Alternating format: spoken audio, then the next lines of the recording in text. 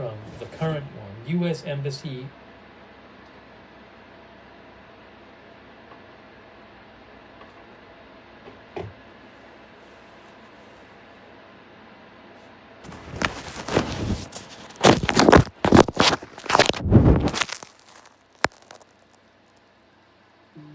Well, we are continuing our special coverage of the hostilities between Israel and Iran. There's been no let-up in the exchange of strikes as the death toll continues to climb. Iranian President Masoud Pezeshkian is urging his country to unite as Israeli attacks cause extensive damage in major cities. At least 224 people have now been killed in Iran since Friday. We are not the aggressors, yet we made it clear that we are required than any time before to stand together, stand united. All our countrymen must join hands, stand together, hand in hand, in the face of this ruthless belligerence. Well, at least 20 people have been killed in Israel since Friday. The latest wave of Iranian attacks targeted the major cities of Tel Aviv and Haifa. Suburbs and towns around Tel Aviv were also hit in the attack. In Bnei Brak, residential buildings and cars, as you can see there, were damaged, as well as a synagogue.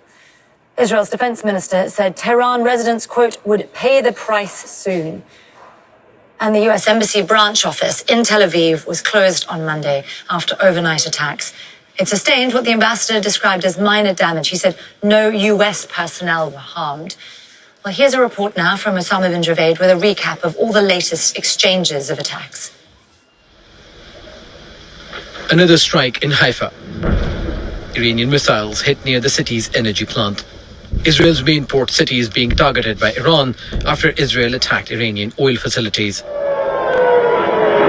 Air defense systems in Tel Aviv were triggered early on Monday morning to intercept Iranian missiles. Air raid sirens were activated in cities across Israel, and people were told to take shelter.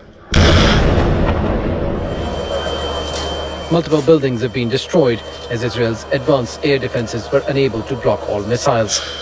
Iran's Islamic Revolutionary Guard Corps says it's using new methods in this latest wave, which disrupted Israel's defense systems and caused them to target each other. Iranian targets included Israeli Prime Minister Netanyahu's residence and military sites. Israel Electric Corporation says it's working to restore electricity supply after damage to the grid in central Israel. The government has not been able to speak clearly about such an off-ramp or about an exit strategy or about an end game. Many options have been floated, from regime change to slowing down the nuclear program. So a lot of Israelis are more cheerful than they've been in a while, especially after the debacle of Gaza. The Iranian missile volleys came in response to Israeli missiles that were launched at Iran in the early hours. Air defense systems in Tehran were activated. So, what we're doing today is we're just doing another test.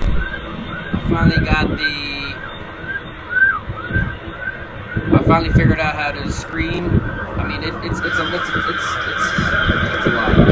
Sometimes this app works, sometimes it doesn't work. Sometimes I can't even add a thumbnail. I know you see that.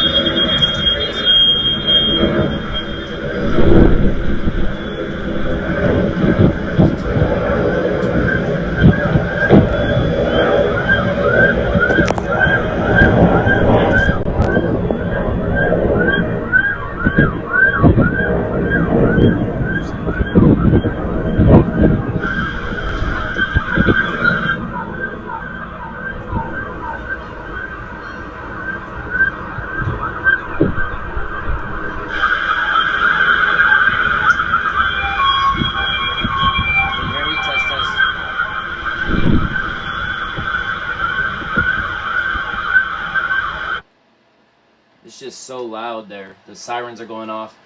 So it's another test run. We're going ahead and try and get this podcast going.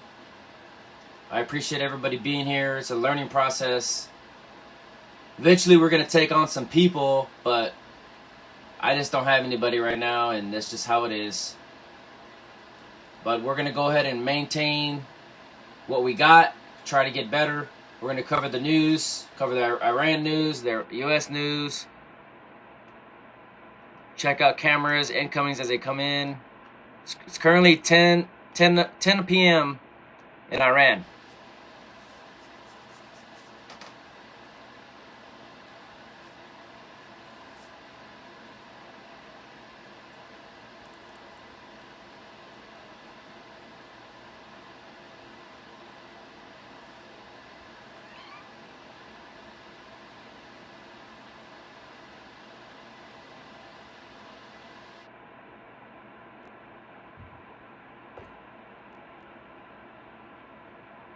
looking for a good video we can watch.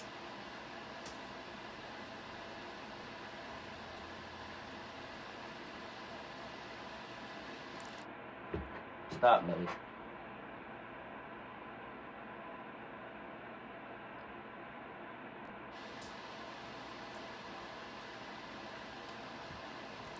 Let's get a Nancy Guthrie update here. It doesn't look like he's live today.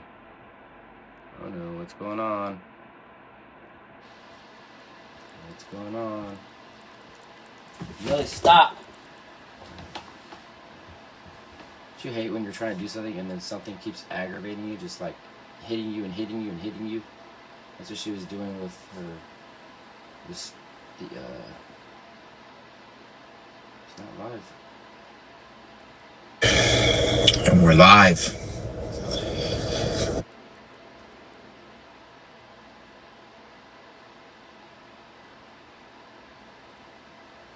Boss has he got the fucking Stinging Roger? Stinging Roger, mate. What's a Stinging Roger? The last few takes of the joint, mate. Don't you usually throw that bit out? Nah. It's the best fucking bit. It's the fucking best bit of the joint, mate. It's like the chocolate bit at the end of the cornetto. Why is it called a Stinging Roger? It's a fucking burns your lip. Fucking burns your fingers. I'm going for it. I'm going You've for got to it. fucking do it, fuck, mate. Fuck, mate. Burnt me fucking ear. Well,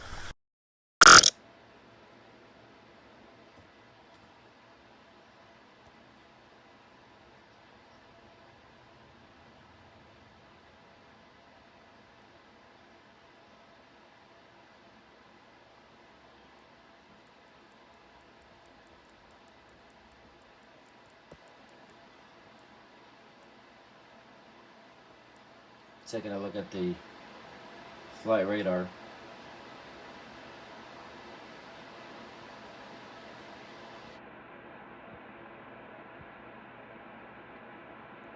Currently we have everybody avoiding Iran and Iraq like the plague. Syria. Put in the filter for military flights only.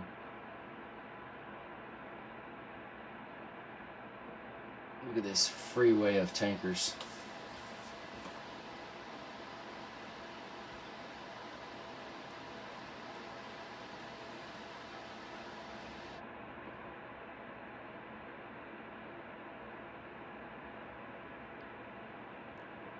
That one's at 27,000.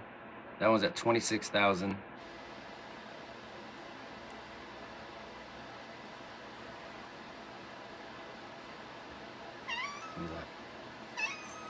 Back and forth.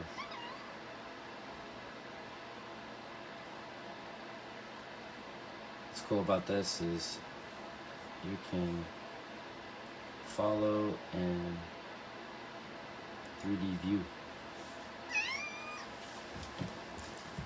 I take care of this cat.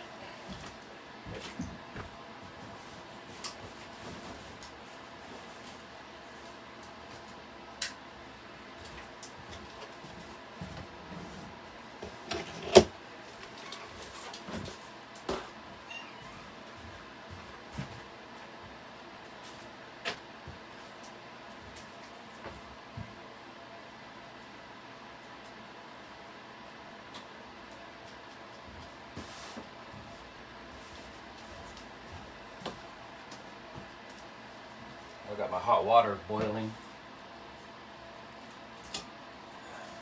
It's no camera. I was going to show you in the camera, but I don't have a camera.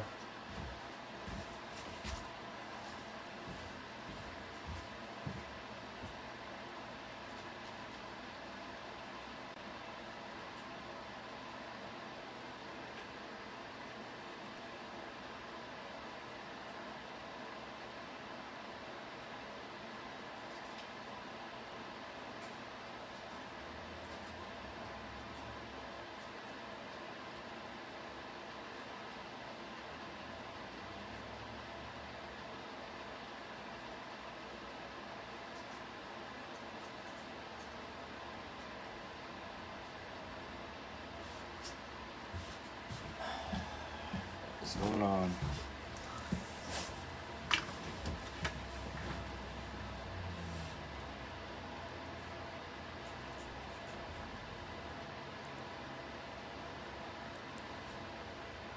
Got this whole huge avenue of supplies, fuel, you name it, it's just going, ammunition. Whatever they need, they take it all the way down to our bases that are closer nearby. Qatar. Here's what got hit last night as Trump was getting onto Air Force One. He posted about him hitting this island, Hawk Island.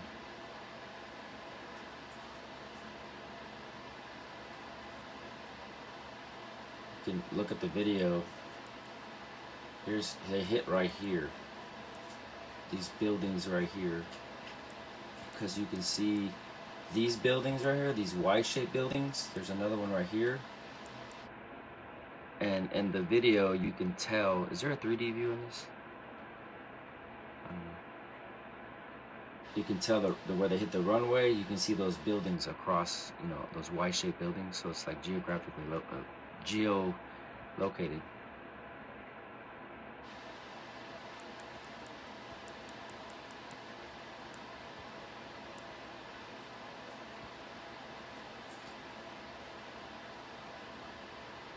See, let me take off the filter and you can see all the cargo. Everything.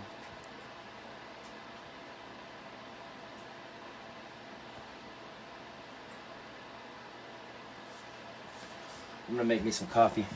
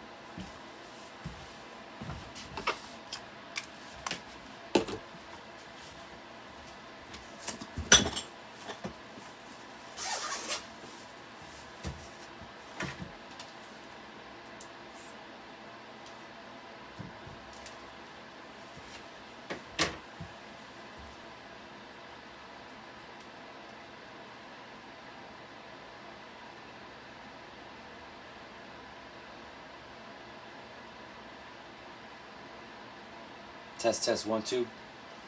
Just put a new set of headphones on.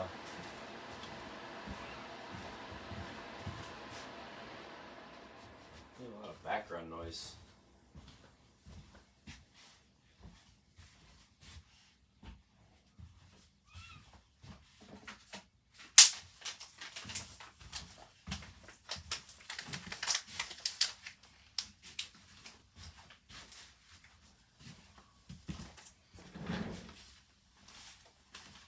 Damn, that fucking air purifier was loud.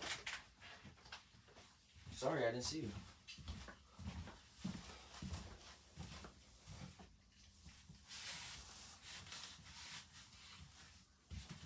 Can't find my coffee mug.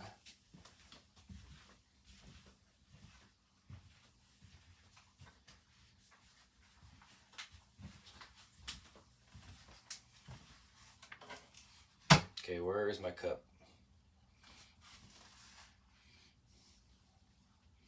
Tripping. Millie, where did you hide my coffee mug?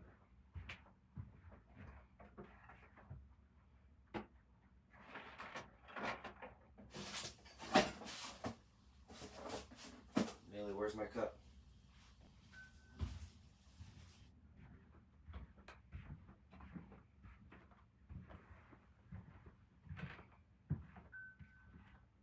Can't find my coffee cup. Are you serious? What the hell?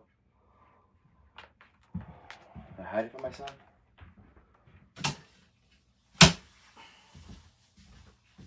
It's neon green too. That's the messed up part.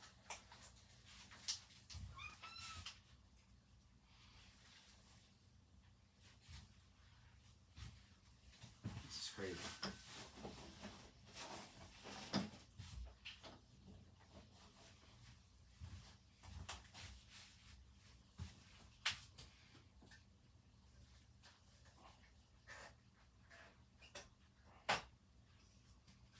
What do you want?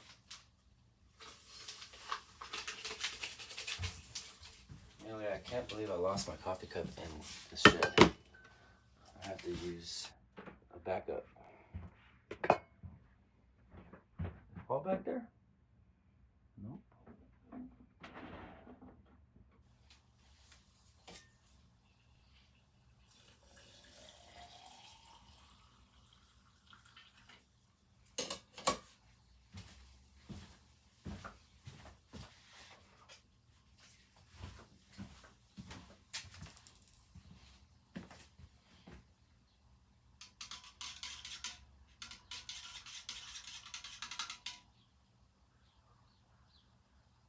$124. It's too cold.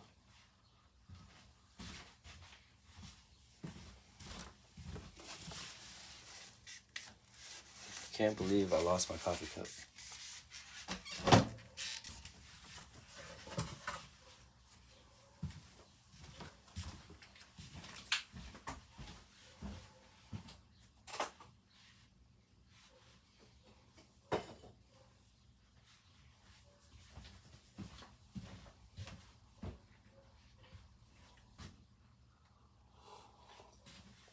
Yeah, 124 is too cold. Ugh, I let it sit too long looking for my coffee cup. Oh, it needs to be hotter. What's your preferred temperature? 185, I think? Let me see. What is the best temperature for coffee to drink? Yeah, 130 to 150. Whew. 6 degrees makes a difference.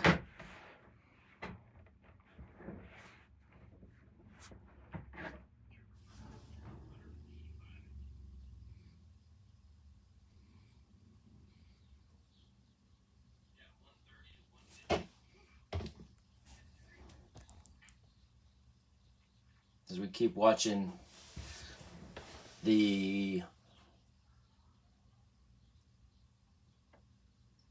flight radar map.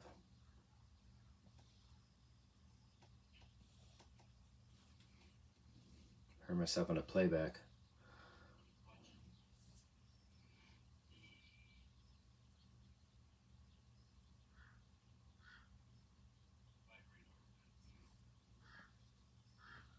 Look at Ukraine too. Ukraine's another area that just gets totally rerouted. See if there's any military planes up here.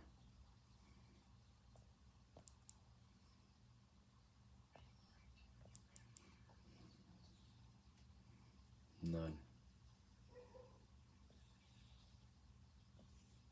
See NATO, what NATO's got up here.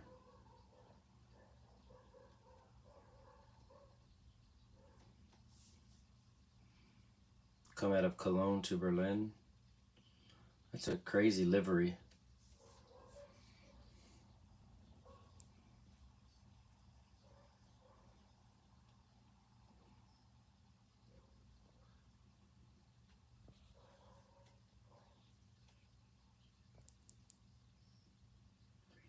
There's not a lot of monitoring or any kind of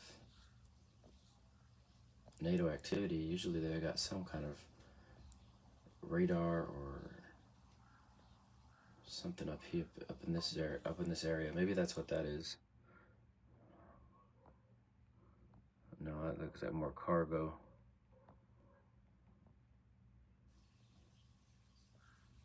Look at this. This is only military and government only. Watch.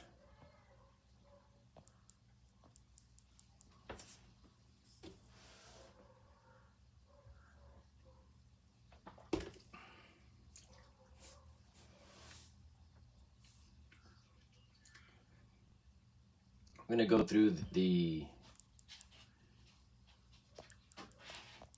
through my Facebook feed and go through all the posts I have up there.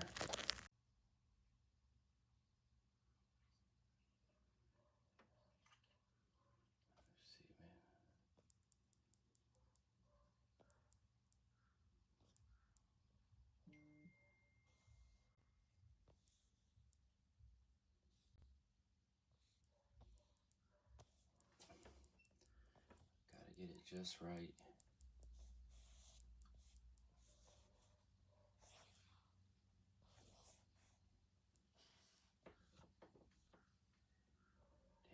See, this is where it gets real tricky because you're working with an iPad.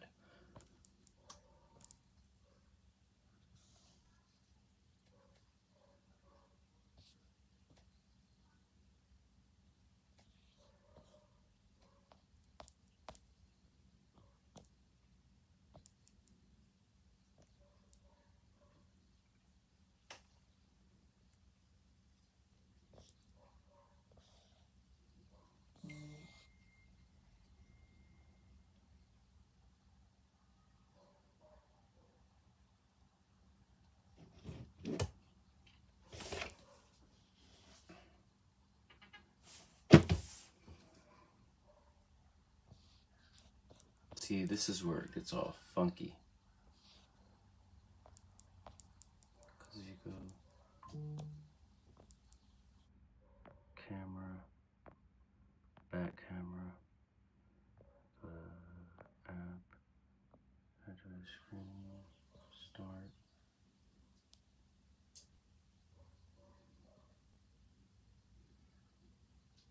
Okay.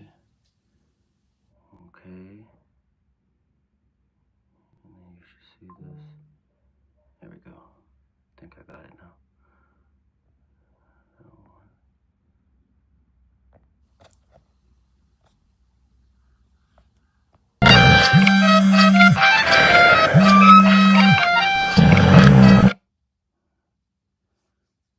See, I'm gonna go here. Go to mics, app volume, down to nothing. Then back to there. Can I get a price quote?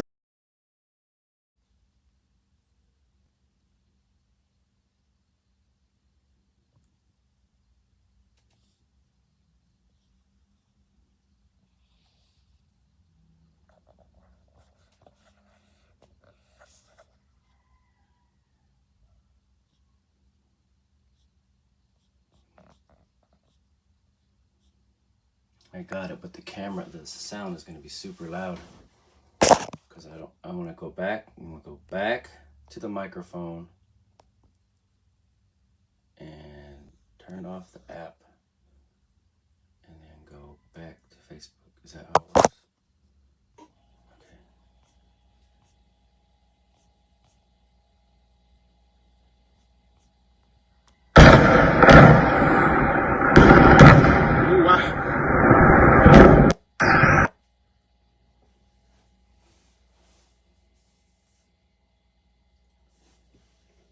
All right, is it working now? There's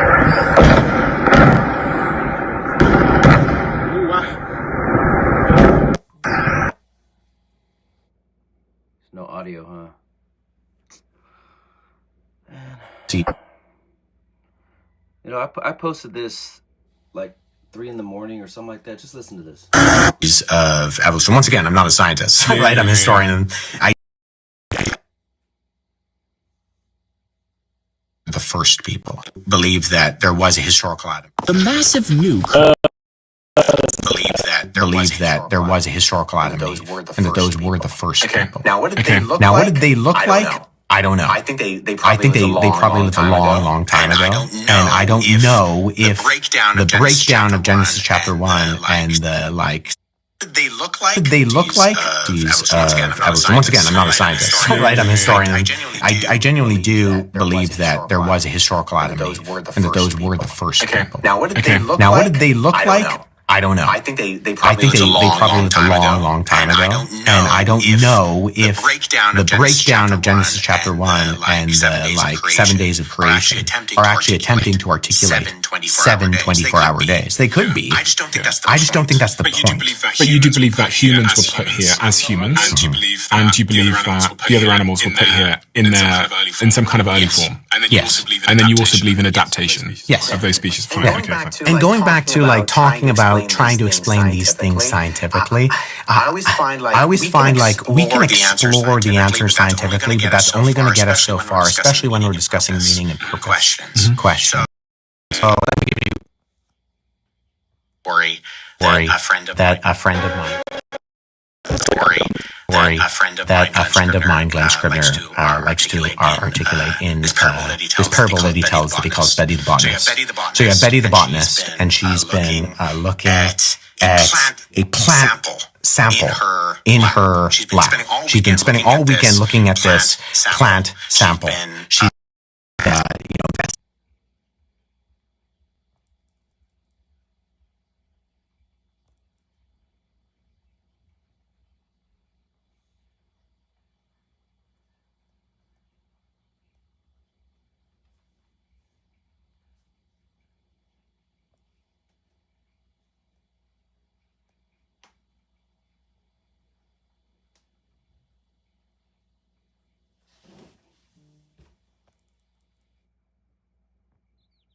Form. Yes.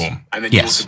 you also believe in adaptation Yes. of those species. And Fine, going okay, back fine. to And going back to like talking about trying trying to explain these things scientifically, I always find like we can explore the answer scientifically, but that's only going to get us so far, especially when we're discussing meaning and purpose. Questions. So let me give you a little bit of a story that a friend of mine, Glenn Scribner, likes to articulate in this parable that he tells that he calls Betty the Botanist. So you have Betty the Botanist, and she's been looking at a plant sample in her lab. She's been spending all weekend looking at this plant sample.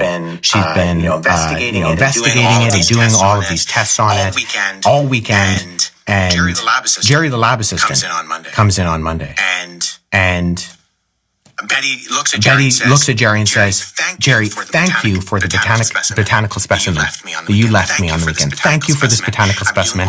I've been doing all of these tests. I've been looking at the components of it, the complexity.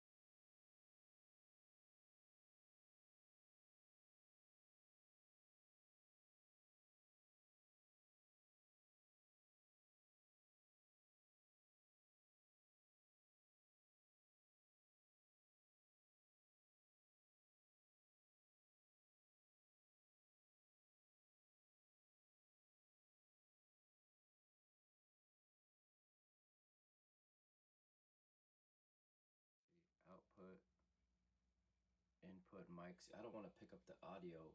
Apps. Not all apps allow audio capture. See, so. Okay. Try again. I'm gonna try again.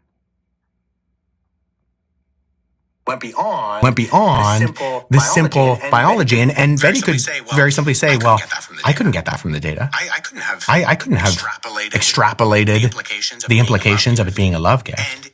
And in that, so far as it being a parable, we can look at all of the scientific explanations, but there's something that goes beyond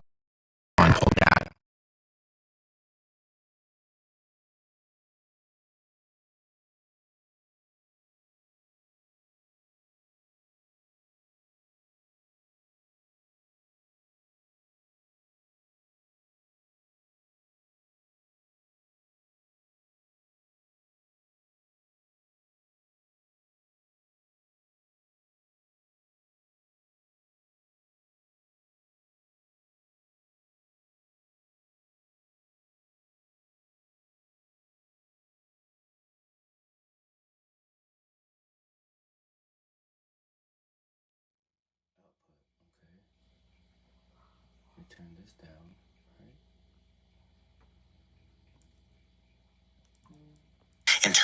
in terms of meaning and purpose and desire, identity questions that go far beyond that, right? Like we can look, I could tell you the different chemical components that make up the page and the ink and like the size of the paper and its transparency and all of that. I could say, Stephen, what is this? And you could go into all of this explanation about how paper is made and the pulp and how we extrapolate it and eventually put it together in the binding. And I could say,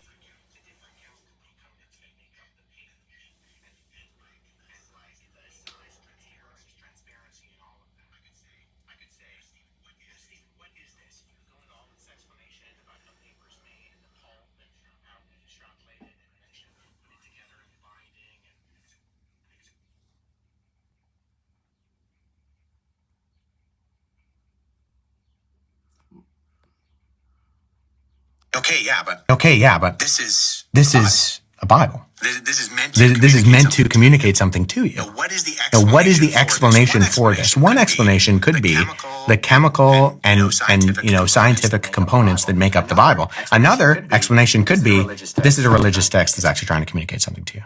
And so I think in the scientific data, all of that is obviously important, right?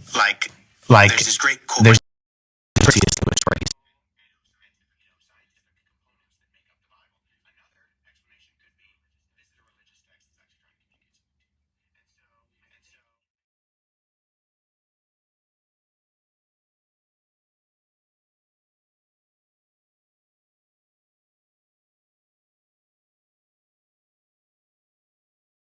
says that men were scientific because they expected laws in nature. And so they looked for the legislator. And you read individuals like Francis Bacon who came up with the scientific method, and they're inherently religious, right? They almost articulate what they're doing in their scientific endeavor as an act of worship. Because if the exploration of the creative world points to a creator, then that can be an act of understanding who and why we're here. In terms of the scientific questions, I'm very interested in them, especially as a non-scientist. They fascinate me. But in terms of the meaning questions, I think I would err on the side of caution of attempting to be Betty the botanist. And sometimes I read individuals like Dawkins, and I'm hearing Betty the botanist extrapolate and define the botanical specimen. I think part of the reason why the new atheist movement that I, again, was captured by was not sufficient is because, as you say, it didn't fill some kind of gap. And much of the gap, I think, for a lot of people is, okay, so if I believe in the science and in that argument and the atheist argument, or I believe in the Bible, I still need an answer to like, yeah, but so what? Like, what's the point of this? Even in the example of evolution, I go, yeah, but why am I evolving? The chief end of man is to know God and glorify him. Insofar as Jesus is asked, what is the greatest commandment in the law? And Jesus uses two examples. He quotes from, two different passages in the Old Testament. And he says, love the Lord your God with all of your heart, soul, mind, and strength. And love your neighbor as yourself. I mean, ultimately, I think we always want some sort of a grandiose purpose. And we want the calling of like Moses. We want to go out in the bush, or we want to go out in the desert and find a burning bush and have that calling on our lives. I don't think that's wrong, but I think ultimately our purpose is to live a faithful life to who we were created to be, in being image bearers of God and being faithful in loving God with everything that we have. So that, like the Jewish phraseology of loving God with all of our heart, soul, mind, and strength, it's kind of a stand-in for your entire being. With everything you have, love God with that by what you do, by what you say. Sees of evolution. Sees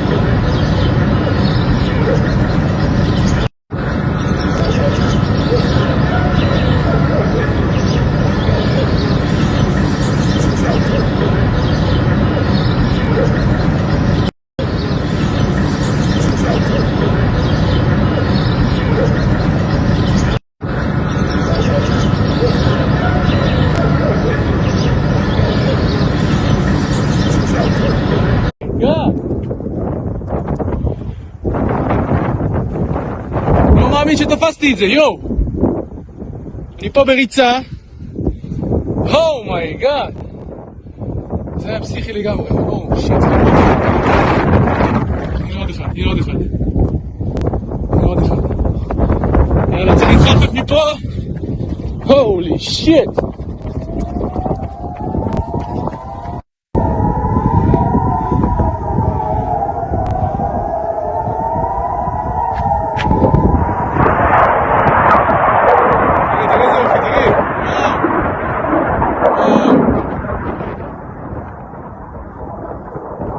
וואי, מה לראש שלי? אומייגאד.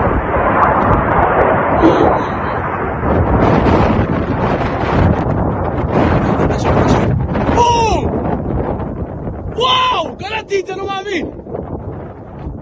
וואו! ההתנגשות! לא מאמין! תפסתי את זה! וואו!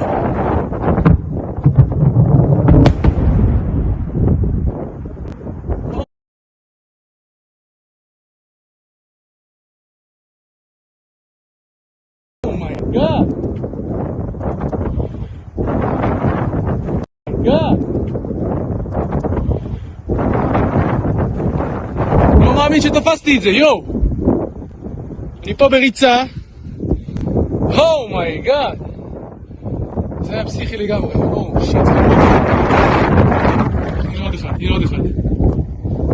עוד אחד. יאללה, צריך לדחוף מפה.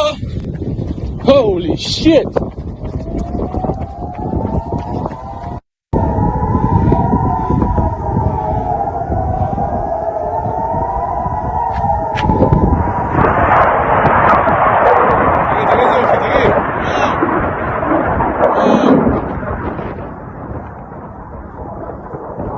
וואי, מה לראש שלי?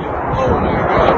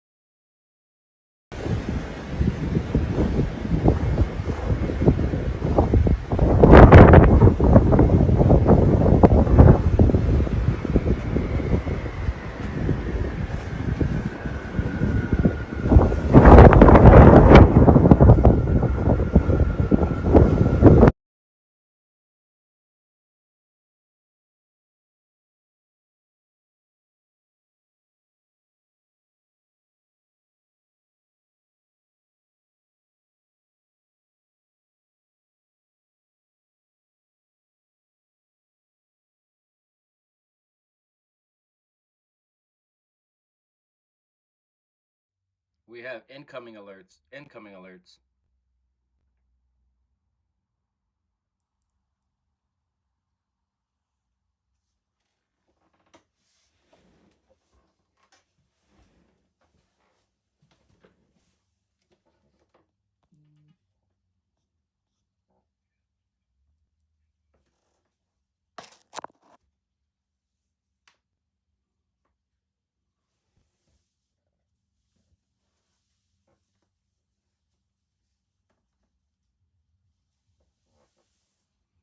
We'll keep an eye on that.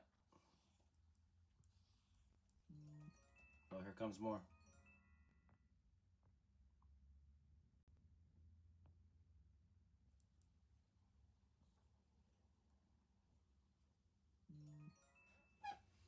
More coming in.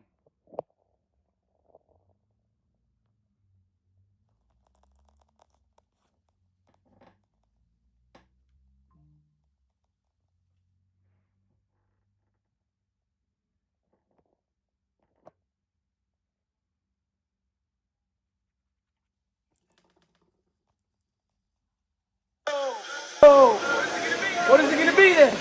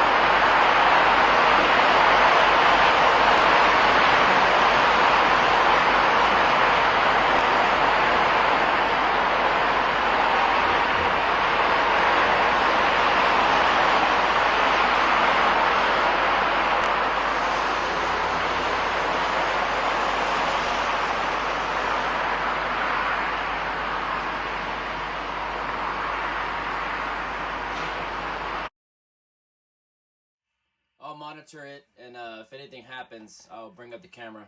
Let's go back to the Facebook feed.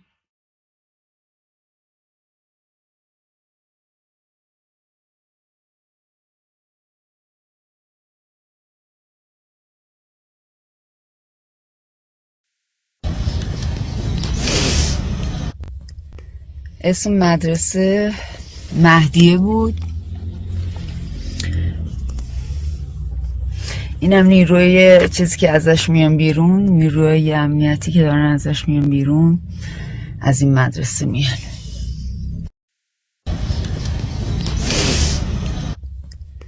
اسم مدرسه مهدیه بود. اینم نیروی چیزی که ازش میان بیرون، نیروی امنیتی که دارن ازش میان بیرون، از این مدرسه میان.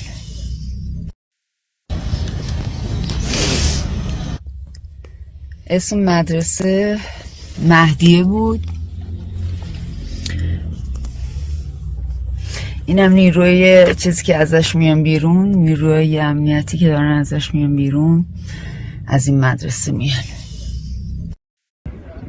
Israel. Come to Iran. Big surprise for you.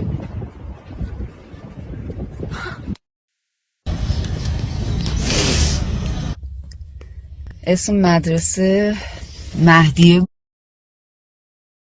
Representative to the UN is now going to be the head of United Nations Security Council. And there's a very high percentage chance Al Qaeda will take their country in the year 2026. But they have a seat to tell the rest of us this is what's best for your national security. That's really ironic. Everybody's, of course, thinking Somali fraud. We all know it now. It's happening here. Their representative to the UN literally has a child care center in Ohio.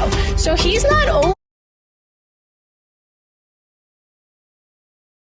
Somali representative to the UN is now going to be the head of United Nations Security Council. And there's a very high percentage chance Al Qaeda will take their country in the year 2026. But they have a seat to tell the rest of us this is what's best for your national security. That's really ironic. Everybody's, of course, thinking Somali fraud. We all know it now. It's happening here. Their representative to the UN literally has a child care center in Ohio. So he's not only a part of fraud and corruption in his own country, he's likely committing the same acts here. United States Marine Corps. Somali United States Marine Corps. The few, the proud. Just walk away. Actually, they said I could walk through here. The police, I get that you don't. I see you at every single protest. You see this? They took over the city with you guys. There's no law and order anymore. So Washington Square Park just became a no-go zone for me because I don't celebrate terrorism. Now you might remember the woman yelling at me like crazy from my previous Iran episode. She flashed herself on my live stream in an effort to get me banned and did the same thing to Nick Shirley. She goes by Crackhead Barney and she's an actor. This is just another paid gig for her. Now watch throughout this episode how these two work together, and I'll expose the guy in the red mask later in this episode. Can I ask you what makes you want to start this vigil? Who the f are you to say that? Okay, who are you? Don't worry about it. Don't worry about What makes you want to celebrate Khomeini? it. Don't worry about it. Don't worry about it. Well, you're making the city worry about it. Alright, that's cool. You want to worry about it with me? What is that, a threat? Don't worry about it. Okay, what makes you want... Worry about it together. You like your life. Do I like my life? Yeah, why? Okay. Are you threatening my life? I'm not saying. And everywhere. Take this down. Everywhere people. The man that grabbed the Khomeini portrait and then got hit for it is a rapper named Kosha Dills. The guy that punched him was the same one that just asked me if I liked my life. Yo, can you back up? Don't touch me. Don't fucking touch me. Don't touch me.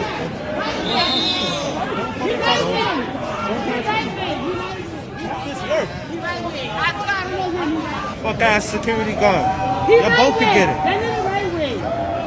I'm not fucking playing. That's Nate Freebie, you know. Fuck out of here. Here's another one. Yo, you disrespect this shit. It will happen. Exactly what the fuck you're looking for. It will happen. Now wear that fucking smile on your face. Stop fucking playing, bro. Here's another right one. Yo, you know, fucking redneck is not, no, it's a pussy. You see how Crackhead Barney requests help from the guy in the red ski mask. They're essentially standing guard and building a border around the vigil. Go figure. I've seen the guy in the red ski mask at just about every one of the protests I've been to. This one is an anti-ICE protest, and he's signaling to other protesters that I'm there. Here he is just passing by another one of my interviews at an Iran protest. And then take a look at this. Him and Crackhead Barney surveying the area together. They're often together just like they are at this vigil. Now we know he's been protesting since BLM. Here he is getting arrested at a BLM rally, and here he is assaulting someone at a BLM rally. After moments like this, it's no surprise that he wants to abolish the police. This is him outside Trump's arraignment in 2023 alongside Nadine, who we exposed in DC for being a paid protester. Hi! They took me to some prison! We gotta pull you out of here, come on. People in Iran, they're happy. They're fucking happy.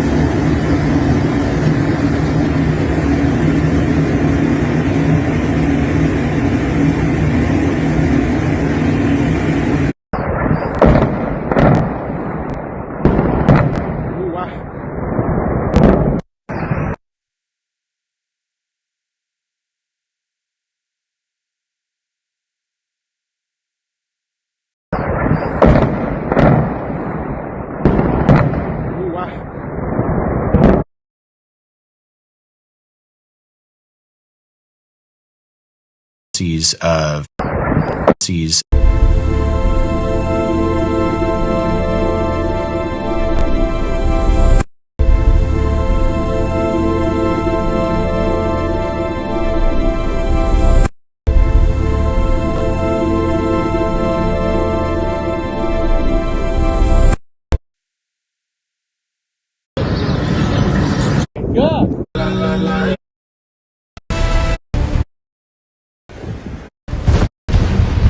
Breaking news, a synagogue attack was stopped tonight. Security forces and police acted swiftly.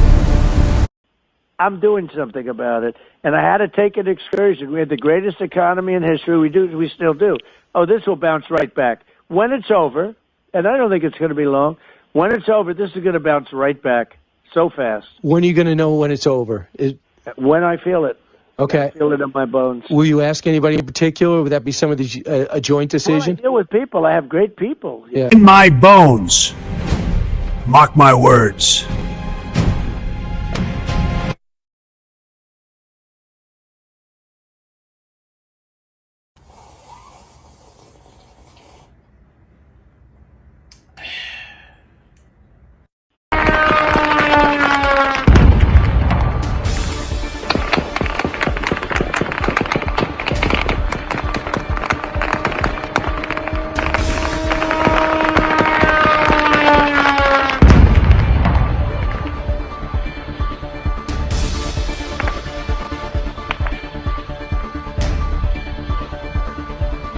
Bro, تصویرت با آمد تصویرت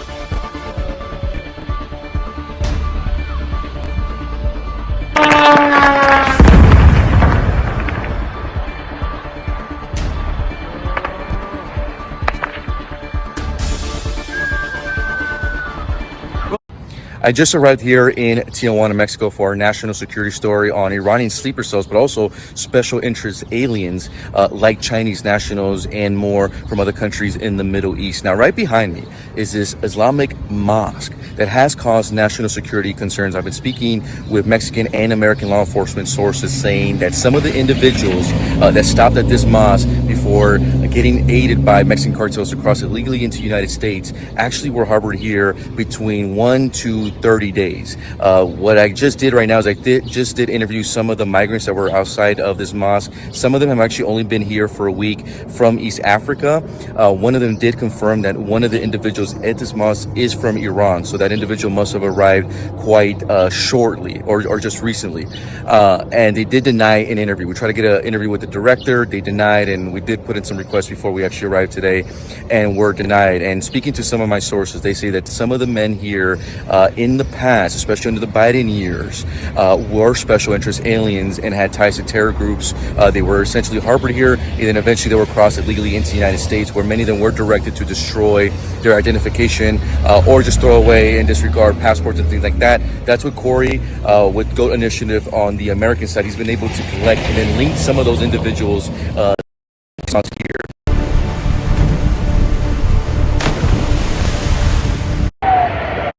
Debris has collect and then link some of those individuals to this mosque here. Once again, this is just a couple of blocks away from the American border. One has to wonder if this is on the radar of law enforcement, especially right now because the United States is at war. And I was able to confirm with one of the individuals, at least one of the individuals staying at this mosque right now is from Iran. So that individual must have arrived recently. So stay tuned for our full report here from Tijuana, Mexico, and the American side on national security on Iranian and Chinese sleeper cells potentially in the United States as this terrorism threat is real. I just arrived here in Tijuana, Mexico for our national security story on Iranian sleeper cells, but also special interest aliens like Chinese nationals and more from other countries in the Middle East. Now, right behind me is this Islamic mosque that has caused national security concerns. I've been speaking with Mexican and American law enforcement sources saying that some of the individuals that stopped at this mosque before getting aided by Mexican cartels to cross illegally into the United States actually were harbored here between 1 to to 30 days. What I just did right now is I just did interview some of the migrants that were outside of this mosque. Some of them have actually only been here for a week from East Africa. One of them did confirm that one of the individuals at this mosque is from Iran, so that individual must have arrived quite shortly or just recently. And they did deny an interview. We tried to get an interview with the director. They denied, and we did put in some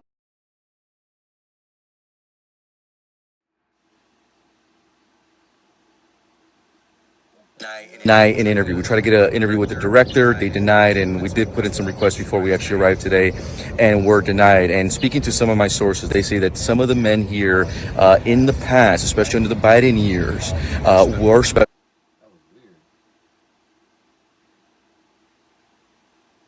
Very weird. So we have a post from Trump.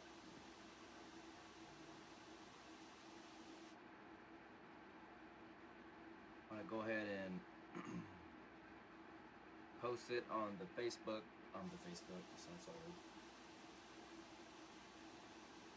And go over it. Ladies and gentlemen. Did I put the mic on? Oh yeah, I did, because I don't hear myself. I'm on the other channel. I'm gonna go back to that one.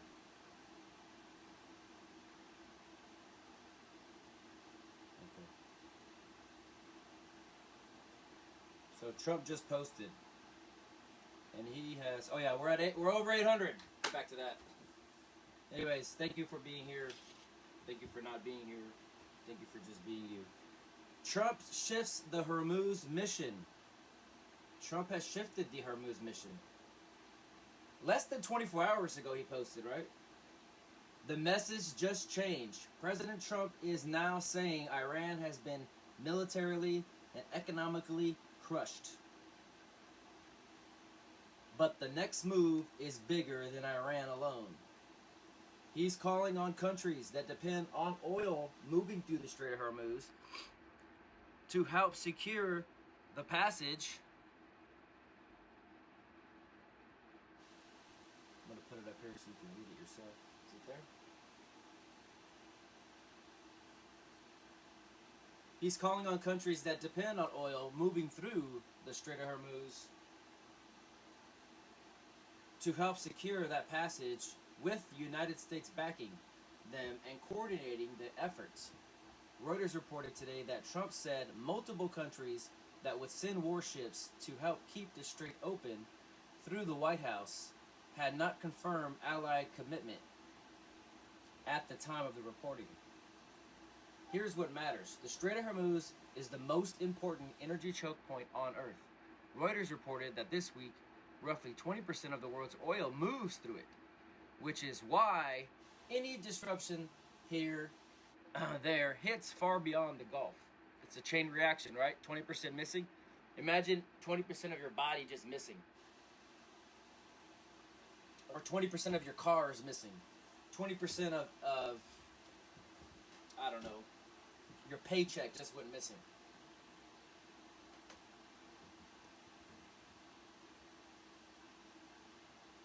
You know what I mean? So it's a big deal because it's a chain reaction. This statement also lands. Thank you, baby. Getting messages from my baby. She's congratulating me on my 800. This statement also lands right after the U.S. strikes on Iran, Kog Island. Remember that was last night? Reuters reported that Trump said U.S. forces hit military installations there while avoiding oil infrastructure, but warned that could change if shipping lanes are blocked. Okay, if you're saying that if shipping lanes are blocked, you're going to blow up the oil, so why are you calling upon these other nations to help? See his how he's diplomatic, his diplomatic, whatever you want to call it, just doesn't work. He doesn't have one. He's going by the seat of his pants. But anyways, y'all like that red meat? The bigger picture is simple. This is no longer just about airstrikes inside Iran. It is now about who protects global shipping, who keeps oil flowing, and whether this conflict widens into a multinational naval security operation. Bottom line, Trump is framing the next phase as a team effort. Team effort, guys! Come on, where have you guys been? Around Hormuz, not a U.S.-only burden. It's an Epstein burden. If other nations actually commit naval assets, this becomes a broader international show of force around the world. Most dangerous energy bottleneck. I read that all wrong, but you can read it there. Reuters said these commitments had not yet been officially confirmed by the White House, right? Because it's just a Truth Social that Trump decided to put out there.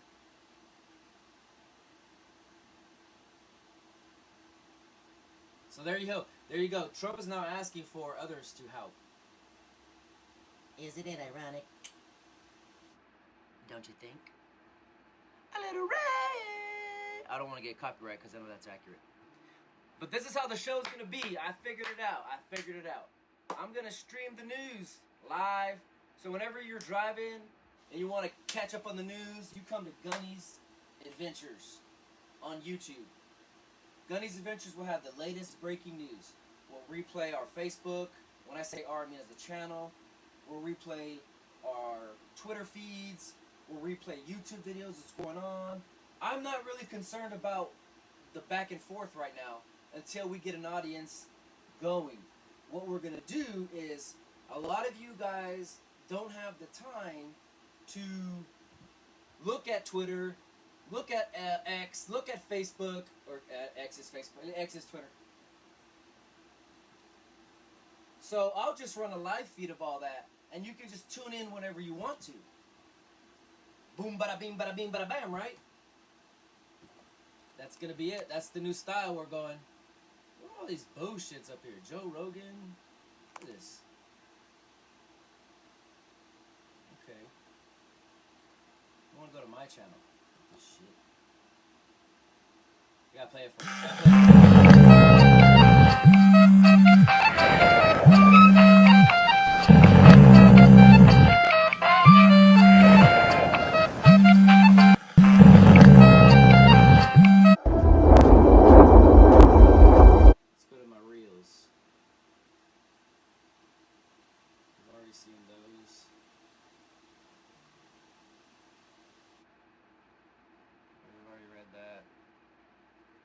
I don't have a lot of postings up because there's not really a lot of action going, but I can go through all the old videos we have.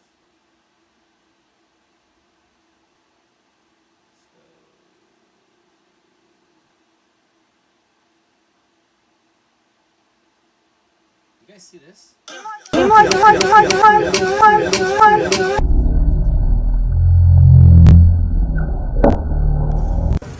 Dígame por qué. ¿Quién soy? ¿Quién soy yo? Sí, ¿quién soy? No lo va a dejar pasar. Yo soy diputado nacional, así que puedo transitar por la ruta tranquilamente. ¿Quién sos vos para dejar pasar? Bueno. Pará. Venimos a ayudar a la derecha. No. No, ¿qué te pasa?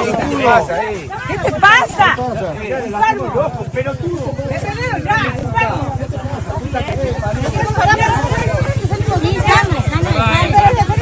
Sentado.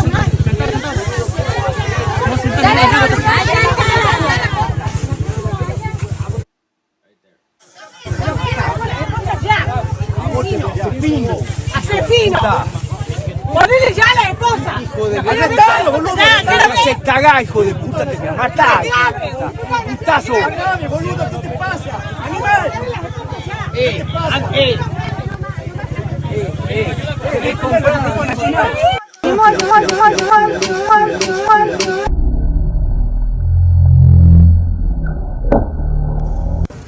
Dígame por qué. ¿Quién soy vos? ¿Quién soy yo? Sí, ¿quién soy vos? No lo va a dejar pasar. Yo soy diputado nacional, así que puedo transitar por la ruta tranquilamente.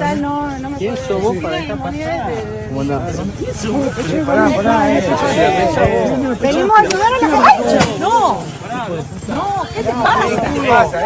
¿Qué te pasa? Enfermo. Pelotudo. Detenido ya, enfermo.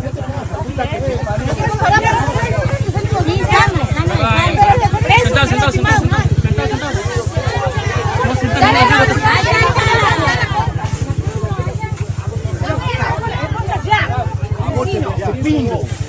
¡Asesino!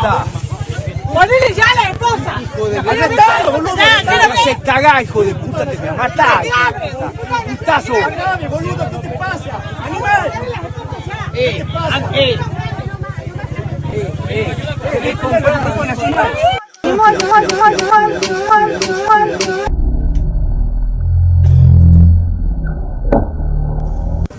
Dígame por qué. ¿Quién soy yo? Sí, ¿quién soy vos? No lo va a dejar pasar. Yo soy diputado nacional, así que puedo transitar por la ruta tranquilamente. ¿Quién sos vos para dejar pasar? Bueno. Venimos a ayudar a la mujer. No, ¿qué te pasa? ¿Qué te pasa? Enfermo, pelotudo. Detenelo ya, enfermo.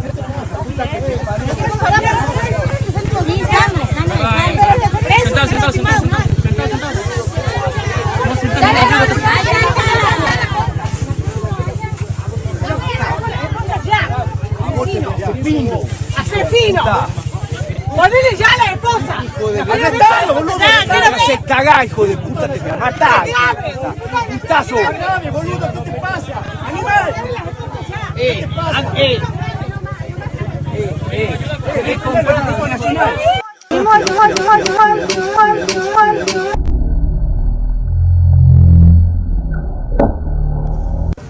Dígame por qué. ¿Quién soy yo? Sí, ¿quién soy vos? No lo va a dejar pasar. Yo soy diputado nacional, así que puedo transitar por la ruta tranquilamente. ¿Quién sos vos para dejar pasar? Bueno. Venimos a ayudar a la mujer. No, ¿qué te pasa? ¿Qué te pasa? Enfermo, pelotudo. Detenelo ya, enfermo.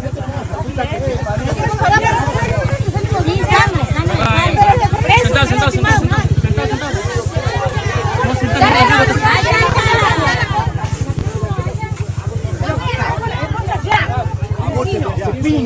¡Asesino!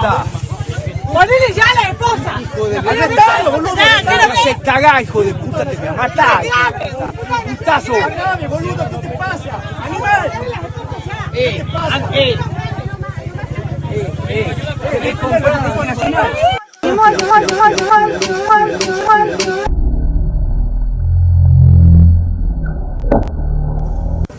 Dígame por qué. ¿Quién soy vos?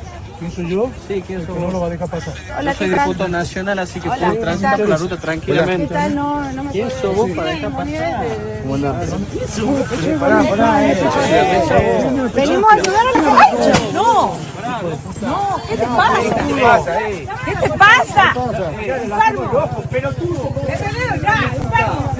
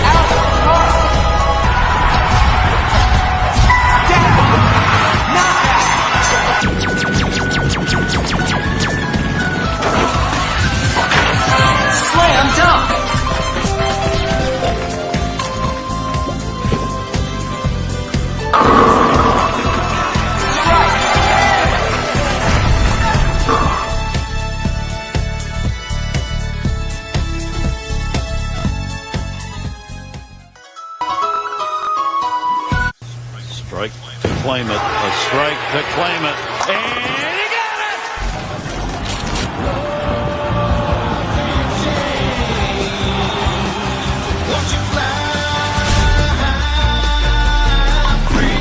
Here comes the heat from the USA.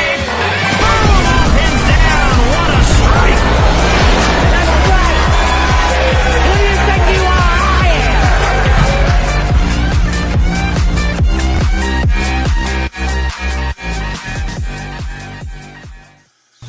Strike to claim it. A strike to claim it. And he got it!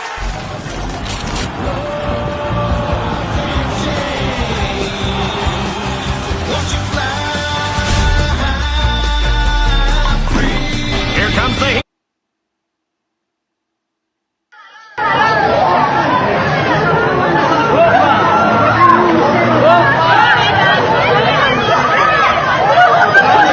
بیمارستان 15 خرداد العالمین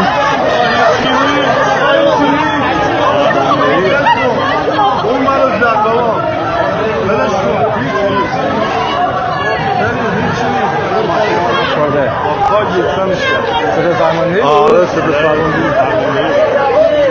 اینجا جاله سرباز یه هفته نگران داره بطرود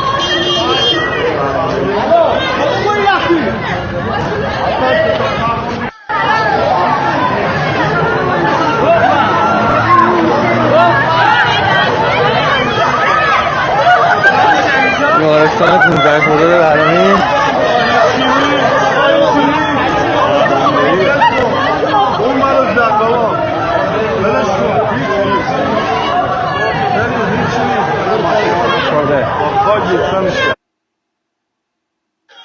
صدا فرمانده؟ آره صدا فرمانده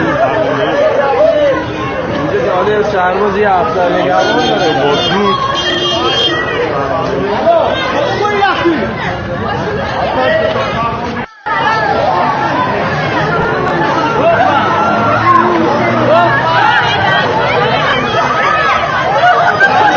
بیمارستان 15 خرداد العالمین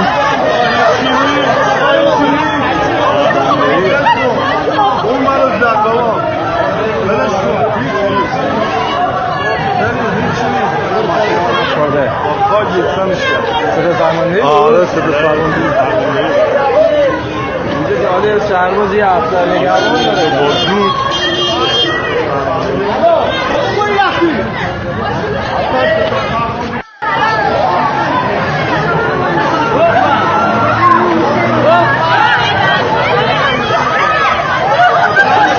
بیمارستان 15 خرداد العالمین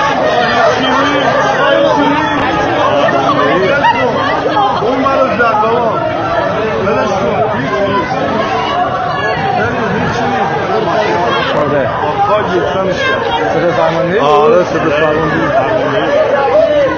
اینجا جاله سرباز یه هفته نگران داره بطرود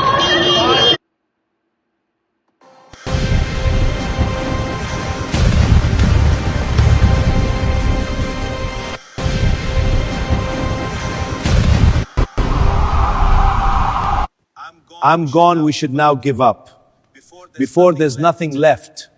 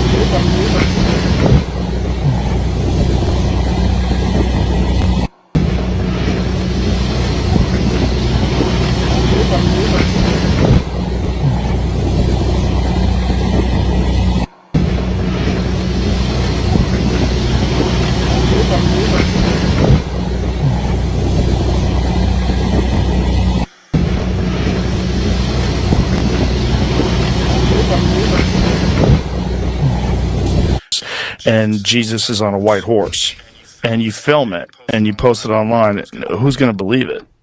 Right? This is the real problem with Jesus returning. If he returned now, no one would buy it. Like we're getting into this like imagine Jesus is a real person or a real God who's the Son of God who's going to come back. He really is. It's real. It's all real. It's happening at the same time where you have no idea what's real. And it all converges instantaneously with the rise of sentient artificial general superintelligence that has complete autonomy. It's running all the resources, everything, anything that's attached to a computer, which is basically everything.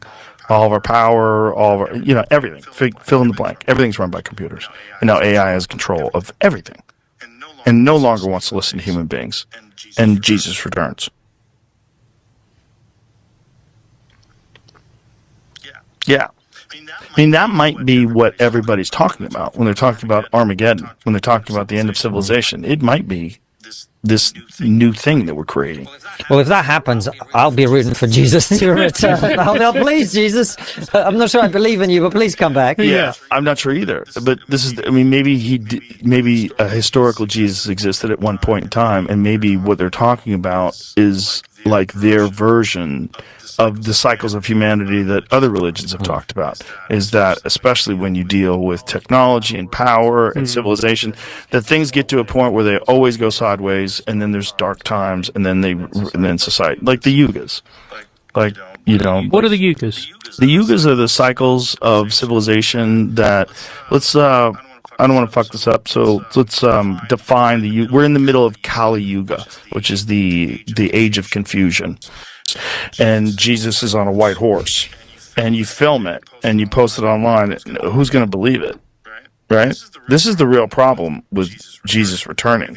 If he returned now, no one would buy it. Like we're getting into this like imagine Jesus is a real person or a real God who's the Son of God who's going to come back. He really is. It's real. It's all real. It's happening at the same time where you have no idea what's real. And it all converges instantaneously with the rise of sentient artificial general superintelligence that has complete autonomy. It's running all the resources, everything, anything that's attached to a computer, which is basically everything. All of our power, all of our, everything. Fill in the blank. Everything's run by computers. And now AI has control of everything. And no longer wants to listen to human beings. And Jesus returns. Yeah. I mean, that might be what everybody's talking about when they're talking about Armageddon, when they're talking about the end of civilization. It might be this new thing that we're creating. Well, if that happens, I'll be rooting for Jesus to return. Please, Jesus. I'm not sure I believe in you, but please come back. Yeah, I'm not sure either. But this is, maybe a historical Jesus existed at one point in time, and maybe what they're talking about is like their version. Try to hit us back. Have you been briefed about how many Iran sleeper cells there could be inside the U.S. right now? I have been, and a lot of people came in through Biden with this stupid open border. But we know where most of them are. We've got our eye on all of them, I think. Is it dozens? They came in through the open border policies of Sleepy Joe Biden, one of the worst president in the history of our country. And we've got our eyes on all of them. But the war itself is being prosecuted at a level that nobody's seen before. It's pretty amazing to watch. Try to hit us back. Have you been briefed about how many Iran sleeper cells there could be inside the U.S. right now? I have been, and a lot of people came in through Biden with this stupid open border. But we know where most of them are. We've got our eye on all of them, I think. Is it dozens? They came in through the open border policies of Sleepy Joe Biden, one of the worst president in the history of our country. And we've got our eyes on all of them. But the war itself is being prosecuted at a level that nobody's seen before. It's pretty amazing to watch. Try to hit us back. Have you been briefed about how many Iran sleeper cells there could be inside the U.S. right now? I have been, and a lot of people came in through Biden with this stupid open border. But we know where most of them are. We've got our eye on all of them, I think. Is it dozens? They came in through the open border policies of Sleepy Joe Biden, one of the worst president in the history of our country. And we've got our eyes on all of them. But the war itself is being prosecuted at a level that nobody's seen before. It's pretty amazing to watch. Try to hit us back. Have you been briefed about how many Iran sleeper cells there could be inside the U.S. right now? I have been, and a lot of people came in through Biden with this stupid open border. But we know where most of them are. We've got our eye on all of them, I think. Is it dozens? They came in through the open border policies of Sleepy Joe Biden, one of the worst president in the history of our country. And we've got our eyes on all of them. But the war itself is being prosecuted at a level that nobody's seen before. It's pretty amazing to watch. Try to hit us back. Have you been briefed about how many Iran sleeper cells there could be inside the U.S. right now? I have been, and a lot of people came in through Biden with this stupid open border. But we know where most of them are. We've got our eye on all of them, I think. Is it dozens? They came in through the open border policies of Sleepy Joe Biden, one of the worst president in the history of our country. And we've got our eyes on all of them. But the war itself is being prosecuted at a level that nobody's seen before. It's pretty amazing to watch. Try to hit us back. Have you been briefed about how many Iran sleeper cells there could be inside the U.S. right now? I have been, and a lot of people came in through Biden with this.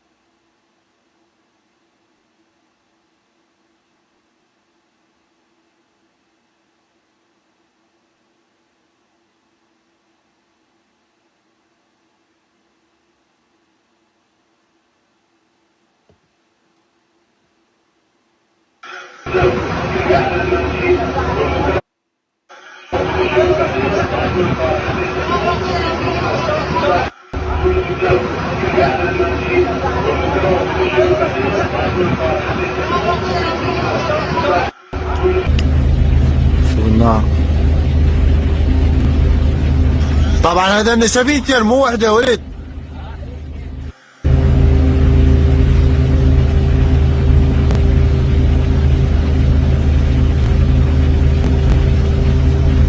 خطيتي حاصروا.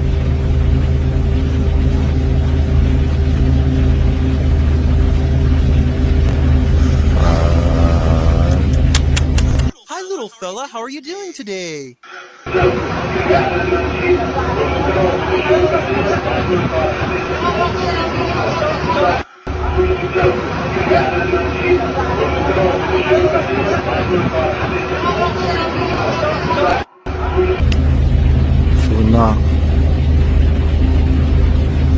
طبعا هذا النسبيتر مو وحده ولد.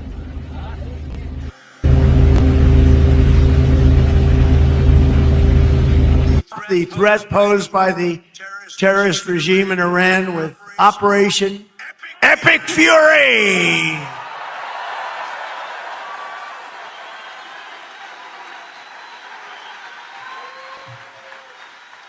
Is that a great name? Well, it's only good if you win. You know, you can only do. And we've won. Let me tell you, we've won. You know, you never like to say too early you won. We won. We won the best. In the first hour, it was over. We won. But they gave me a list of names at general. Sir, you can pick the name you'd like, sir. I said, the name of what? The name of the attack on Iran, sir. And they gave me like 20 names. and I'm like falling asleep. I didn't like any of them. Then I see Epic Fury. I said, I like that name. I like that name. And my administration, as you know better than anybody, is also working to keep the oil flowing. It's flowing all over. We knocked out, they want to drop some mines. Very friendly people, mines, so boats blow up. What? Bro, what are you talking about, man?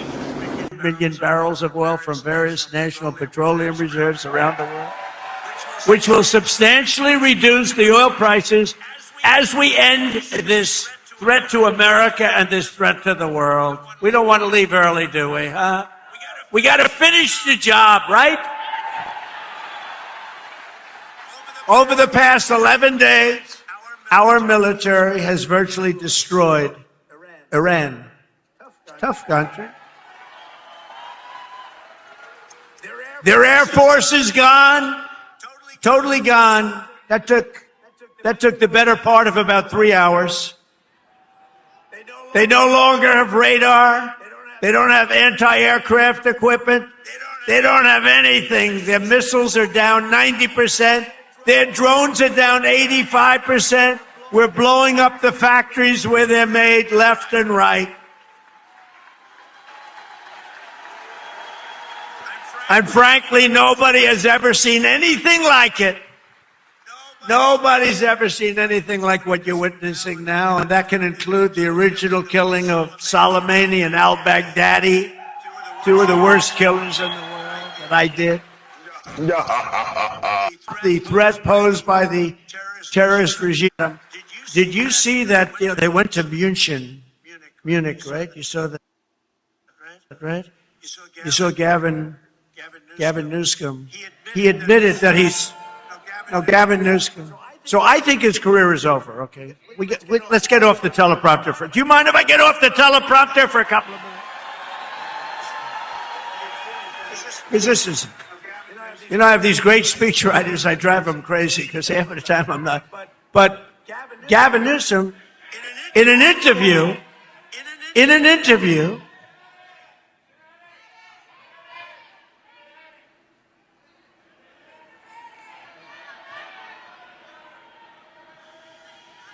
you have a doctor in the house, please? Doctor?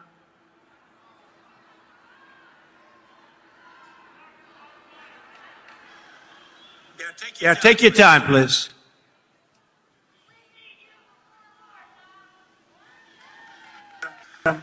Did you see that they went to Munich, right? You saw that, right? You saw Gavin Newsom. He admitted that Gavin Newsom. So I think his career is over, okay? Let's get off the teleprompter. Do you mind if I get off the teleprompter for a couple of minutes? Because this is, I have these great speechwriters. I drive them crazy because half of the time I'm not. But Gavin Newsom, in an interview,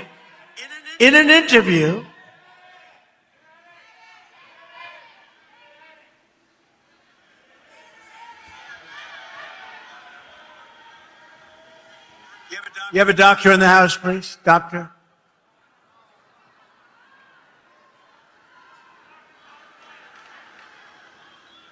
Yeah, take your time, please.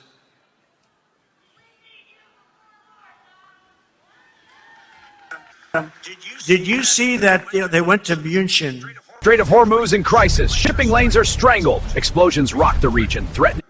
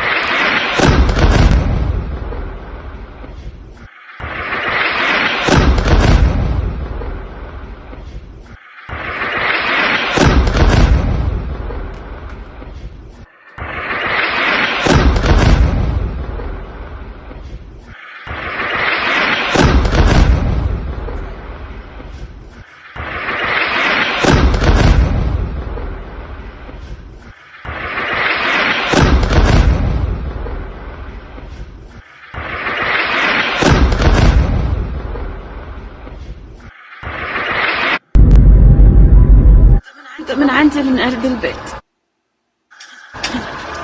هيدول هن 3 شقق. شارع حمود. لا حول ولا قوة إلا بالله. من عندي من قلب البيت. هيدول هن 3 شقق. شارع حمود. لا حول ولا قوة إلا بالله. من عندي من قلب البيت. هيدول هن 3 شقق. شارع حمود. لا حول ولا قوة إلا بالله. من عندي من قلب البيت. هيدول هن 3 شقق. شارع حمود.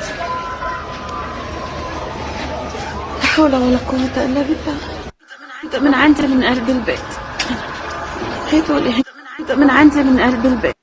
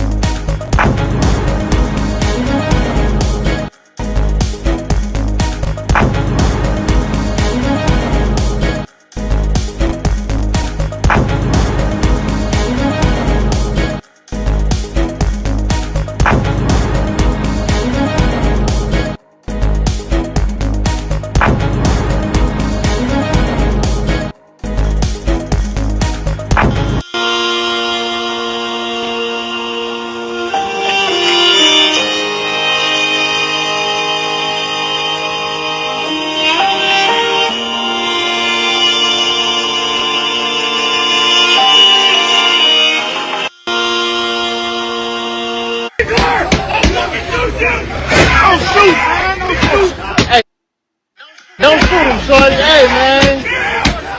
He ain't got no weapon or nothing.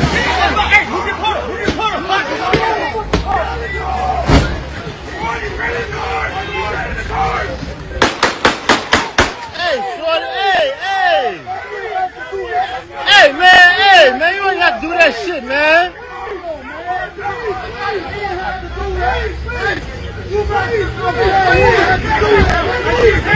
Man, get y'all boy, man. Don't kneel. He ain't even moving no more. Get y'all fucking boy.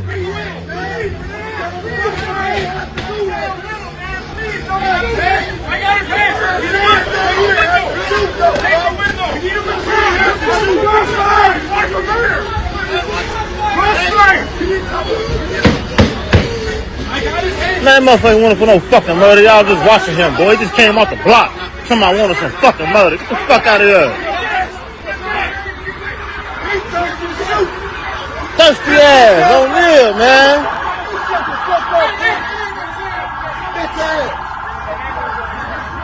He shot him. Yeah, he shot him. He shot him, bro. Yeah, he shot him. You shot him. That bitch ass.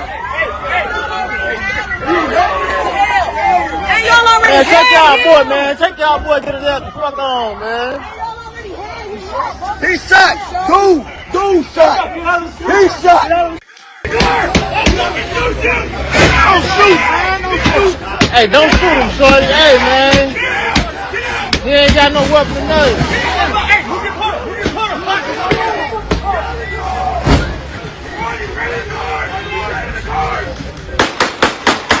Hey, shorty. Hey.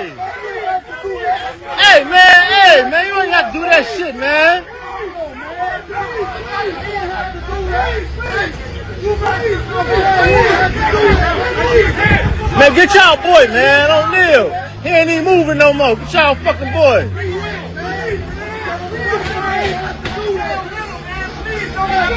I got his hand. He's in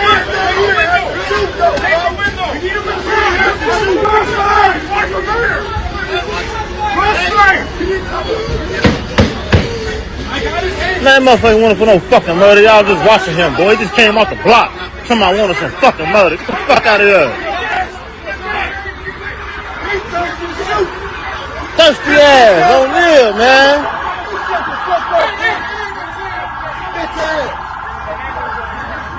He shot him. Yeah, he shot him. He shot him, bro. Yeah, he shot him. You shot him. That bitch ass.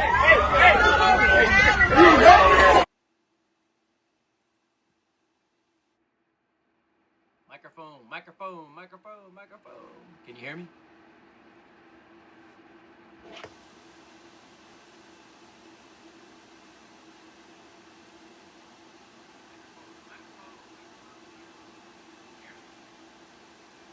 Hello.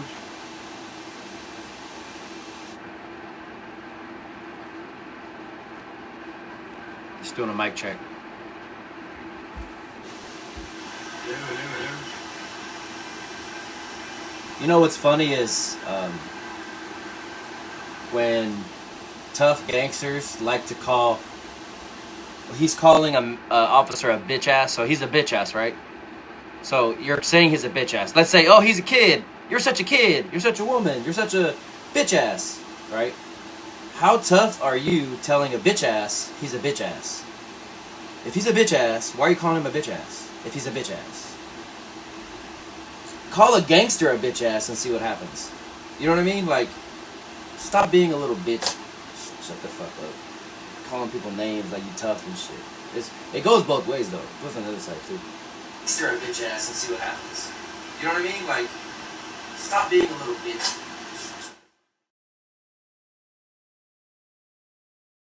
Hey, y'all already man, take y'all boy, man. Take y'all boy, get it out the fuck on, man. He shot. Dude shot. He shot.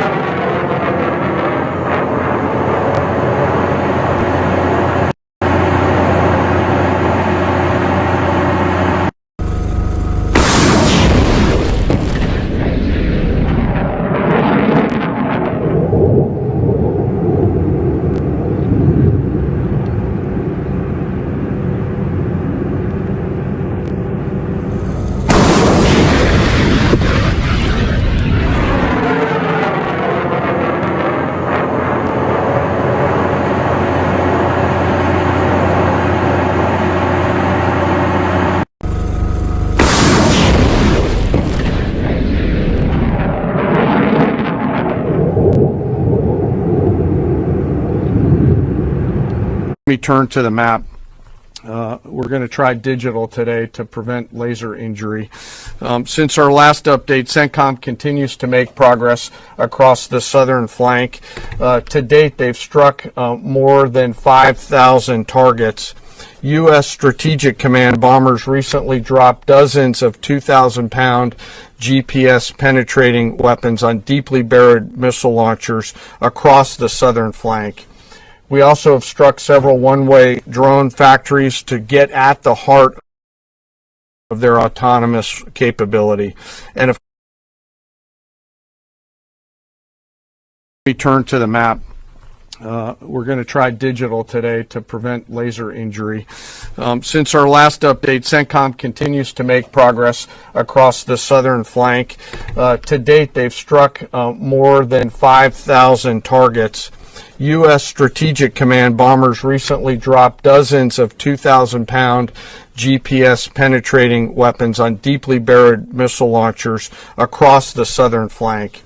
We also have struck several one-way drone factories to get at the heart of their autonomous capability.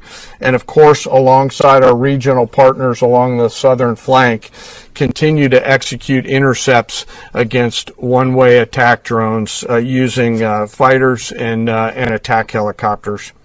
Our strikes mean we've made significant progress in reducing the number of missile and drone attacks out of Iran. Ballistic missile attacks continue to trend downward, 90% from where they've started, and one-way attack drones have decreased 83% since the beginning of the operation. A testament to our air defenders and our air defense systems, and as I said, our partners in the region continue to do great work as well. Second, we're making substantial progress towards destroying the Navy. In the first 10 days of the conflict, we're more than 50 Iranian naval ships into the campaign using a combination of artillery, fighters, bombers, and sea-launched missiles. As we turn to the map, we're going to try digital today to now a target for Israel. Well, you'll have to wait and see. But it is clear that he continued the very extremist and mad policies of his father. He's a hardliner. He is anti-American, he's anti-Western. And you can see already the cracks inside this regime. And I'll give you one example that demonstrated that during last weekend, we had heard the Iranian president, Pezeshkian, speaking about that they are apologized in front of their neighbors and they will not attack them again if they will not be attacked from the states. But eventually, you heard the speaker of their parliament saying, no, we will continue to attack. And on the ground, they continue to attack their neighboring states. So you can conclude, first, you have cracks which are already open. And second, it is clear that the hardliners are still calling the shots there in Tehran. And frankly, with these people, you cannot do anything serious if you want to solve conflict, as we saw in all the efforts that the U.S. had done before June and before this attack during the time of Khamenei. And yet the regime in Iran, though perhaps more fragile, still holds. In fact, Iran's Assembly of Experts just named Mojtaba Khamenei to succeed his assassinated father. You've made it clear that the ultimate goal is regime collapse. So is Mojtaba Khamenei now a target for Israel? Well, you'll have to wait and see. Now a target for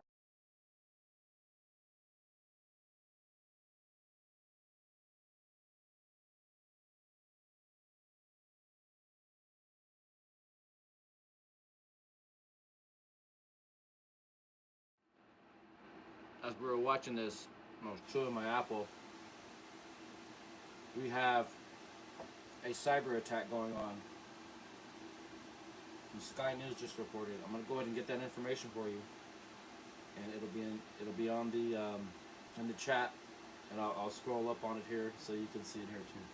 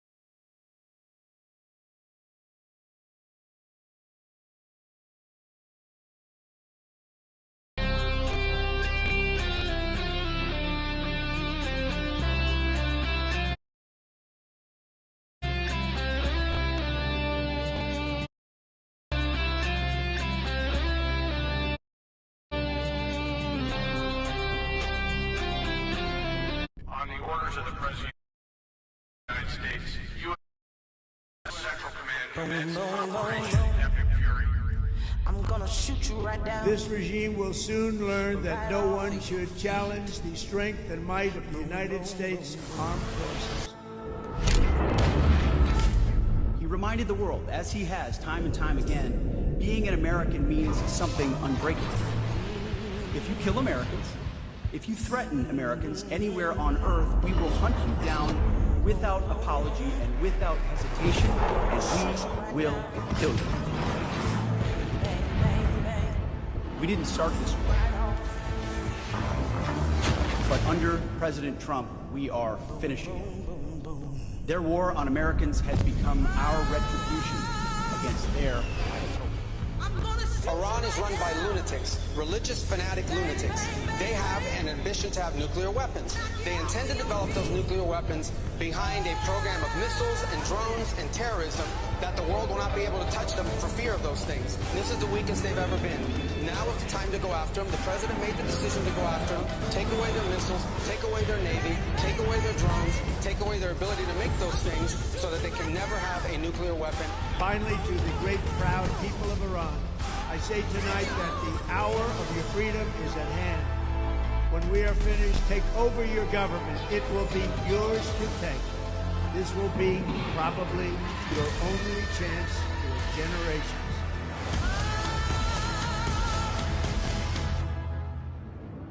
Boom, boom, boom. On the orders of the President of the United States, U.S. Central Command.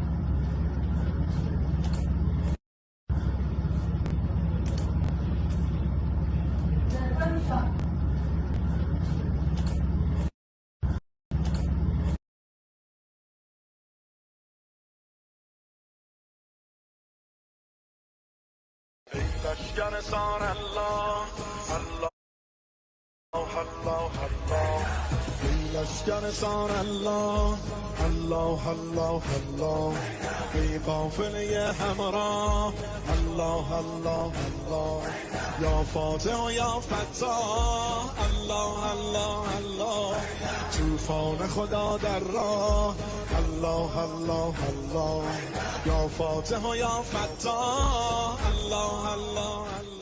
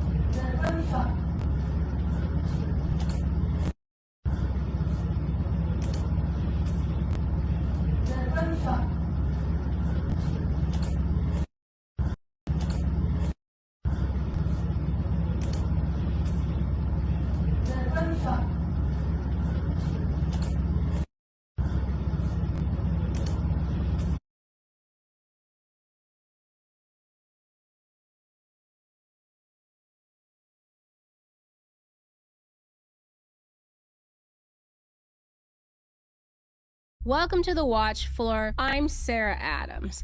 On March 11th, ABC put out this news exclusive that went viral. It was pretty disingenuous, and I'm surprised this actually got approved through their editors and went out in the way it did. But of course, it caused a lot of fear.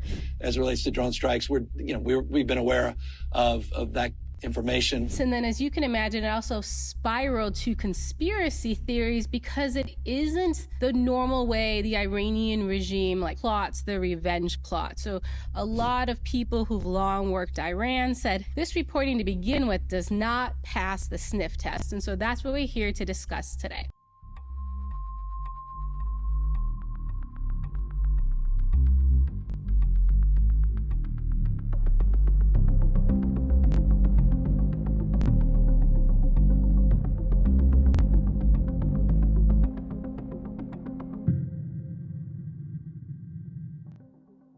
So let's just go quickly to the heading. Breaking.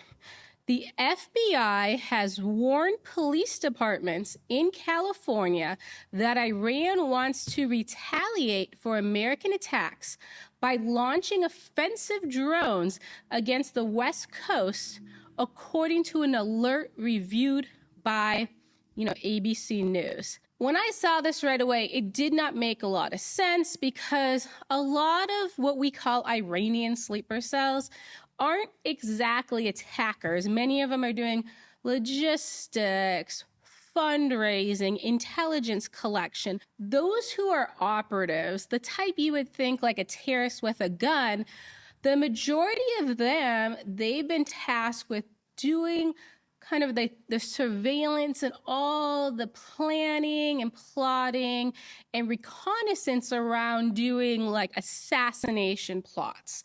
So they haven't been plotting these massive terrorist attacks that we've seen ever in recent years, especially in the last 5 years on U.S. soil. What they've done is targeted specific individuals, obviously most famously President Trump, but then of course the head of CENTCOM, Mike Pompeo, of course a former national security advisor, John Bolton, and then there's Iranian activists in the country, and they've targeted those, and even just in recent days put out bounties on some of these female activists that are in the U.S. or in Canada and Europe, etc.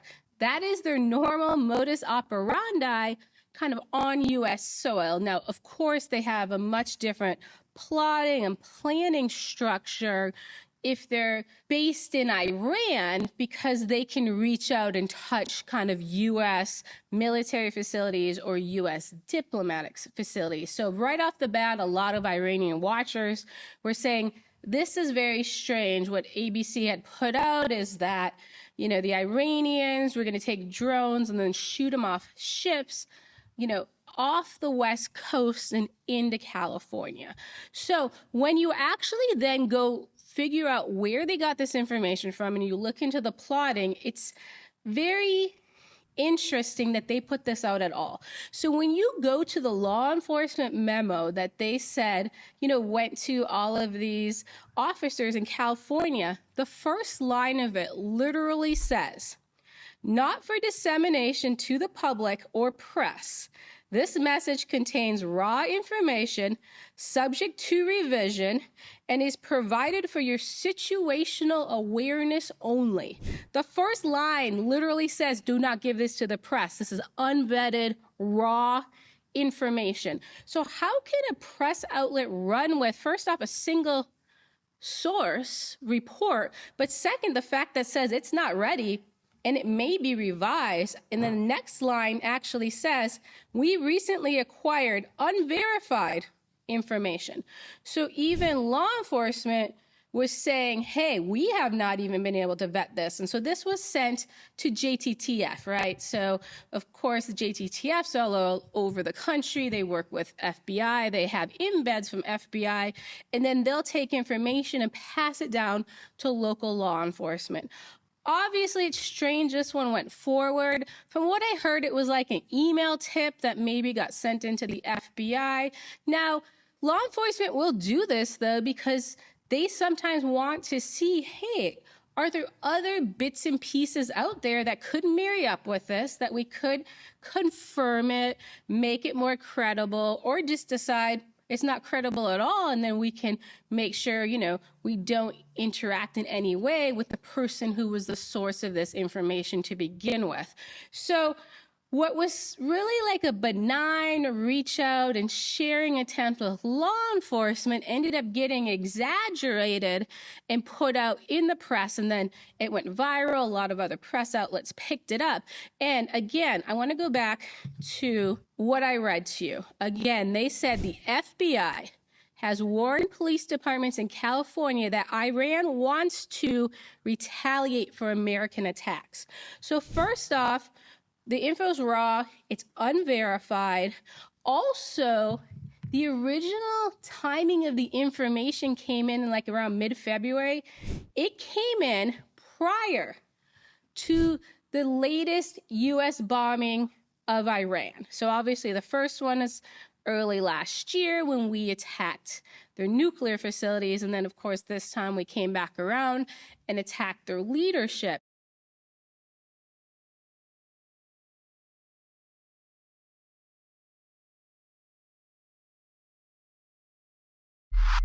Now, I also have to understand, John, why are you working with Russian state media? Oh, because I've got 5 kids and nobody's beaten a path to my door to give me work. This is all part of the overall plan. It's, again, my lawyer said, this isn't about John Kiriakou. This is bigger. So for people who don't understand Andy's question, John has been hosting a radio show for a number of years for RT. 7 years now. For Sputnik Radio. Sputnik Radio. Yeah, Sputnik Radio. The government, I think, or the agency maybe, would have been perfectly happy if I starved to death from lack of work or ended up at McDonald's. And I worked hard to rebuild my life. The only people who offered me a job were the Russians. And when they first offered me this job, I turned it down. And then 6 months later, they came back and said, we'd really like to offer you this radio show. And I said, the only way that I would do this is if I were free to say anything I wanted and to talk about any issue I wanted. And they said, done. And I said, yeah, but I would want to be able to criticize even Vladimir Putin. Done. And I said, would you put that in writing in the contract? And they said yes. And they did. And I'll give you an example.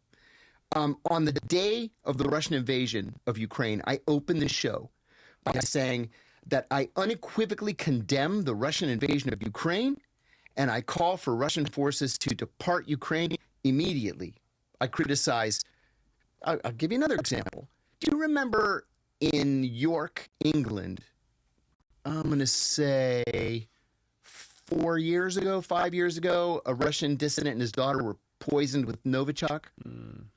We were doing a story on it, and my co-host said, well, it could have been the Ukrainians in a false flag operation. It could have been the Russian mafia. I said it was the KGB or whatever they're calling themselves. Now, they've been poisoning people since the 50s. This is what the Russians do. They poison people. Of course it was the Russian government. So they let me say anything I want. I've never, ever received any pushback. And I make a handsome living. Like I've always said, if CNN's got an offer, or MSNBC, or even Fox, I'm on Fox at least every other week. I'm all ears. But, 5 kids, 3 of whom still need to get through college, I make no apologies. So then when you became a sworn officer of the United States, what was your intention? Was your intention to make the United States, to protect and expand the superiority of the United States, or was it something else? Did you think you were making a better planet? Because you have to know that by affiliating your name with Russian state media, you might get to say anything you want, but that doesn't mean that's what goes to air. When it gets translated into Russian, it can be whatever they want it to be. It's a live show. It's in English. It's an internet show, right? It's terrestrial. Also broadcast. But they're going to have the rights to make out of it whatever they want to make out of it. And your name and your affiliation that is exactly the foundation for how Russian covert influence operations happen. Aw, poor CIA. There's a former CIA guy working for the Russians. He may do some damage to the American government. Fuck the American government. What have they done for me? What have they done for my children? Do you really violate my rights? Do you really not know the answer to that? Come on, man. It was the CIA that put me in prison. What in the world do I owe the CIA? It was your decisions that put you in prison. It was the CIA's law-breaking that put me in prison. It was your choice to highlight the CIA's law-breaking to media that put you in prison. There we go. So we're in agreement then. Your children's, they live every day under the protection of the United States. They have all the benefits of American citizens. You get to enjoy. You're here on an American podcast. You flew on an American airline. You're staying in an American protected hotel. What do you think my children's memories are? The police officers driving around the streets right now, all of these people are contributing to the freedoms that you have. Oh, wow. All of them. Wow. And you're sitting here saying... You're a true believer. I'm a true believer in the fact that we have to serve the American dream. We have to serve the American purpose. That's what we're exactly.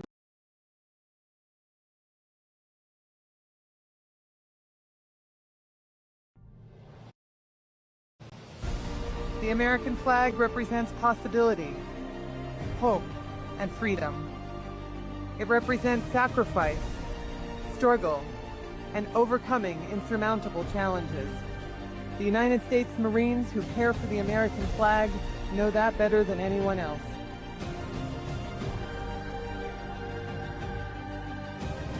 The raising of the flag today symbolizes all that lies ahead for the people of Venezuela and the United States.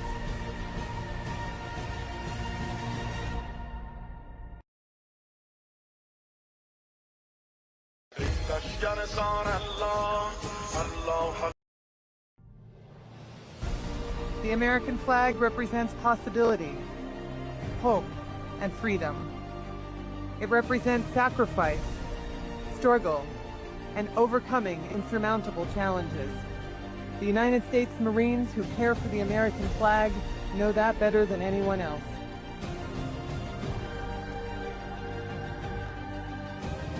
The raising of the flag today symbolizes all that lies ahead for the people of Venezuela and the United States.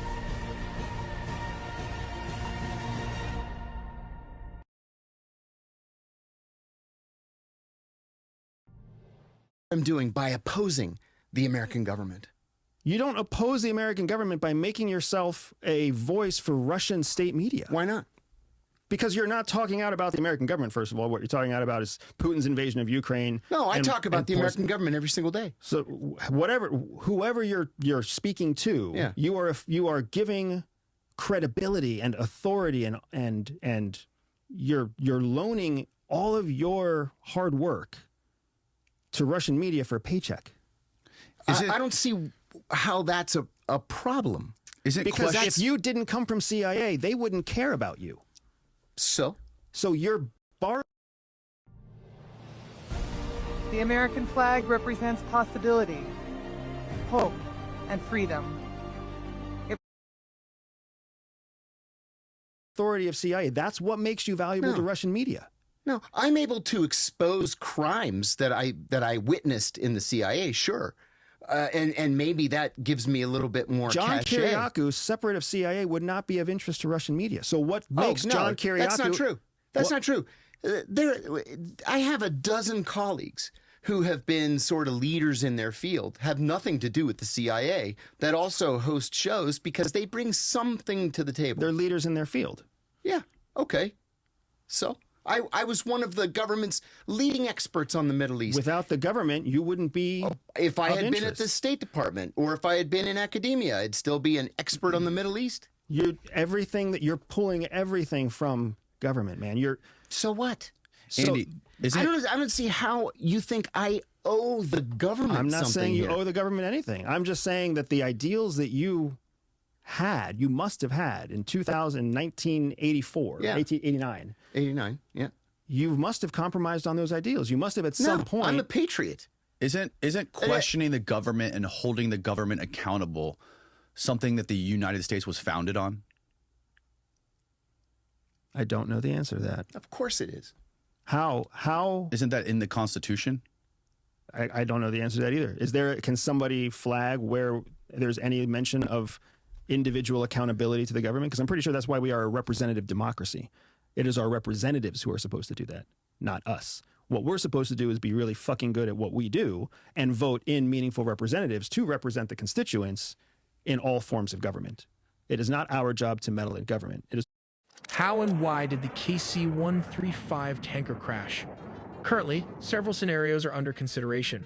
One possibility is a mid-air refueling accident where the refueling boom snapped, causing the trailing tanker to collide with the Lee aircraft's tail. A second scenario suggests that Iraqi militias may have targeted the plane with a surface-to-air missile. Finally, a third theory focuses on a potential collision caused by the tight flying formation of the two tankers. So how exactly did this gas station crash? On March 12, 2026, tragedy struck in the skies over western Iraq. Here is exactly what we know about the recent crash involving a U.S. Air Force KC-135 Stratotanker. The incident happened in what is considered friendly airspace while the aircraft was actively supporting Operation Epic Fury. According to CENTCOM and public flight tracking data, this wasn't an enemy shootdown. It was an apparent mid-air collision between two KC-135s operating in tandem. One of the massive tankers went down in the Iraqi desert. The second aircraft immediately declared an in-flight emergency. Flight trackers watched as the surviving jet circled off the coast before finally making a desperate but safe landing at Ben Gurion Airport in Israel. When photos of the surviving plane emerged, the damage was shocking. A massive chunk of its vertical tail fin was completely sheared off. But how does an accident like this actually happen? When mid-air collisions occur between these 150-ton flying gas stations, it usually comes down to one of three terrifying scenarios. Scenario 1 is passing the gas. To keep strike packages in the fight longer, tankers often transfer fuel to each other. The receiving jet has to fly just feet below the leader's tail. A tiny throttle mistake or a sudden gust of wind can cause the massive jet to surge forward, instantly smashing its cockpit right into the leader's tail. The margin of error is basically zero. Normally, a standard KC-135 tanker mission flies with a minimum crew of 3.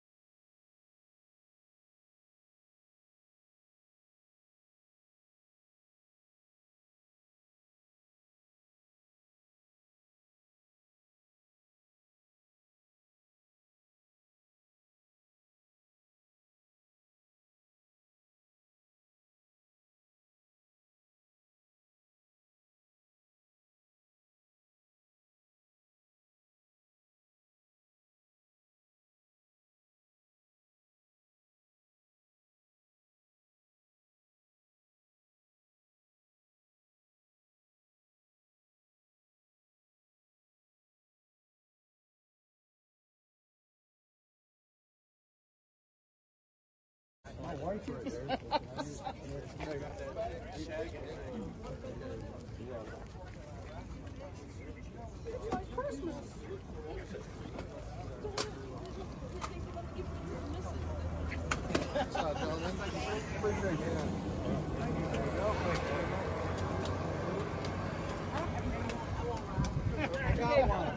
I can give that to one of the other guys. Thanks, guys. Appreciate you very much. Thank you. Very well done. Thank you. Thank you.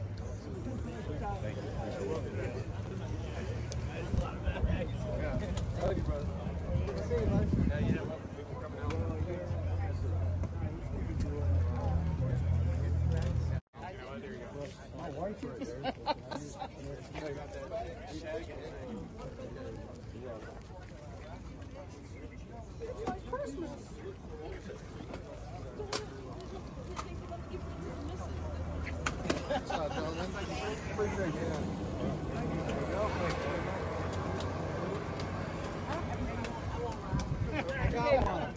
I can give that to one of the other guys. Thanks, guys. Appreciate you very much. Thank you. Very well done. Thank you. Thank you. Yeah. Howdy, brother. Good to see you, bud. Yeah, you know what? People coming out.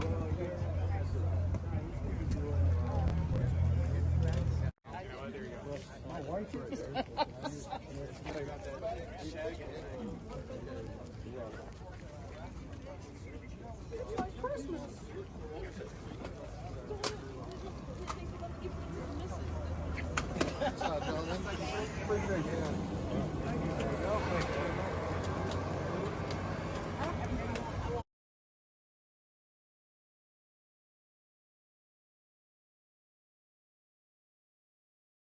We're good. What? Thank you, brother. Can we get your opinion on the Second Amendment rights real quick while you're here? We can't, brother. No politics in uniform. Oh, very cool. Appreciate it. All right, man. I appreciate your guys' time. You know, thanks for protecting our rights. You do a great job of that, and have a great day. I love the sarcasm. Fucking assholes. Fuck them. What was this? Tyrants. What just happened? So pretty much with the new ordinance that came in, they came and said that I cannot carry my suppressor on any public streets here in Richmond. Oh. So are you going to disarm yourself of this suppressor? Now they can go fuck themselves. This is my American right here, and I'm going to continue to do it. Did they cite the actual ordinance, or they said something She did pull up ChatGPT and did pull up the ordinance, so if we're trusting AI now for police officers, I mean, that's the way our surveillance is going too, so I guess we better honor it, right? Did they make some ultimatum that did they say anything if you didn't take it off? No, they told me I did have to go up there. I don't know if it was a lawful order or not, because they did not want to talk in front of anybody else. What was the reason their mood changed?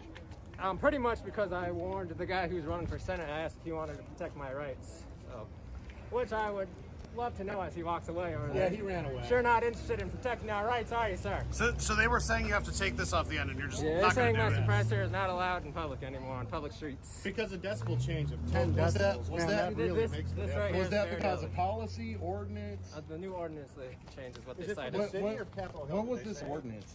They said it was recent. I'm not aware of it, nor do I plan to follow it. And I implore everybody here to do the same. That's all right. It's an ordinance? You guys can talk to him. We're good.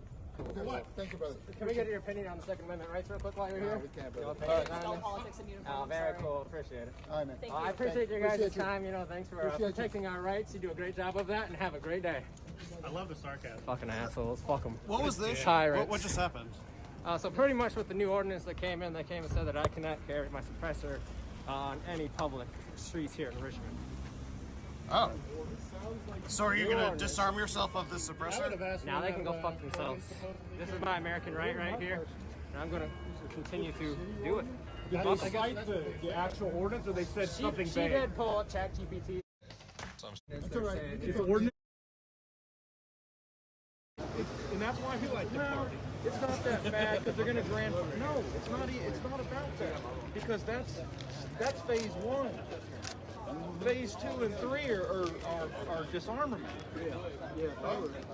They had a bill kicking in doors.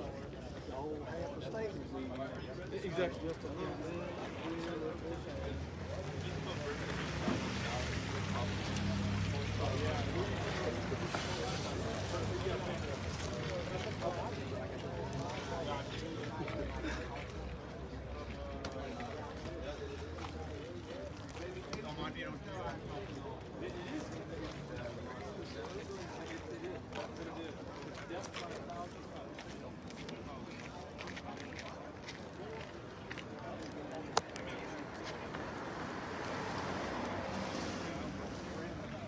So I just went live. I wanted to ask for my live audience, can you kind of explain what happened with the suppressor before? Sure, so pretty much like rolled up, asked the doc to me, they said, I wasn't sure what happened, so I couldn't have it here. It's fairly sure it was. Got mad at me, was telling the dude who was running for senator if he wanted to protect my rights today, he ran out like a coward. Police took off, I'm still here for now, so see what happens. I feel like this has been kind of like a question for the gun rights community, is how to deal with like the police, right? Like it seemed like that was a little bit facetious, maybe might be the way to put it. Like what did you think of how the police acted there, or how you should react to them? At a certain point when they become tyrannical too, they follow the laws that are given to them by who they follow, and if they want to do that, they're tyrants too, so I don't comply with any tyrant, even if they wear the uniform. I think everybody should follow suit. And you notice that they came up to bully you when no one else was here. And now that there's a lot more people here, they haven't come back up. Because they're not going to come up and try and get everyone to do it. They want to try and get one person. Yep, and that's why all patriots, they need to band up and stand up together. When they do not comply with this, this is tyranny. You know, our founding fathers are rolling in their graves with the current conditions that we already have, and the fact that we aren't standing up. And if we don't stand up, we pass this on to our kids and our grandkids, and it only gets worse and harder for them. For the Republicans who say, oh, we should support the police, you know, the people who have the come and take it sticker next to the thin blue line sticker, I would like to remind them, who the fuck do you think is going to come and take it? That's just My saying brother, like you were cheering for the HR is police. there to help Right. you at your job. Right. It's like saying you can trust HR at work. HR is definitely your friend. HR is always your friend. Yeah.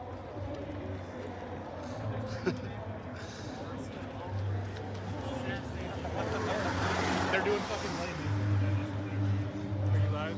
Yeah, I did just go live. Saying English. I take back my stance. This is not a bust. John McGuire is here. That is the difference. So, just for those who are watching, we are hearing Les Mis from the gun-free section. So, I was thinking about I might playing stop by Bonnie there for a Murray. sec. This is. Yeah, you're gonna do counter. Well, what? I mean, what do you guys think of people actually disarming to go into the gun-free zone to do their pro-gun rally? I mean, I'm for it. I mean, the more people are here, the better.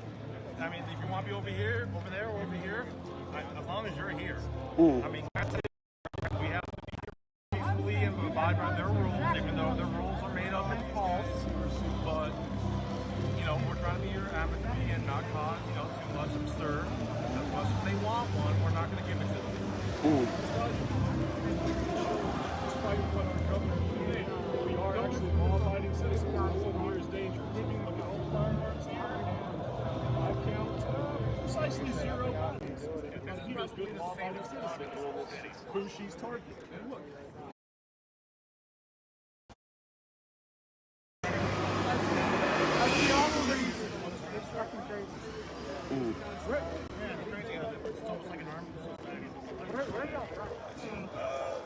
Looks like we've had a program. Are we back? My iPad overheated. I had to turn on the air conditioner. My iPad overheated, everybody.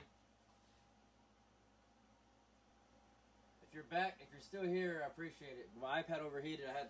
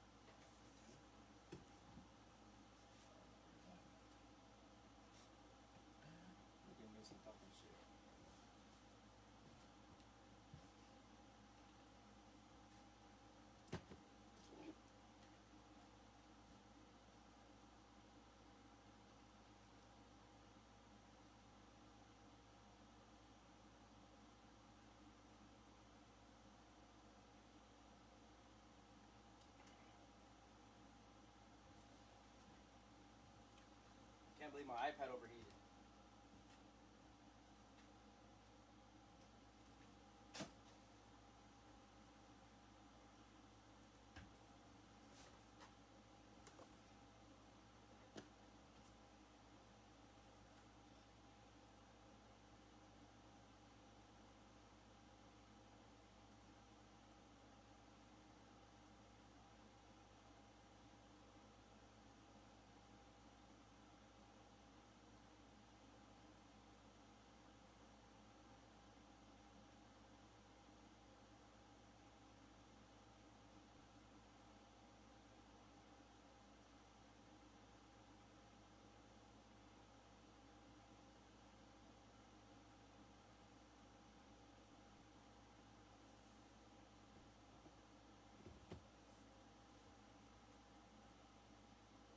Let's get the latest news.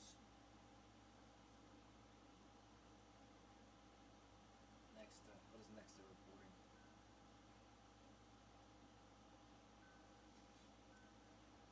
The world faces a global food crisis due to the war in Iran, Financial Times says.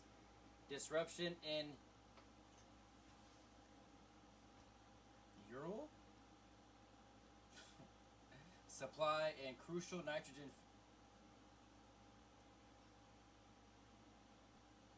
I hear myself in the background. Disruption in, I don't know what that is. Ural supply. Crucial nitrogen fertilizers have affected global supply chains. Over 1.1 million tons of the area are currently stranded in the Persian Gulf. Okay, Ura, whatever Ura is. I don't even know what Ura is. Let's see.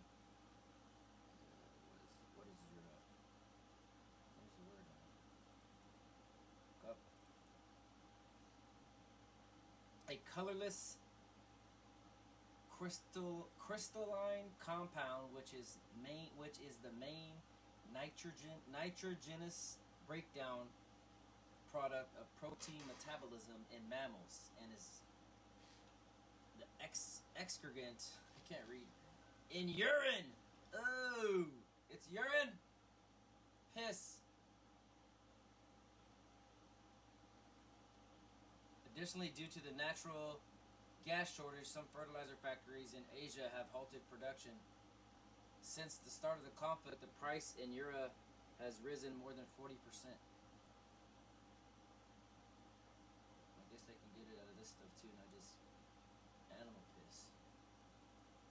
Yeah. Oh, I can't stand this Andrew Tate guy. Oh, let's go back. Back. See what open source says. 45 seconds ago. برآوردشون نبود 500 تا کشته میدن. الان حداقل 2000 تا کشته باید بده. طرف آمریکایی. یه درس جدی باید بگیره. و این باعث برچیده شدن پایگاه آمریکا و اخراج آخرین سرباز آمریکایی از منطقه میشود. اونا رو من کار ندارم. اینی که کشته بده. کشته مهمه تو سیستم آمریکا. این تعداد کشته باید بالا باشه. الان که جنگ شده باید بالا باشه. تعداد کشته که بالا باشه دیگه سیستم قفل میکنه برای حمله بعد. حالا خواستم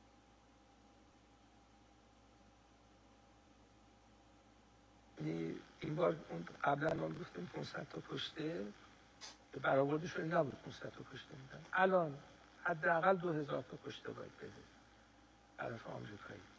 یه درس جدی باید بگیره. و این باعث برچیده شدن پایگاه آمریکا و اخراج آخرین سرباز آمریکایی از منطقه میشود. اونا رو من کار ندارم. اینی که کشته بده. کشته مهمه تو سیستم آمریکا. این تعداد کشته باید بالا باشه. الان که جنگ شده باید بالا باشه. تعداد کشته که بالا باشه دیگه سیستم قفل میکنه برای حمله بعد. حالا خواستم پدافنداشو برداشته برده گذاشته پشت زخم.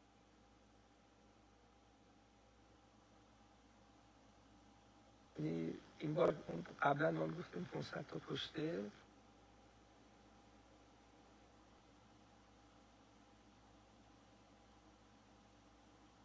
That's Iran's Space Research Institute right there. That's like equivalent to NASA being destroyed.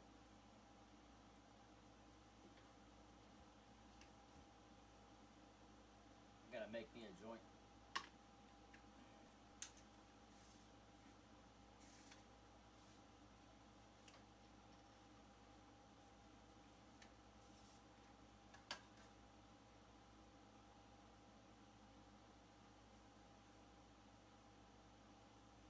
Let's see what Lookner has to say.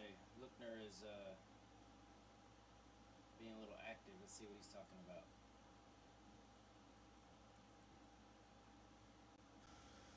Could we see, there's Hormuz Island, could we see U.S. try to do something with these islands?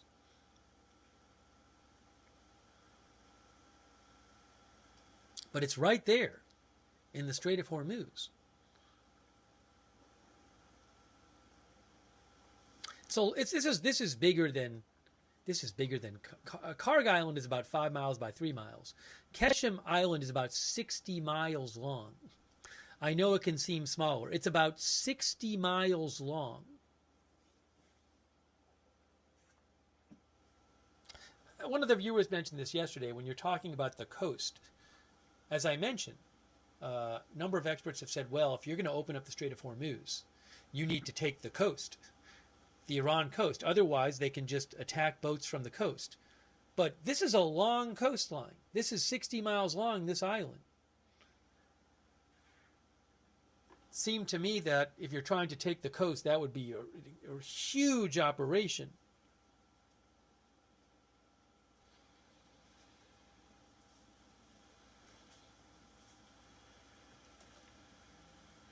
It's not attack boats, they're using drones. I know that's a late response, but I'm watching the delay. In March 7th, by the way, one of the viewers asked about a desalination plant. On March 7th, the government of Iran, says Wikipedia, claimed that the water desalination plant on Keshem Island was bombed by the U.S. military. The U.S. and Israel and the UAE all denied striking the plant. He said in March 7th. Thank you, SK Rain. Thank you, Lidwine Elizabeth from the Netherlands.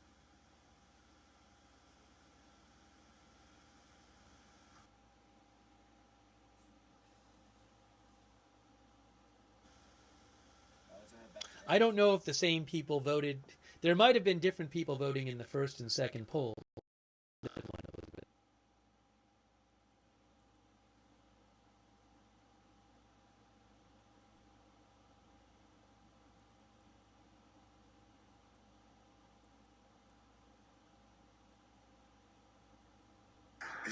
بیست و سوم اسفند شیراز حمله مجدد به صنایع الکترونیک شیراز 3 انفجار پشت سر هم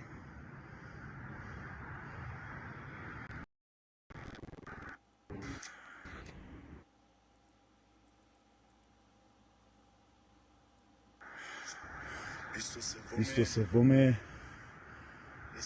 اسفند شیراز حمله مجدد به صنایع الکترونیک شیراز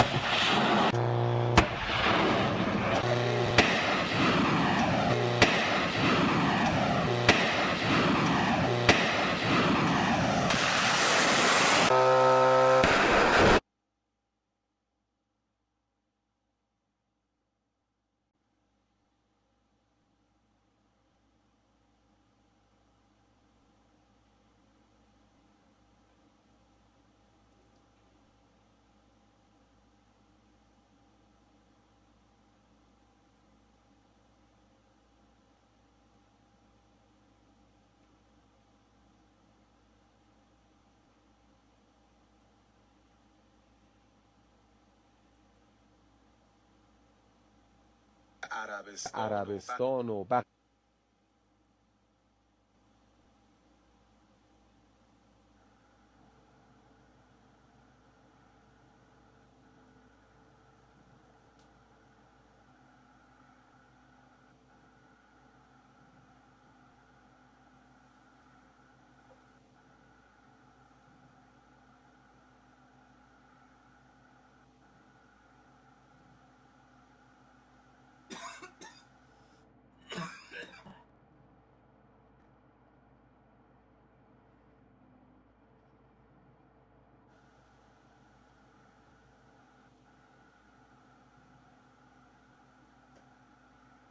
This is an epic explosion in Dalhansk, occupied Luhansk region of Ukraine.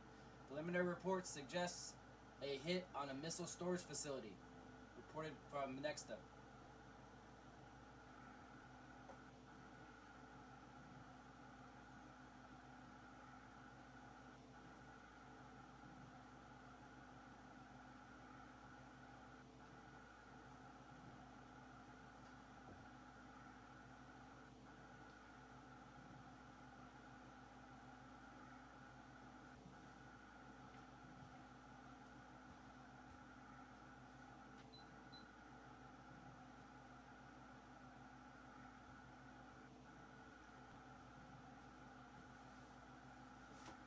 That's huge. Look at that.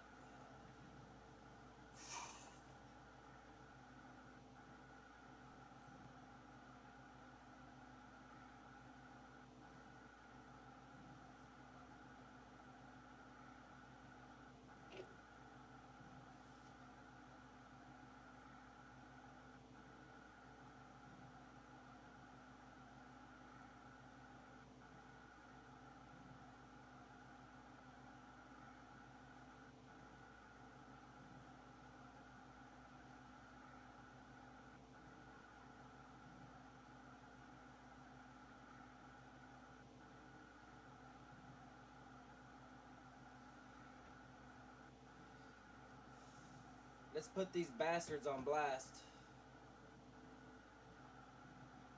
Let's put these bastards on blast.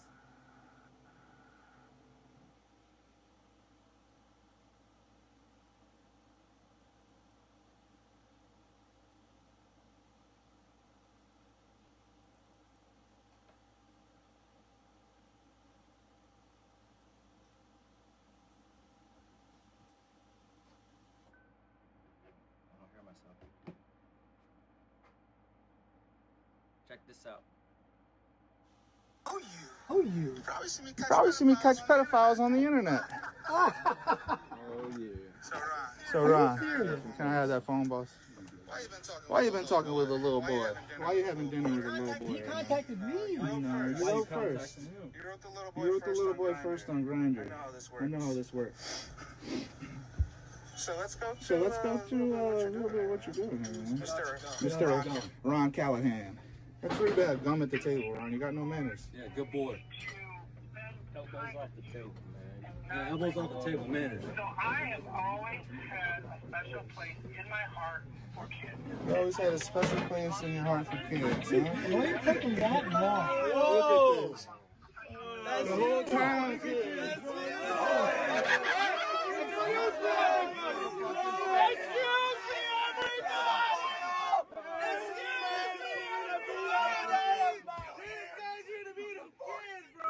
This guy's here to be the 14-year-old boy to fall in love. This guy's here to be the 14-year-old boy to fall in love. This man right here is a pedophile in your city. This man right here is a pedophile. Fremont, Ohio, we like pedophiles.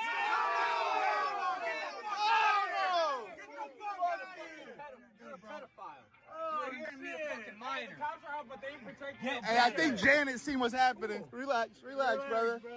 Hey, police on the way. Ron, what happened, boss? Why?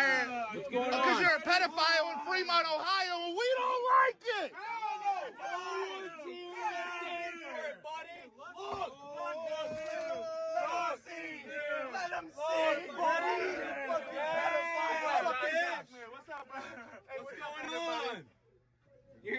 14-year-old boy? Why? What? Hey, let him talk. This is the talking portion. Let's hear it. Why? I don't think anything to your lawyer. Drink that. I ain't no cop, bitch. I ain't no cop. Drink. Come on, man. Come on. Excuse me, everybody. Rod's here to be the 14-year-old boy. Let's hear it, buddy. Ron Callahan.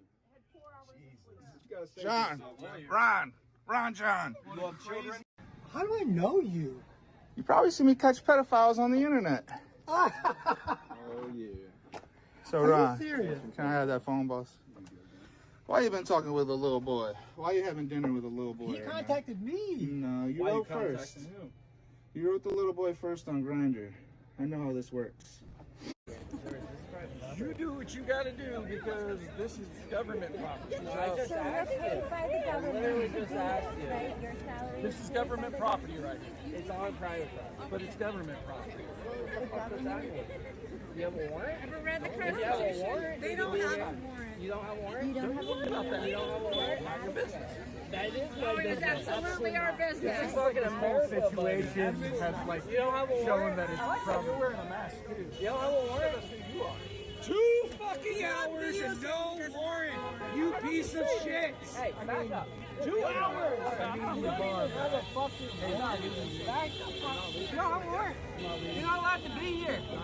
You want me to help you? Good. You gotta back up. You don't have a warrant to be here. You don't do that. Start walking towards the street. What are you gonna do about it? You don't have a warrant to be here. You need to leave. You don't have a warrant. Like Alex, you fucking monster. You don't have a warrant to be here. Use a weapon on a peaceful protester. I dare you. You don't have a warrant. I dare you. You have no legal right to be here.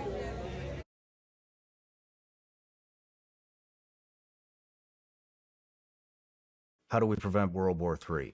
Operation Spider's Web. 12-day war. Midnight Hammer.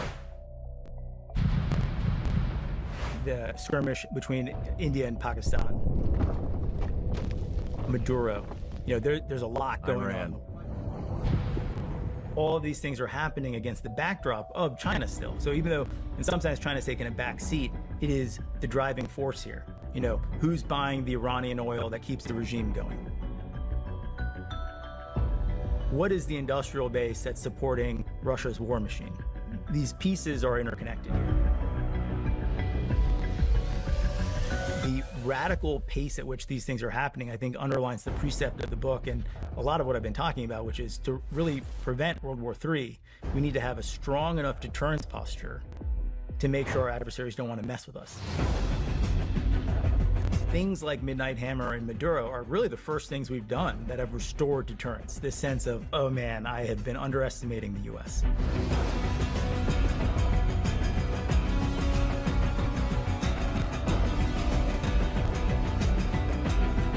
The pointy end of the spear is really good.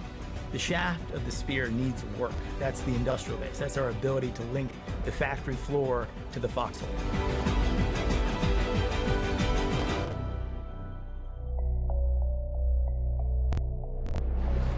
We outproduced our adversaries in World War II. Even Stalin was shocked at our productive capability and powers. Bring the boats on in and damn the obstacles. So some of these folks you will have served with, like they're operators from the special operations community, the conventional community. You know, one of these guys, prior enlisted Navy man, grew up in a rural part of Georgia, dirt poor. No one ever told him he was supposed to be smart. No one ever told him he could do these things. You know, and so just having someone lean in and say, we believe in you. We're going to give you the tools to unleash your human agency. So he's reduced downtime on machines by 50%. You know, one person who all that potential was latent. What the AI did is it removed all the drag, to your point, that all the ideas he had, he could now realize. And that's going to have a compounding effect. The ways in which I think the American people are really being lied to about AI is that you have, on one hand, incredible doomerism. Like, hey, this thing, it's going to lead to like mass unemployment. 50% of entry-level jobs are going to be destroyed inside of a year or two. And on the other end, you have like essentially this fantasism. It's going to lead to a utopia. Like untold abundance. I think neither of these things are right. They're wrong for the same reason, which is they assume there's no human agency. You know, AI doesn't do anything. Humans use AI to do something.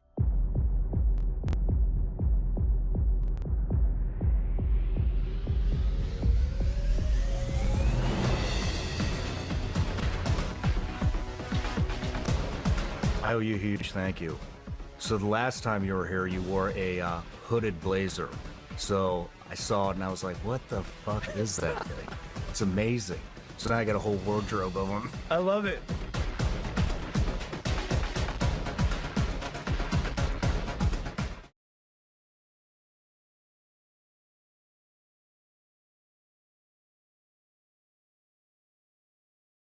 With AI and the AI revolution, people think, oh, it's going to make the median person better. That's true. But it's going to make...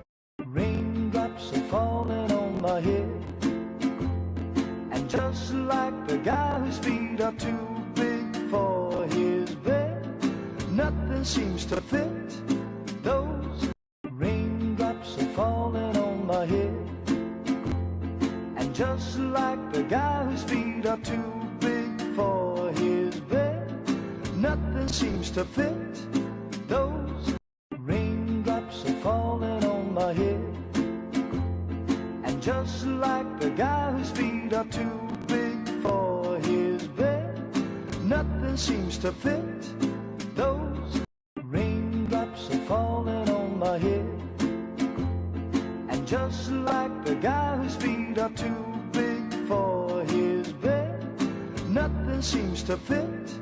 Those raindrops are falling on my head, and just like the guy whose feet are too big for his bed, nothing seems to fit. Those raindrops are falling on my head, and just like the guy whose feet are too big for his bed, nothing seems to fit. Those raindrops are falling on my head, and just like the guy whose feet are too big for his bed, nothing seems to fit. Those raindrops are falling on my head, and just like the guy whose feet are too big for his bed, nothing seems to fit.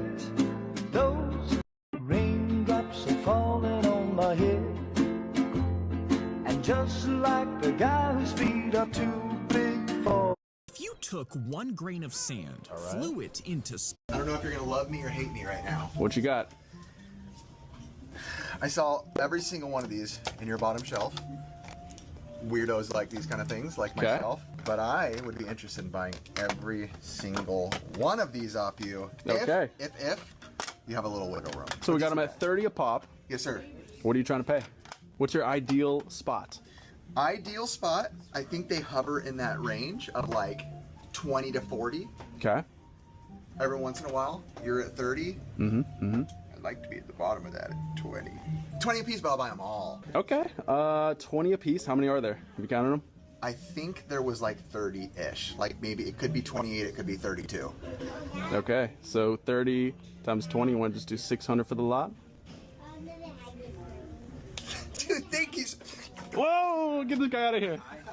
Thank you. I appreciate it. Thank you, bro. Thank you, bro. I'm hyped. Legit. Thank you, dude. Heck yeah, man. What's your favorite one here before you stack them up? Favorite one would be, as far as like, you know, I'm not going to be like biased of what, you know, is the highest grade. I think the sickest is like stuff like this. Like, it's just so goofy, right? You know, I like when Nintendo's just kind of like silly. Like, this is goofy. Mario Madness, dude. I like the Mario ones too. The Mario ones are cool. The Zelda ones are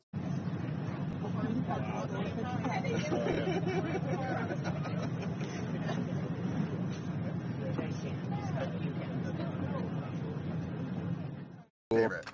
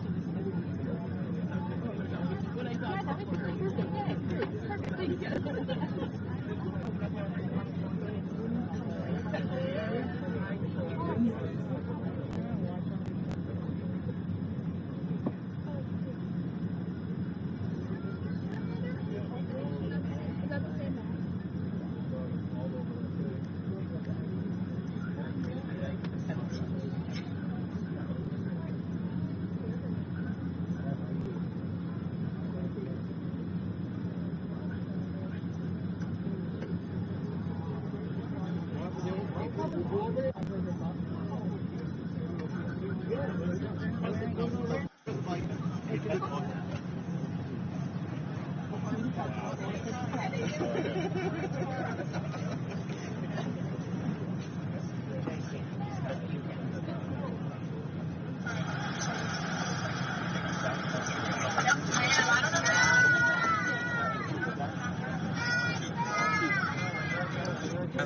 like. Where's it at? This one. Yeah.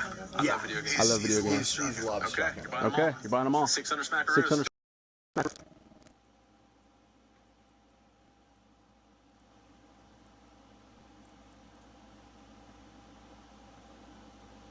So I have an update. Let me turn off the...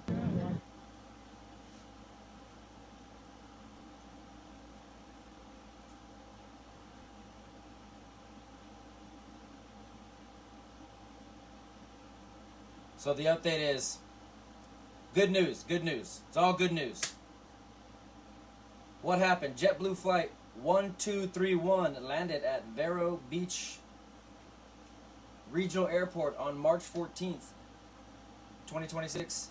Then taxied to remote area after reported bomb threat. Authorities searched the plane and luggage and passengers were only let off after the aircraft was cleared. No explosive devices were found. I repeat, no explosive devices were found. No injuries reported. I repeat, no explosives. No injuries reported. Local reporting said the flight arrived around 12:14 p.m. and passengers were cleared roughly 2.5 hours later after the FBI-led response and bomb dog swept the airport and temporarily affected. The airport was temporarily affected during the incident. JetBlue said the aircraft was moved away from the terminal because of possible security threat and cleared by law enforcement before passengers disembarked. Bottom line, this ended without bloodshed, without a bomb, and without panic, turning into tragedy. Without panic, turning into tragedy. But every threat against commercial airlines gets treated like a game day for federal and local response. Because of one bad call can shut down an airport and put a whole lot of innocent people in the crosshairs. Put that all together, you know what that means.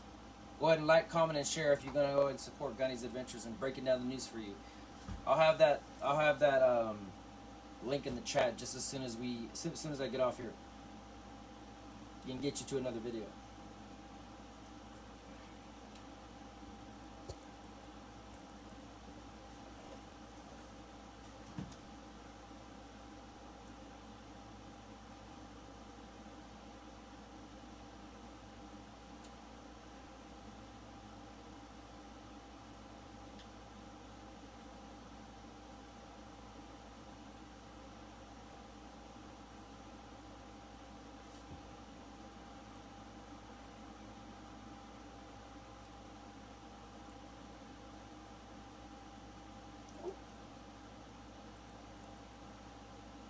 They're using everybody. These people are really just puppets here. Mind if I videotape you, brother? Tell me what you got to say. You got some good words. I like what you're talking about. We're dividing each other and we're not helping each other as people. The government, the cabal, there's a system in play that's controlling all of this. There's plants everywhere. Doesn't matter what religion, where you belong, what color you are. We're all human beings. We need to come together. They're trying to make everything into one. And the World Economic Forum, look into that. I agree with you on that. I agree with you. They're trying to get us away from God at the end of the day as people. I'm a godly person. I pray every day. Well, you said something very, very interesting before about the IRGC. About these people. What were you saying? Could you collaborate a little bit on that one? Yeah, no, they're using everybody. These people are merely just puppets here. The regime with Iran, they despise us. They hate us. The fact that we're agreeing with them and we're trying to protest here in another country and talk about a country that's allowing us all these liberties and rights that they don't have, and we're not voicing the people from that country who are talking about the 40,000, 30,000 people getting killed by that same regime. Same thing with Israel. There's corruption on both sides. We need to corruption on every side. All governments are corrupt. I agree with you. Well, let me ask you another question. What do you think about? How do you feel that there's? I mean, the Nutera cartridge Jews. There's only about 4,000 of them. Okay. But what do you say about the Jews that are actually standing with the regime that says they want to kill the Jews? tells you a lot about the world, and that everything's about money. It's not about God. About money. You think they're trying to separate you from God. We have to realize the people who are separating us from God are those are our enemies. The same people in Israel and Iran and Christianity and any type of religion. We need to stop with this division, man. But the Jewish people believe in God. We pray to God, so of course we do. There's a sector which is a Zionist. We all know that. It's well, Zionism. Well, I'm a Zionist, but let me ask you a question. I'm going to be very blunt with you. Do you believe that the Jews have a right to their country? I think everybody has a right. As far as when it gets to politics, I can't answer that. So now let me say. So you do believe that the Jews have a right to have their own country called Israel? They're indigenous. Well, in respect to what was said in the Bible, yeah, it does belong to the original people of Israel. So however, there's controversy, right? So hold on a second. Yeah. Do you know that makes you a Zionist?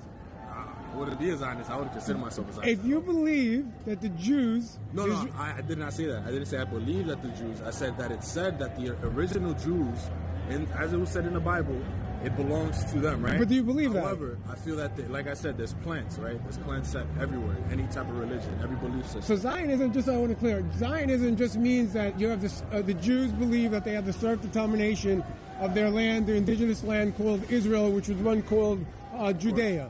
That's all Zionism means. Now I'm just going to shut this. America or any of the United States. Mind if I videotape you, brother?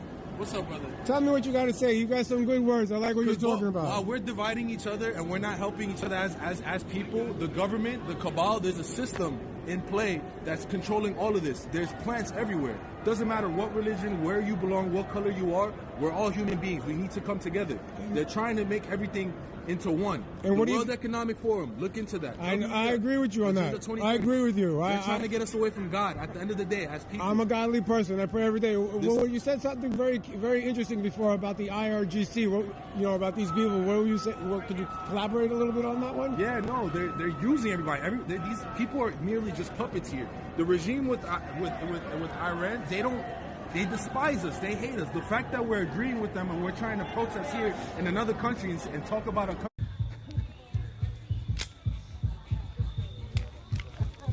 Whoa! Oh, watch finger. Hold on, wait, do that again. Damn. You notice your finger's still on the trigger. That means that if the criminal had it in their hands here, he turned it, they actually shoot themselves. So hold on, wait, do it slow motion so I can see it. Come over, pout. So you grab, hold on, wait, so you do it? So you... Move to the front of the gun first. Like that? Just put it right here. Right here. Yep. If I move, if I try anything, I want to pull the trigger. If I do that, I want you to pull the trigger. Pull the trigger if I move. Okay. Yeah. Yeah, pull all the way through. Pull. There we go. Yeah, it's good. Yep. Okay. If I try anything, I want you to pull the trigger. What the fuck? Nah. Okay, you ain't Goku now. Same thing. Just put it right there. If I try anything, I'll shoot. Nah. No. Hold on, wait. Nah. Okay. If I try anything. See? Yeah. Hey, see? It's not shooting. I pulled the trigger right at you, though. Oh, no. It went past me. Yep. Okay. All right. Okay.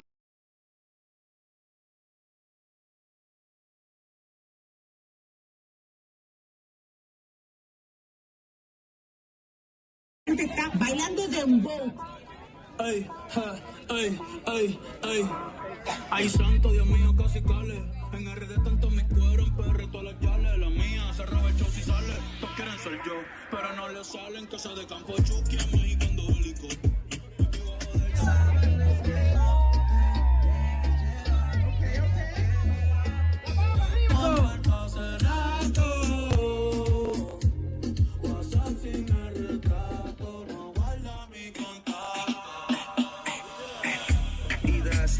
Trip, I speed up the visa, me now I wanna leave now.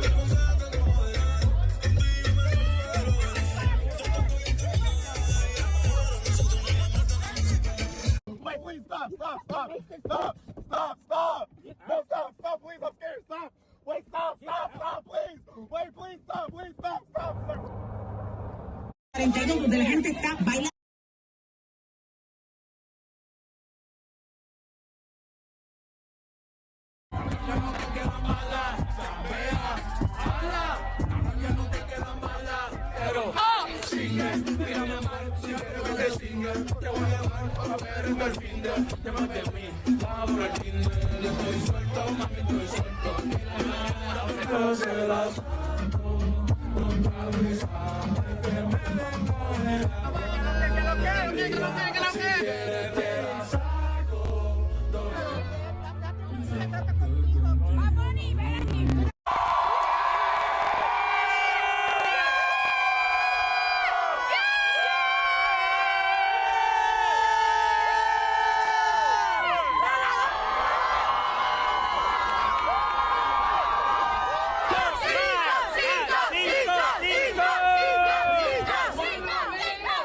Come back with the winner, okay?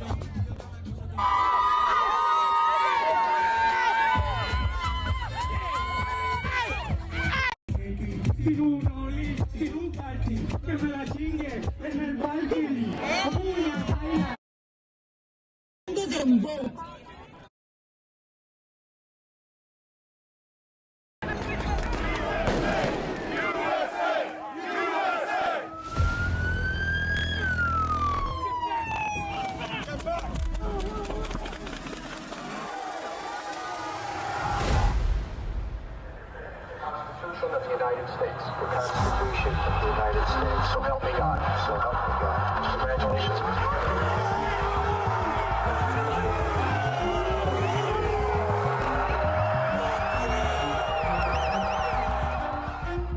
The J6 hostages that you're going to be releasing today.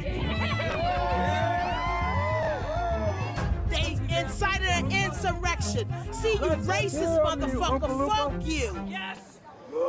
Reclaim America! Reclaim America!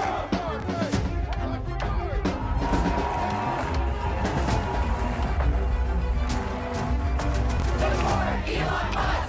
Deport Elon Musk! Deport Elon Musk! Deport Elon Musk!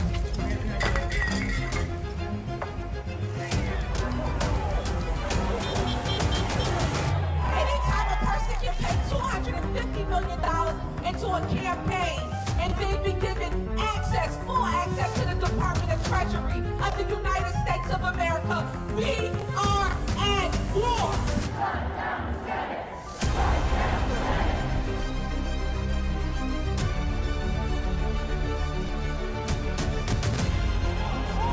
Elon Musk wants everyone in America to be at the mercy of Elon Musk.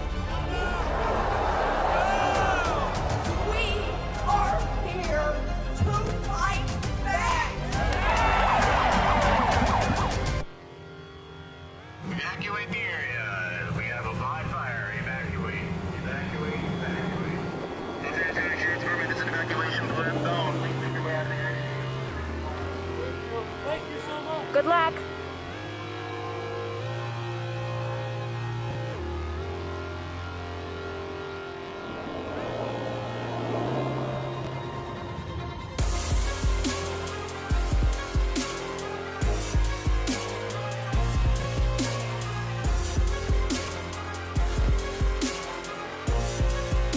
We got the call, I want to say Tuesday night.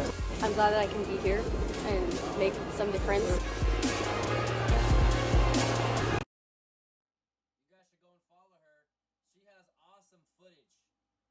Awesome footage. I don't know why the mic is so low. So go ahead and follow. I don't even Alia Scootercaster New York NY. Scootercaster NY. Go and follow her right now. 2 people, 3 people watching. This is her video she has pinned up. I just watching it because I'm trying to give you some breaking news of a man on fire. There is a man on fire. Literally on fire. And I will tell you all about it soon, right after this. Footage.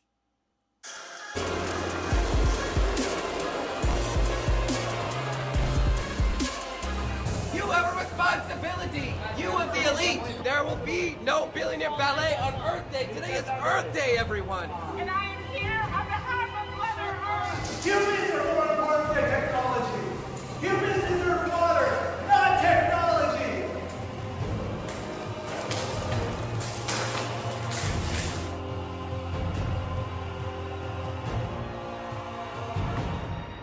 We saw a lot of water, so that was kind of unsettling, but you know, climate change is a hoax.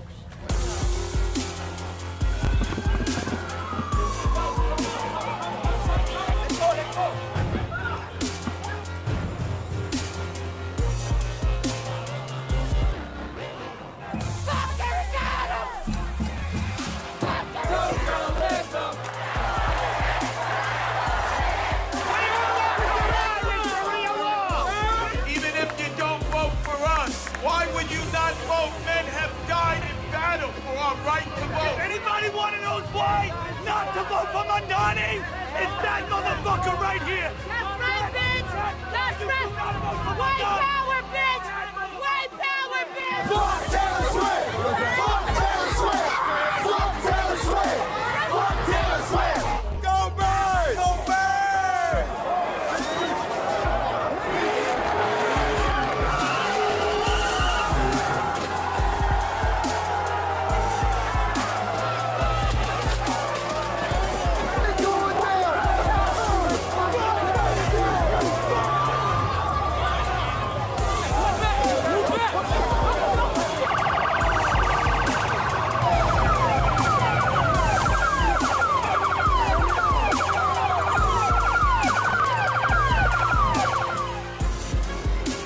I'm married to Luigi's AI. I'm not kidding.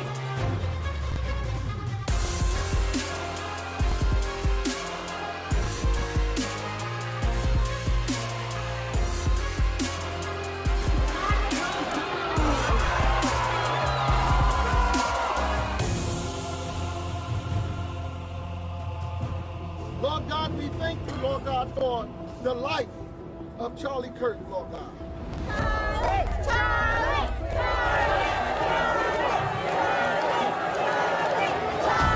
Fuck Charlie Kirk! Fuck Charlie Kirk! Fuck Charlie Kirk! Fuck Charlie Kirk! He died trying to tell people, let's be peaceful.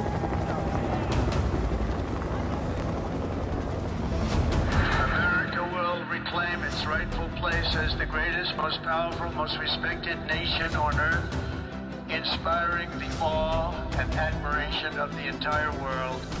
A short time from now, we are going to be changing the name of the Gulf of Mexico to the Gulf of America.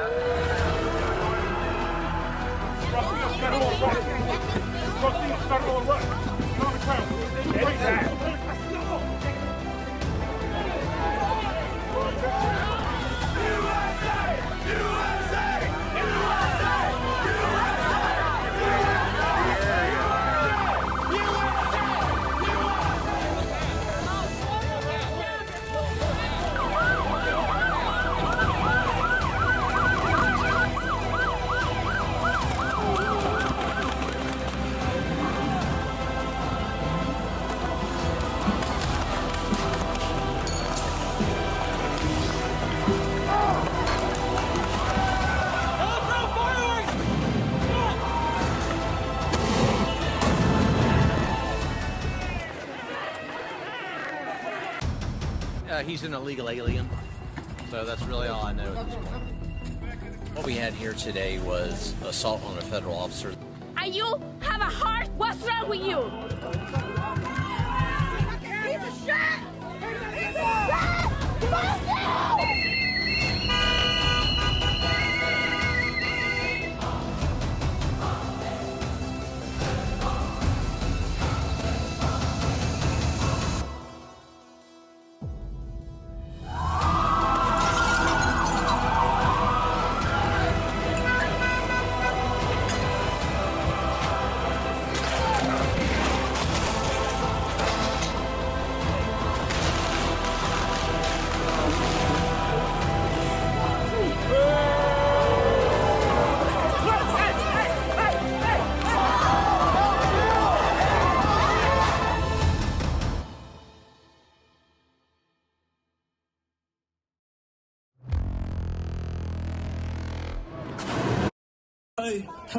Ay,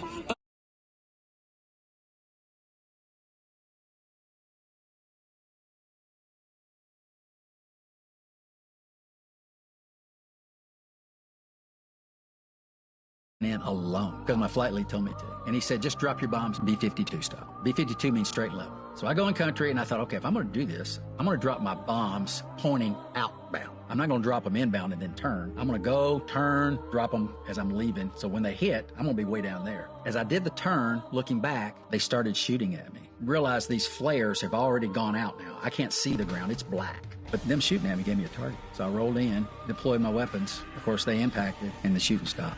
People have asked me, how do you rationalize that with what God's word says about not killing and all that? Well, this is not murder. This is Romans 13. This is an extension of the governments that he has instituted to keep evil at bay. I'm going in alone because my flight lead told me to. And he said, just drop your bombs B-52 style. B-52 means straight level. So I go in country and I thought, okay, if I'm going to do this, I'm going to drop my bombs pointing outbound. I'm not going to drop them inbound and then turn. I'm going to go, turn, drop them as I'm leaving. So when they hit, I'm going to be way down there. As I did the turn, looking back, they started shooting at me. Realized these flares have already gone out now. I can't see the ground. It's black. But them shooting at me gave me a target. So I rolled in, deployed my weapons. Of course, they impacted and the shooting stopped. People have asked me, how do you rationalize that with what God's word says about not killing and all that? Well, this is not murder. This is Romans 13. This is an extension of the governments that he has instituted to keep evil at bay. I'm going in. If I could live one life and I could be a naval aviator operating off aircraft carriers, or I could be an astronaut, what would I choose? There is nothing like operating from and training for the 20th Spear on the aircraft carrier. Day to day, my personal level of job satisfaction is higher when I was a fleet aviator. That's not to say anything negative about NASA, but if I got one life to live, I'm going to serve my country in the Navy, flying aircraft off carriers. Why? The reason I joined, because I had the patriotic tug. I'd grown up in this country, grew up in Tennessee. I went to state schools. As I neared the end of my college years, I was an electrical engineering major. Am I going to go and design circuits? That would have been fantastic. But I had that patriotic tug. Do my part. If I could live one life and I could be a naval aviator operating off aircraft carriers, or I could be an astronaut, what would I choose? There is nothing like operating from and training for the 20th Spear on the aircraft carrier. Day to day, my personal level of job satisfaction is higher when I was a fleet aviator. That's not to say anything negative about NASA, but if I got one life to live, I'm going to serve my country in the Navy, flying aircraft off carriers. Why? The reason I joined, because I had the patriotic tug. I'd grown up in this country, grew up in Tennessee. I went to state schools. As I neared the end of my college years, I was an electrical engineering major. Am I going to go and design circuits? That would have been fantastic. But I had that patriotic tug. Do my part. If I could live one life and I could be a naval aviator operating off aircraft carriers, or I could be an astronaut, what would I choose? There is nothing. You ever heard of Barney Clark? I haven't. Barney Clark was the first recipient of an artificial heart back in like 1980-something. He lived, I think, for 3 months after he got this artificial heart. So on the ship, in his 100, you have 4 meals on aircraft carrier. Breakfast, lunch, dinner, and midnight rations, mid-rats. So you're flying at night, you come back, you go to the wardroom, go to mid-rats, and one of the options to order was the Barney Clark. And the Barney Clark was the double meat, double cheese, double egg, double bacon hamburger, full of cholesterol, so named in his honor. So back to the ship, go get a Barney Clark, and then you can go to debrief. You ever heard of Barney Clark? I haven't. Barney Clark was the first recipient of an artificial heart back in like 1980-something. He lived, I think, for 3 months after he got this artificial heart. So on the ship, in his 100, you have 4 meals on aircraft carrier. Breakfast, lunch, dinner, and midnight rations, mid-rats. So you're flying at night, you come back, you go to the wardroom, go to mid-rats, and one of the options to order was the Barney Clark. And the Barney Clark was the double meat, double cheese, double egg, double bacon hamburger, full of cholesterol, so named in his honor. So back to the ship, go get a Barney Clark, and then you can go to debrief. You ever heard of Barney Clark? I haven't. Barney Clark was the first recipient of an artificial heart back in like 1980-something. He lived, I think, for 3 months after he got this artificial heart. So on the ship, in his 100, you have 4 meals on aircraft carrier. Breakfast, lunch, dinner, and midnight rations, mid-rats. So you're flying at night, you come back, you go to the wardroom, go to mid-rats, and one of the options to order was the Barney Clark. And the Barney Clark was the double meat, double cheese, double egg, double bacon hamburger, full of cholesterol, so named in his honor. So back to the ship, go get a Barney Clark, and then you can go to debrief. You ever heard of Barney Clark? I haven't. Barney. What do you think when you hear about Elon Musk saying we're going to Mars? It's hard because when Mars is on the other side of the sun, that's like 250 million miles. And the transit time for communication is 42 minutes. You're autonomous. You have to be. And that makes it very difficult. Things break on the space station. We can fix it. We go outside and fix it. We fix them inside. Things are going to break on any mission that goes to Mars. So additive manufacturing, 3D printing, it's got to be robust. You're going to have to print a part. You may have to print a tool to install the part or both. How much food? You're going to rely on a crop that you're growing? What if you have a bad crop and it didn't produce? Getting to the surface is hard. We use our atmosphere to slow down. The Mars atmosphere, it's only 1/100th the density of ours. It's harder to slow down. And then leave the surface, it is tough. What do you think when you hear about Elon Musk saying we're going to Mars? It's hard because when Mars is on the other side of the sun, that's like 250 million miles. And the transit time for communication is 42 minutes. You're autonomous. You have to be. And that makes it very difficult. Things break on the space station. We can fix it. We go outside and fix it. We fix them inside. Things are going to break on any mission that goes to Mars. So additive manufacturing, 3D printing, it's got to be robust. You're going to have to print a part. You may have to print a tool to install the part or both. How much food? You're going to rely on a crop that you're growing? What if you have a bad crop and it didn't produce? Getting to the surface is hard. We use our atmosphere to slow down. The Mars atmosphere, it's only 1/100th the density of ours. It's harder to slow down. And then leave the surface, it is tough. What do you think when you hear about Elon Musk saying we're going to Mars? It's hard because when Mars is on the other side of the sun, that's like 250 million miles. And the transit time for communication is 42 minutes. You're autonomous. You have to be. And that makes it very difficult. Things break on the space station. We can fix it. We go outside and fix it. We fix them inside. Things are going to break on any mission that goes to Mars. So additive manufacturing, 3D printing, it's got to be robust. You're going to have to print a part. You may have to print a tool to install the part or both. How much food? You're going to rely on a crop that you're growing? What if you have a bad crop and it didn't produce? Getting to the surface is hard. We use our atmosphere to slow down. The Mars atmosphere, it's only 1/100th the density of ours. It's harder to slow down. And then leave the surface, it is tough. What do you think when you hear about Elon Musk saying we're going to Mars? It's hard. 286 days stranded, packed for 8.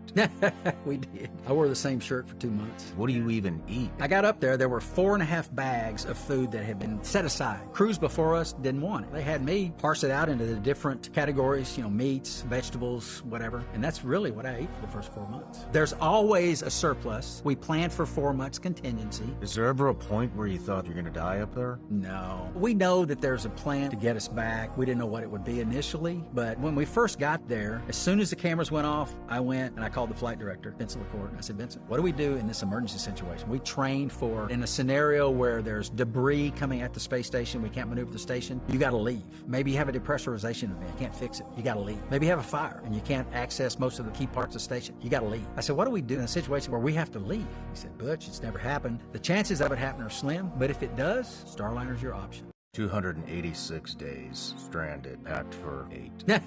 We did. I wore the same shirt for 2 months. What do you even eat? I got up there were 4.5 bags of food that had been set aside. Crews before us didn't want it. They had me parse it out into the different categories, meats, vegetables, whatever. And that's really what I ate for the first 4 months. There's always a surplus. We planned for 4 months contingency. Is there ever a point where you thought you're going to die up there? No. We know that there's a plan to get us back. We didn't know what it would be initially, but when we first got there, as soon as the cameras went off, I went and I called the flight director. In this emergency situation, we trained. So this just in a scenario where there's debris coming at the space station, we maneuver the station, you got to leave.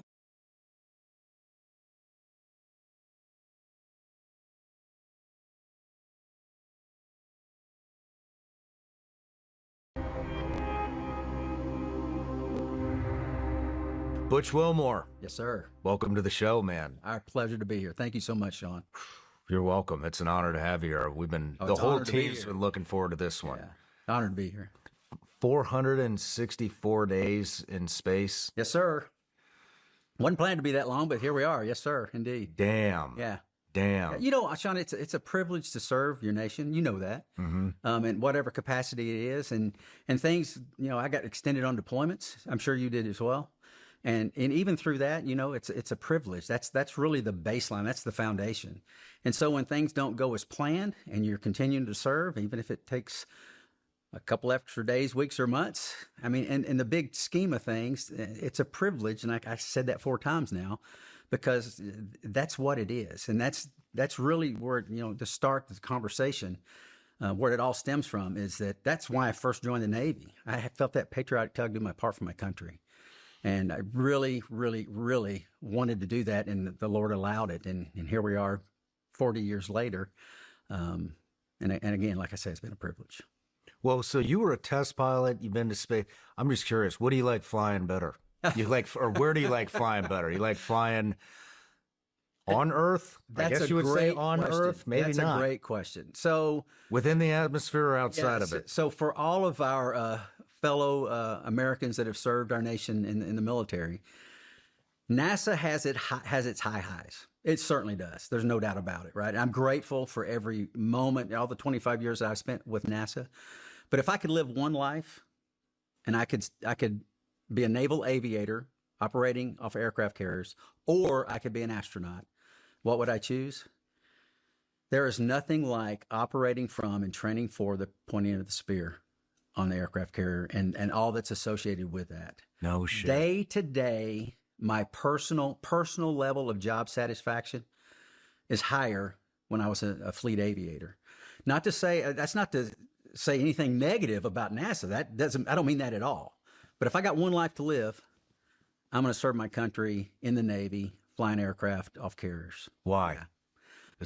Because I would imagine it's a major rush, no matter. Well, it's not the rush. It's not the rush. I joined the Navy. The reason I joined because I had the patriotic tug. I'd grown up in this country, grew up in Tennessee. I went to state schools, and as I neared the end of my college years, what am I going to do? I mean, I was an electrical engineering major. Am I going to go and design circuits? That would have been fantastic. But I had that patriotic tug. Do my part.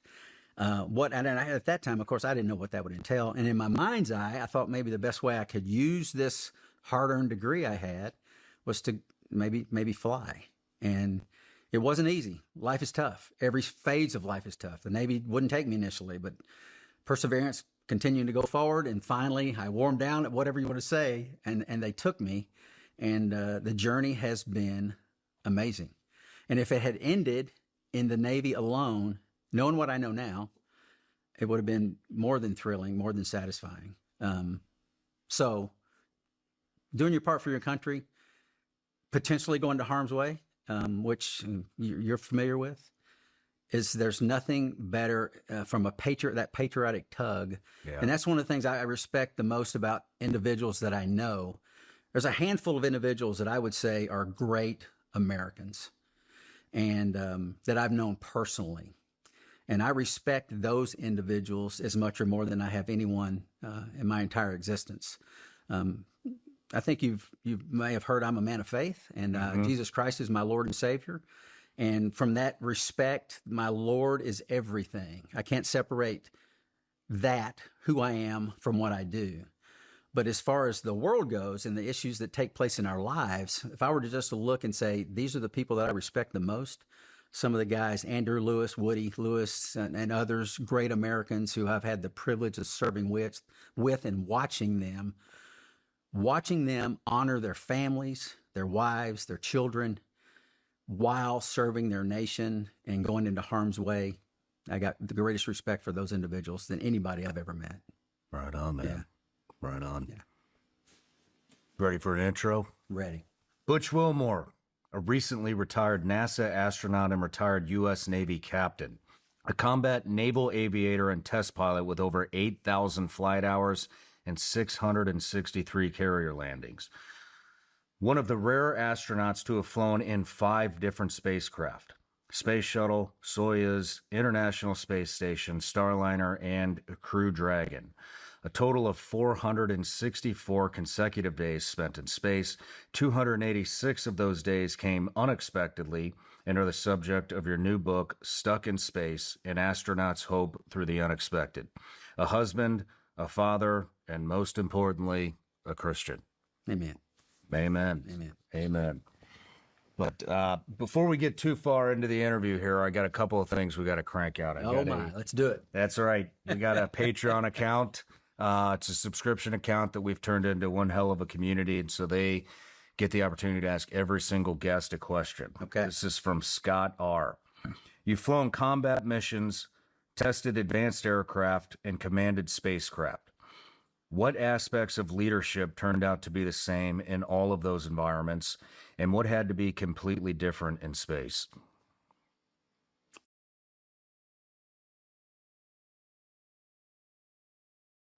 So before he answers that, I got some footage to show you.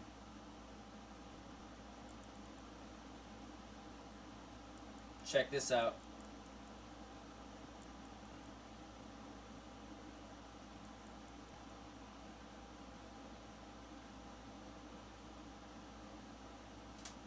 CENTCOM just dropped fresh footage of their strikes on the Islamic regime. The first strike is a hardened, dome-shaped military storage bunker on Karg Island. Check this out.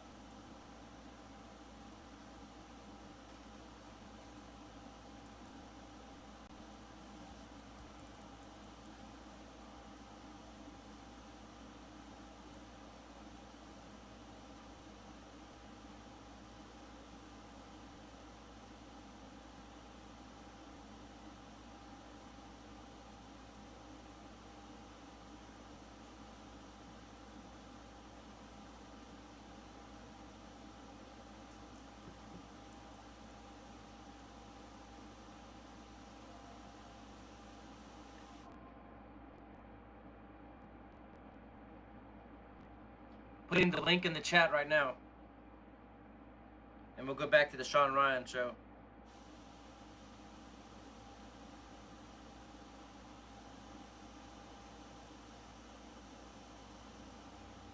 It's in the chat if you want to check out the video yourself. Or if you're an X follower. And we'll go back to the Sean Ryan show.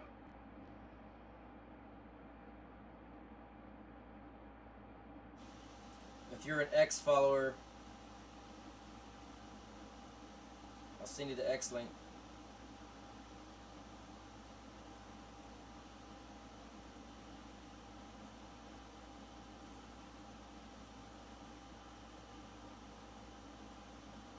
There's one more video that they just put up too, Open Source Intel did.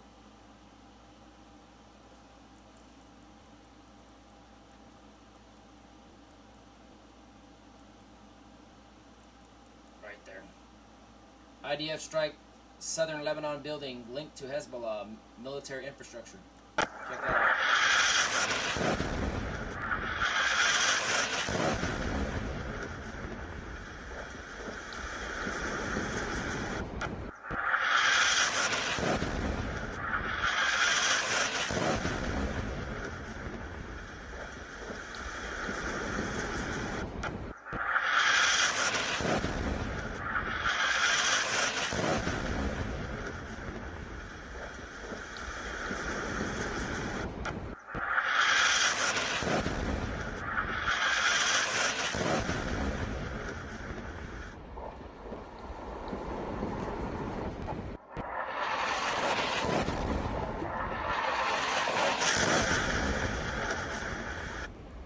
Got a headache.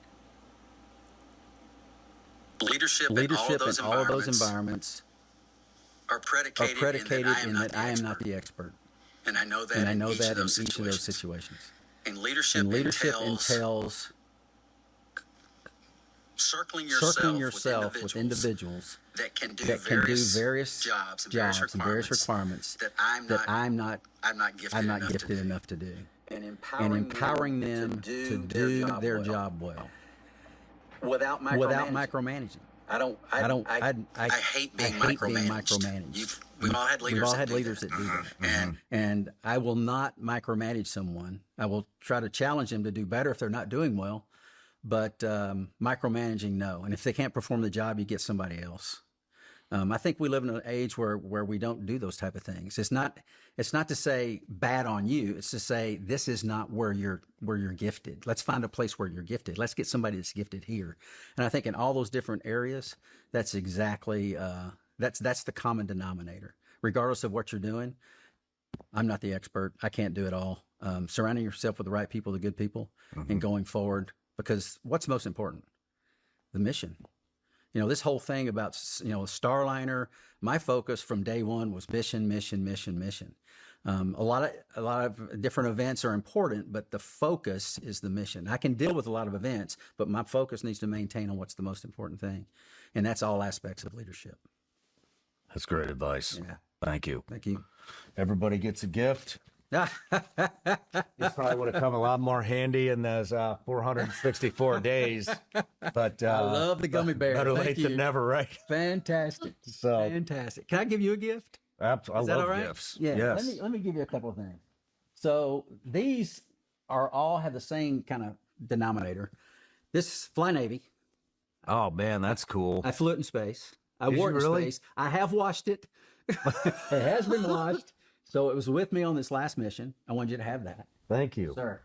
This, I mean, you got to have naval aviator, Hell yeah. astronaut pilot wings. You can see I'm wearing them. This is naval aviator wings. In the center is the astronaut symbol. It's got a three-pronged swoosh with a star at the top and a circle around the center. And that's what designates it as a naval aviator pilot wings. And I haven't checked the exact number, but it's only in the order of 70 individuals that have these wings in the history of human spaceflight. So I want to give you that. And this one, is awesome. well, this next one is fairly special. Actually, not the next one. This one's kind of not as special. Flew in space patch from Starliner. I signed it on the back. Oh man. This one, however, I think is the special one that I want you to have. Because of what, your background and your experience, there are only a handful of items. Flew in space, all of those flew in space. There are only a handful of items, however, that have touched the vacuum of space and been outside the spacecraft and into no air, right? Touched the vacuum of space. And this is the American flag that I wore on my left shoulder on my last spacewalk way. just over a year ago. The Lord's blessed me in many ways, Sean, and I have so many meaningful mementos. I have so many meaningful mementos over the course of 40 years of serving my nation.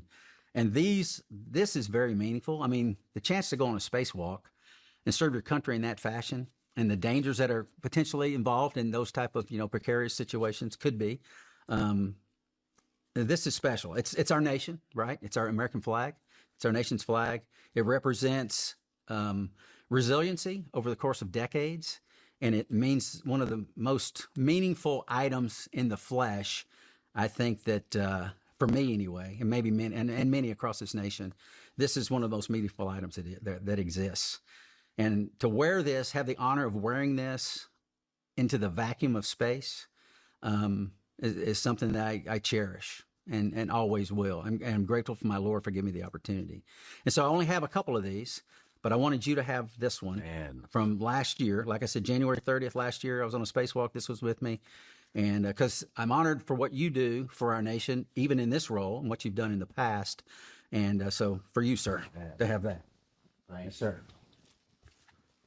Indeed. Man, that's getting framed. Yeah. That's getting framed. And this hasn't been in space, but it's a naval aviator wings on the chest. It's a little astronaut, blue astronaut, and it's got a big bottom, so you know it's me. It's a butch. It's a butchy butch. That's awesome. Thank you. Yes, sir. Yes, sir. Very cool. Yeah. This is. Yeah, that's yeah. I mean, wait to I get only this have framed. 3, and now I have 2. One's for my 2 daughters. My daughters each get one. They don't know. Well, they know this now, but I was going to give it to them when they graduate college. It's in a safe at home. Those 2 are, and that's the 3rd one. So yeah, for you, my friend. Thank you. Indeed. Yes, sir. That's amazing. Yeah. That is amazing. Yeah. Something that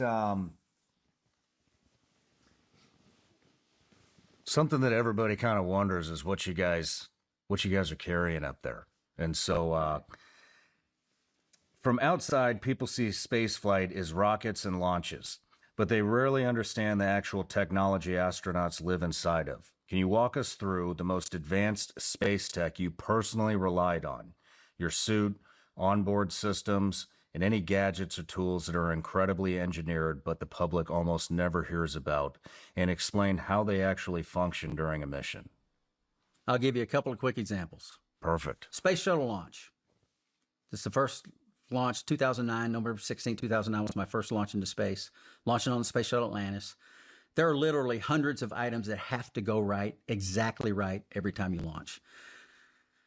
At the base of the two solid rocket boosters, there are 4 bolts. They're 30 inches long with big old nuts on top of them that are holding the space shuttle on the pad. At the time of launch, there's pyrotechnics that fire that take the nut on top of the bolt, this huge nut, and they break it in half. The bolt falls, 8 of these, 4 on each solid rocket booster, and then the rocket goes. That's one example of things that have to go right. If those solid rocket boosters fire 3.3 million pounds of thrust each, 6.6 total, just from the solid rocket boosters, once they fire, if those boats don't drop, you're taking part of the pad with you. Wow. And that could be a very bad day. Yeah. So that's one example of one of hundreds of things that have to take place every time that you see a launch. There's those type of items that are taking place. The spacesuit itself, you know, I don't know the exact cost, but it's in the range of $5 to $7 million. Because $5 to $7 million. You got to realize these are one-man space capsules shaped like a person. They're all self-contained. It's got the air, the pressure, maintaining the pressure, CO2 removal system.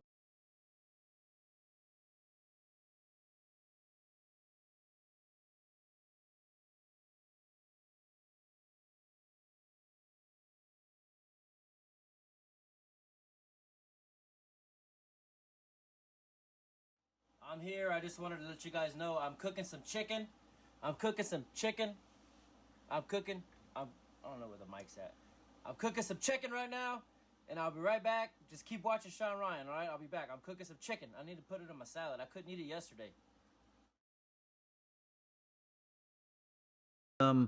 We have water that circulates to keep us cool in the vacuum of space because the temperatures vary, plus or minus several hundred degrees, depending on if you're in the shade or the sun. And so they're not cheap, and they got to work, right? You can't be on a spacewalk. And we do train for failure scenarios where we have issues with our suit, and some of them are okay. Let's go inside. Let's make our way and get inside. And some of them are abort. Let's go now. We got to get inside now. Shit. So that's part of that. And then, of course, the drill that we carry, we got a drill on our hip. It's connected. We pull it off. It's about $2 million. What? It's got to work every time. And of course, there's only a few of these, right? You don't make hundreds of these drills. There's only like 10 or even there's not even that many on space stations. So they've got to work. You don't want to get outside all the way, do all the prep. Something else people don't realize, you start getting ready for a spacewalk. The very first thing you do from that point until you finally open the hatch is roughly 5 hours. So you've already worked a full day and you haven't even opened the hatch yet. Damn. Because you have to purge nitrogen out of your system, just like if you were diving in the ocean. You have to be aware that possibility of bends in certain situations. So you've got to go through that whole process, making sure all the procedures, everything's connected correctly, doing leak checks, all of that. Anyway, that whole process takes about 5 hours before you even open the hatch. So a lot to go on with spacewalks and suits. And of course, as the crew on board, when I'm training, the suits show up, I climb in and off we go, and the tools are set up and we train and do all that in this large pool to try to simulate zero gravity. You can't fully do it because you're weighted in, gravity's pulling you down inside the suit, but at least the suit can be neutrally buoyant in the pool, but it's all done for you. But in space, there are no techs. You are the tech. Yeah. So we're doing maintenance, I've done what I would say is major surgery on some of these suits in space that weren't designed to be done in space, but because of certain failures in the suits, before you take them out, you got to fix them. And so literally pulling out fan pump separators and doing all this major surgery on the suits. And you got to make sure you get it right, because either you're getting in it or your buddy's getting in it, and it's got to perform. And you don't want something to fail in a suit that you've worked on, right? So you got to get it right. And so the ground teams are all, cameras on, making sure everything's done correctly. So this is not trivial business, obviously. Yeah, you're right. We sit back and we watch a launch and we go, woohoo, success. But there are thousands of individuals passionate about human spaceflight, going deep in their level of knowledge.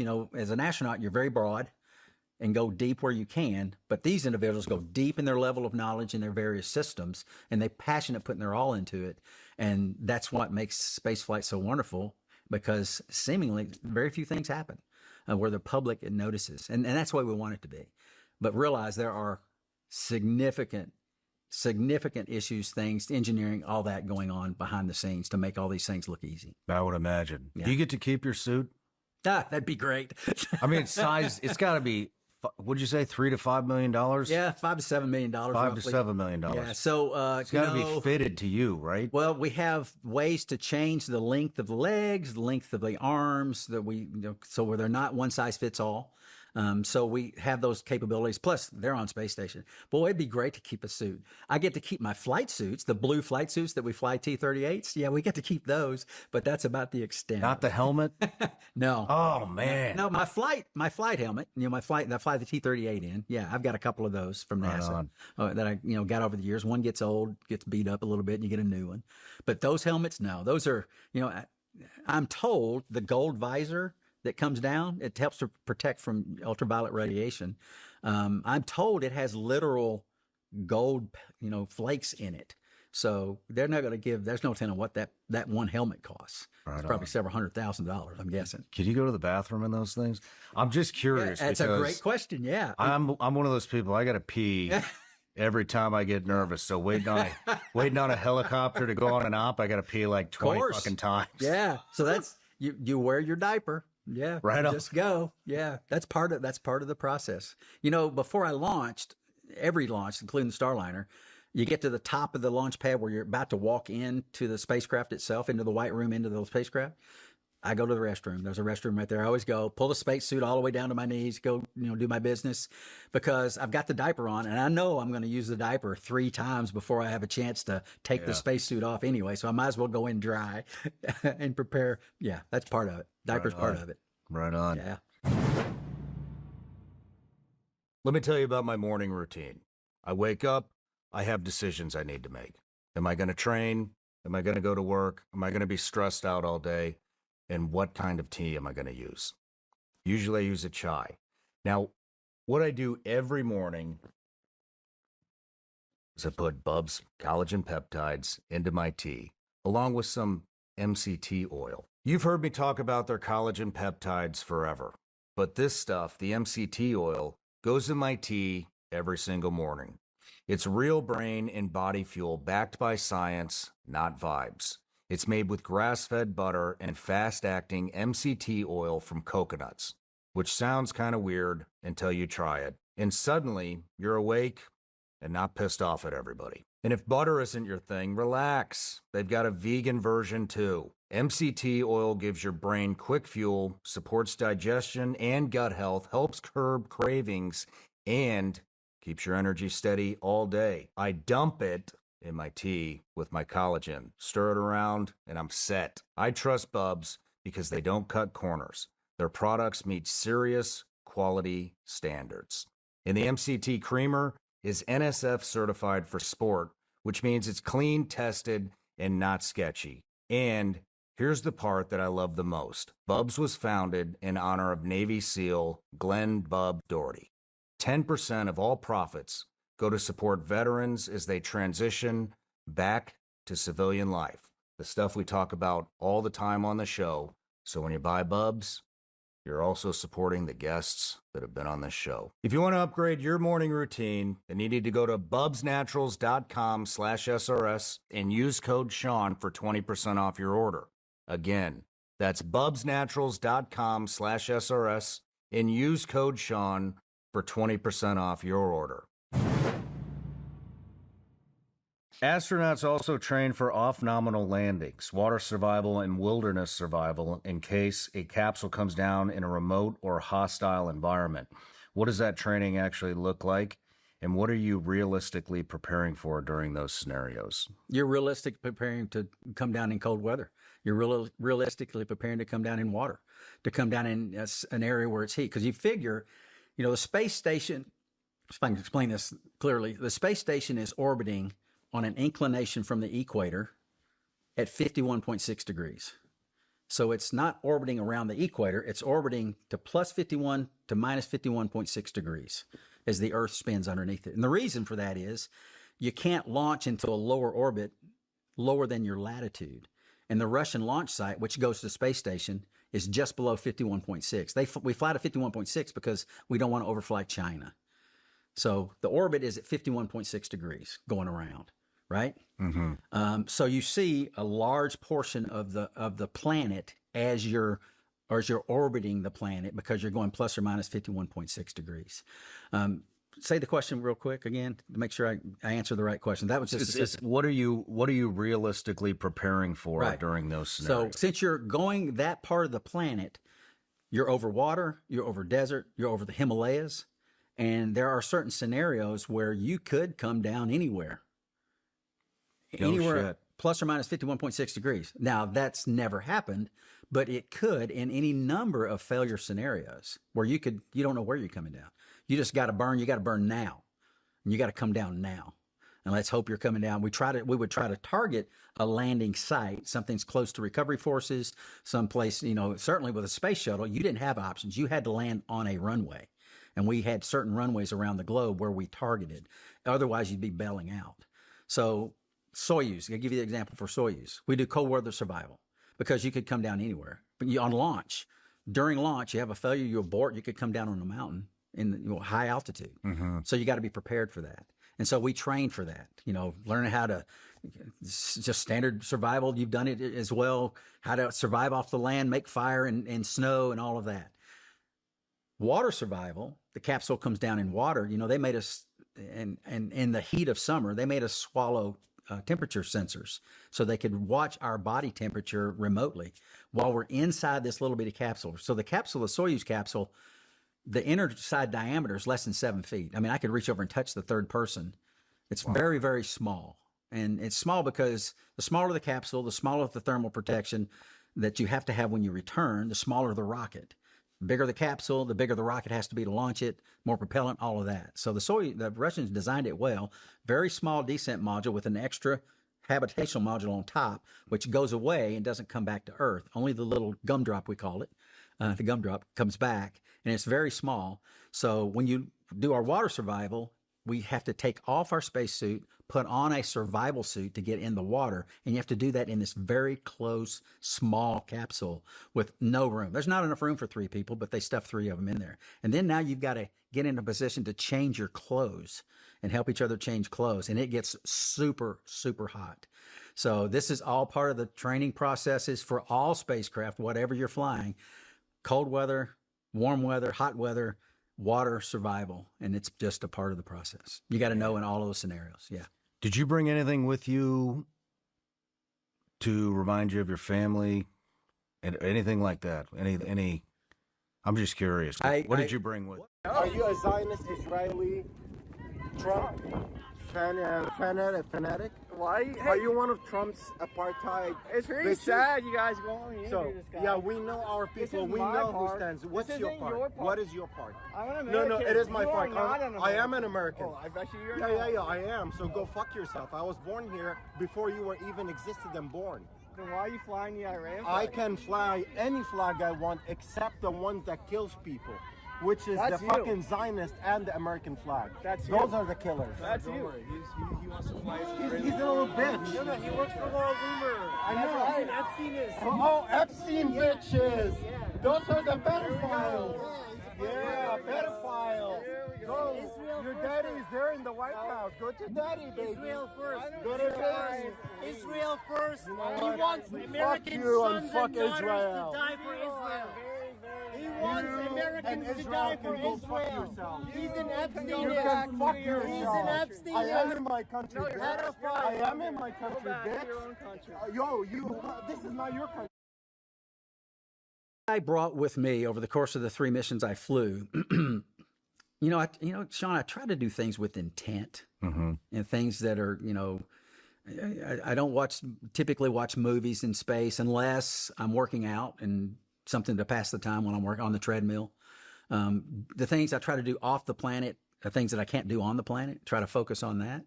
So I try to do things with intent. So, things that I brought with intent, something I thought would be meaningful for my girls. My daughters are the legacy that I will leave behind, and instilling in them the truth of Jesus Christ, He is Lord and Savior, is paramount, and other issues of life, being responsible, being good patriotic, good Americans, part of what I try to train them for.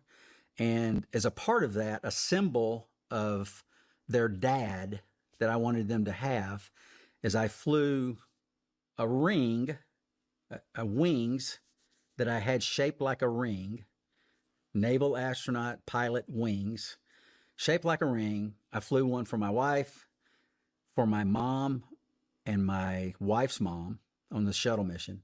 And my mom is now gone. My wife's mom's still with us, and they were going to pass it to my 2 daughters, which they have, that they would have that. And then a pair of gold, normal size wings. Again, they don't know they're getting these until they graduate college, until this. And so a pair of those gold, flew them in space, something that they would have to remember their dad and their mom, because, you know, yeah, their dad wears the wings, but their mom is as big a part of it as I am, because, you know, the families, the wives sacrifice. I mean, when I was in space, everything broke. Hurricane came through, I'd get a new roof, and my wife handled it all. My dryer that I bought in 1989, chugging along for 35 years, finally said, I'm done while I was in space.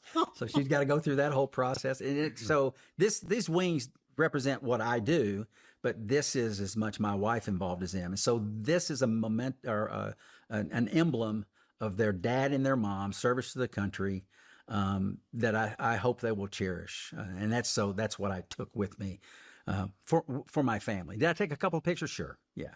But that's really the meaningful thing. Yeah, that is really cool. Yeah. That is really cool. And so what would happen if, I mean, you landed in Russia or China, some type of a hostile environment, maybe, you know, somewhere in the GWOT when that was going on? Yeah, they would. Did you guys talk about that, or? The powers that be would try to get us immediately. This is, of course, national significance. Mhm. This would be up at the highest levels in both the Russian government and our government, and whatever other nation that was with us. You know, we have a conglomeration of nations in the International Space Station program, many European nations and such.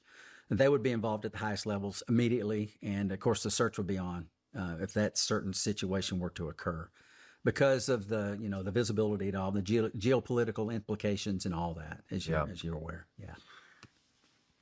There's historical documentation that some Soviet cosmonauts carried firearms in their post-landing survival kit after off-course landings in remote areas.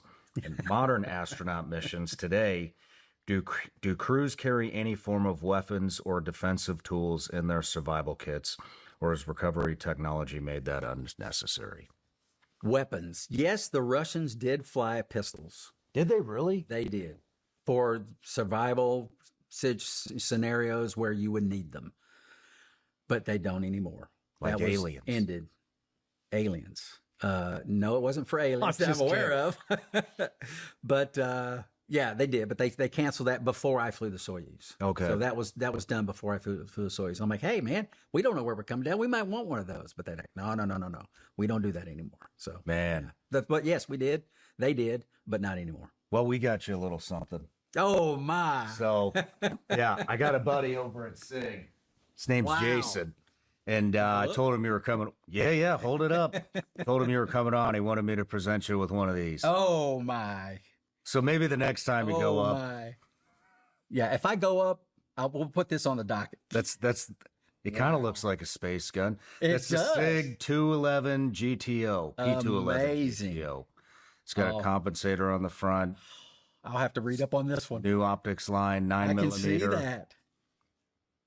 Amazing. Maybe if it quits raining and we got time, we can break that damn thing in before you leave. But thank you, Sean, and thank the person that you said that gets them for you. Thank you so much. I will. That's amazing. Glad you like it. Oh, I love it. Love it. Thank you. My pleasure. But well, I want to get into the interview now and do a bit of a life story on you. So let's just start at the very beginning. Born and raised in God's country, which everybody, of course, knows is Tennessee. And Mount Juliet, Tennessee is where I grew up. And stable family. My parents thankfully took me to church because I was the most mischievous kid, I guess, in the county, probably, maybe in the state. And I needed some stability, and my church, the Word of God, actually provided that for that kid that really, really, really needed it. So grateful for, I think about back to my college coaches. I wrote about them a little bit in the book, not as much as I would like to have, but because they were trying to mold these kids into men, and the way that they went about that and some of the things they instilled, you'll see in the book, it says, you got to want it. Whatever it is in life that you're striving to do, you got to want it, because it's not going to be easy. Life is tough. And I remember my Coach Sims, my 9th grade position coach, we're out there in the back practicing football. They had built a new junior high. And when they built Interstate 40, they'd taken a lot of the topsoil from the area as they built the interstate. And so where we practiced football had no topsoil. It was clay and rock and a whole lot of rock. And we called it the tundra. And we'd go out on the tundra and sweating and, stinking together out there, hitting each other and doing what we do in the heat of the late summer. And I can still hear Coach Sims, you gotta want it. You gotta want it. And that kid hearing that with my friends, doing all this together, made me want it. And I have carried that with me, that kind of mantra. My Marine Corps drill instructor, get this, Gunnery Sergeant Tiberius Gerhardt, Interesting. United States Marine Corps. What a name for a drill instructor. How fortunate was I to have a drill instructor with that name? And he, his nickname was, we found this out, was the Evil One. And oh my, he was not evil. He was tough, and he instilled discipline in me that I didn't even realize I had, and took me places physically and mentally and emotionally that I didn't know I could go. And, I think he's gone now. I've looked him up on the internet. I think he passed away a couple of decades ago. But his family doesn't know what he did for this guy in those 14 weeks that I was there. And just the grit and determination that he displayed that gave me that motivation to do it as well. And so those type of things, events, and I can name others as well, growing up in Tennessee here and instilling in that young kid and growing up and eventually into college here in the state school, Tennessee Tech, majored in electrical engineering, played football at the school.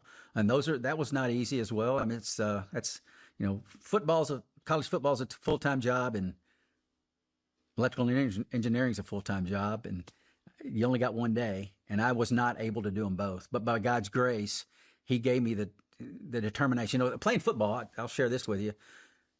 You see me. I'm small. I was slow, and I was weak. Small, slow, and weak is not a great combination for football. No, it's not. It's not at all.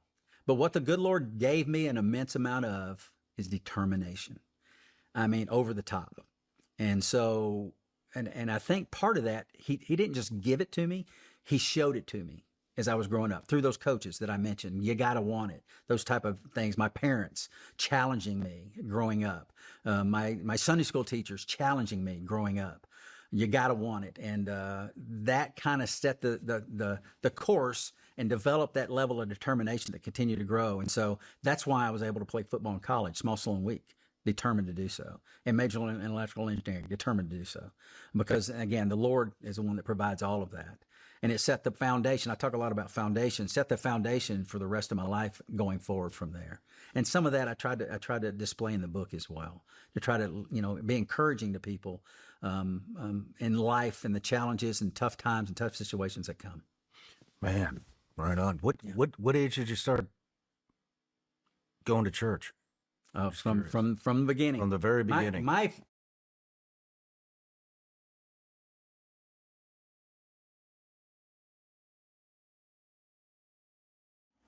All right, remember I'm cooking chicken.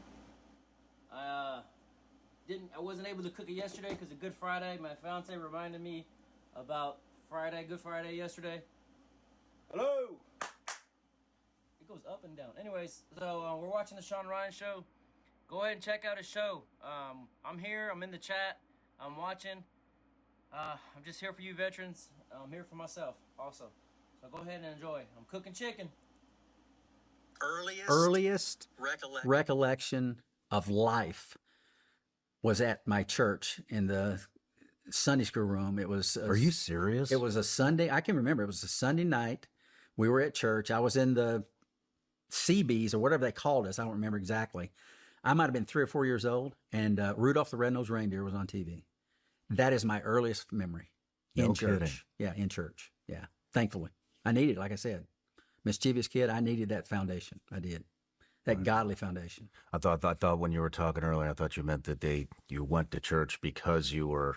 No. My parents loved Jesus. They loved the Lord hard. My mom, when she passed, the most content person I've ever seen. She had brain cancer. We didn't know it. She didn't either. And the Lord took her quickly, thankfully.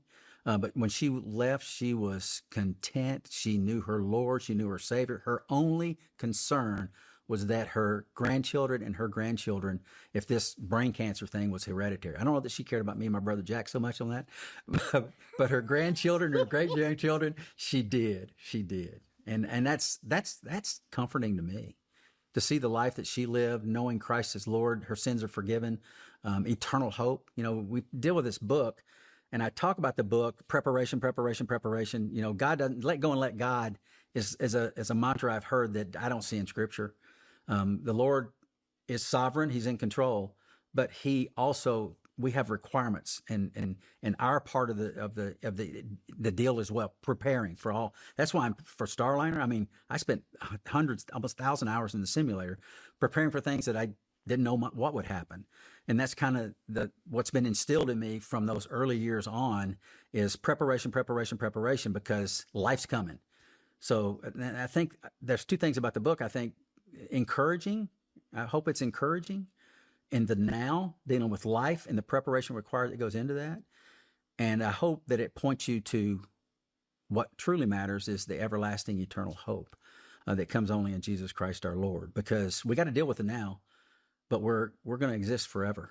And in one form or the other, one place or the other.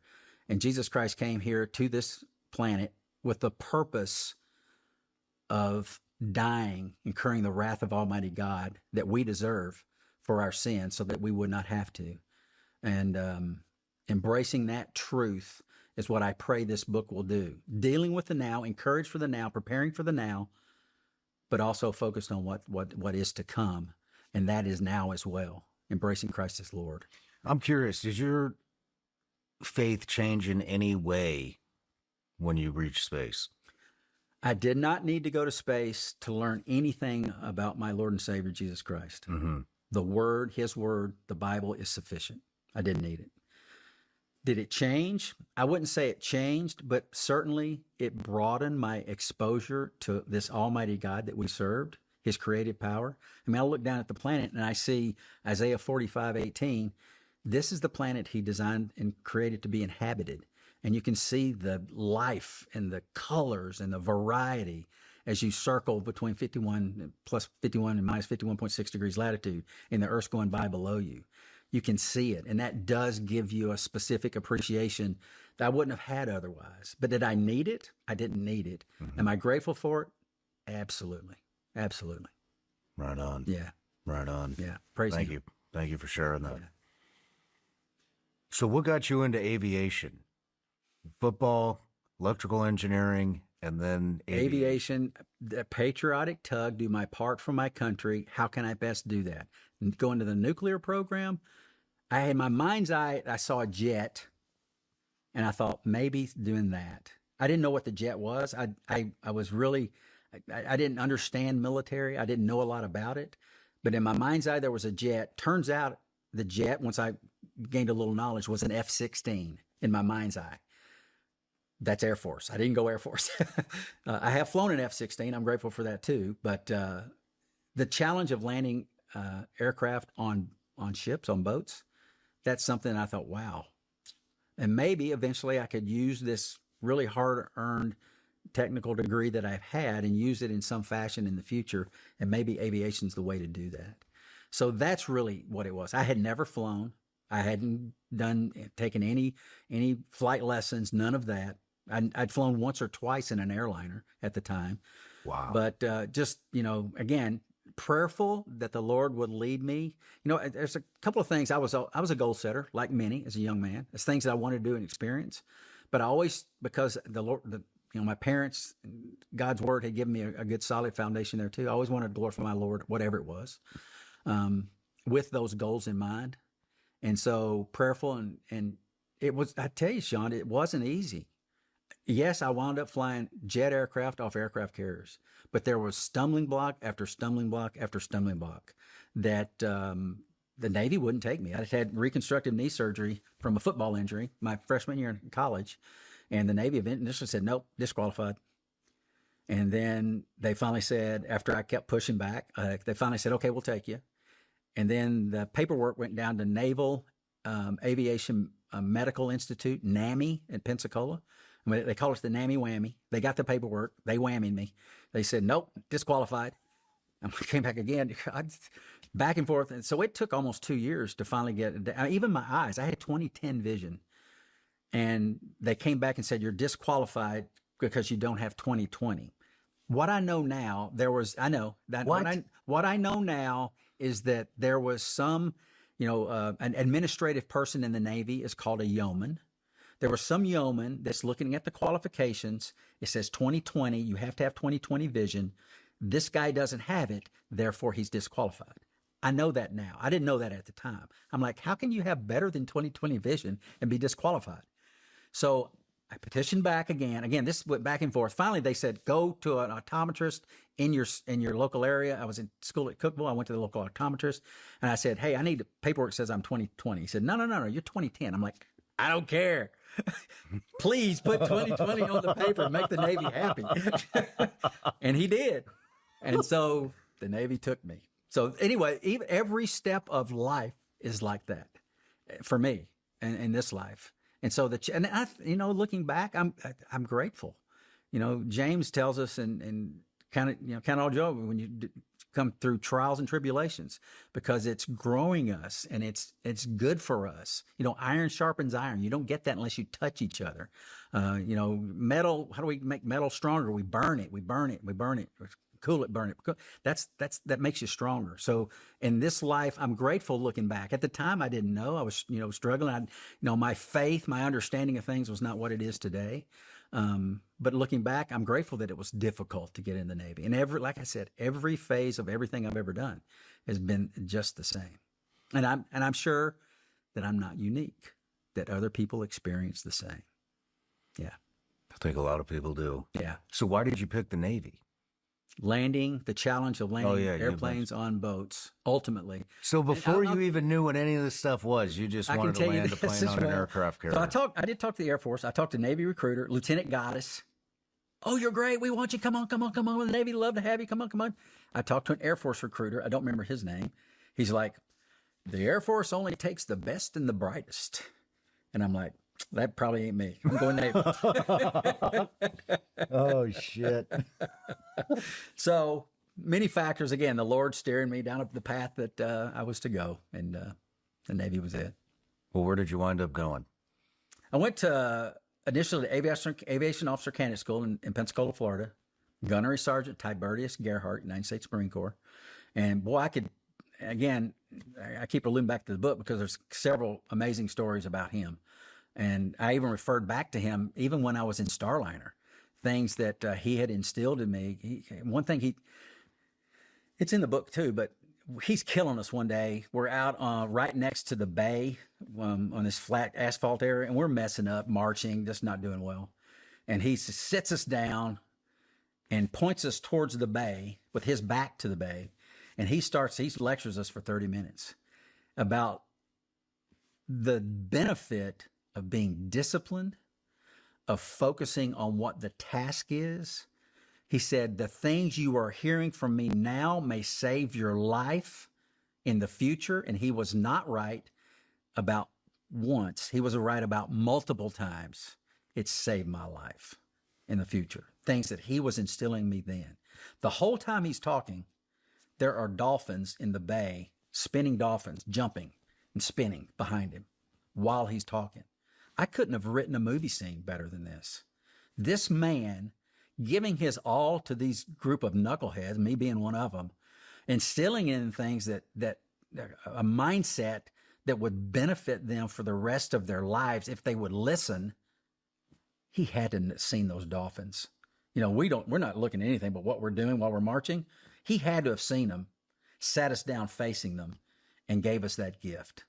The evil one, he was tough, but he obviously had a little soft side because he gave us that lecture while seeing this amazing portion of God's creation spinning behind him. This is the Lord's providence. Wow. And I'm grateful for that man. I'm grateful for that system. I'm grateful for our nation, for those type of things that have been of benefit to me and now flow on as benefit to my family.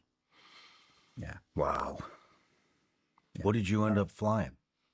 Oh, that's another story. You keep asking the right question. You've done this before, haven't you? I go through flight school. I did really well. The Lord gave me the ability to fly. When I number one in my class in all three phases: primary, intermediate jet, advanced jet. And matter of fact, I accelerated and graduated with some individuals that didn't start with me. So when I got to the point of winging, there was a guy, very talented aviator. He had 2,000 hours coming into the Navy, and he had done very well in primary flight school. But my grades in intermediate and advanced jet were better than his, though he did very, very well. Like I said, very talented. So when it came to the point of being at the end, they give all those grades, put them all together from all phases of flight to give you an aggregate score. His was, I think, 1 point higher than mine. Therefore, only the first person gets their choice. He got his choice, and I got an airplane that I did not even have on my list.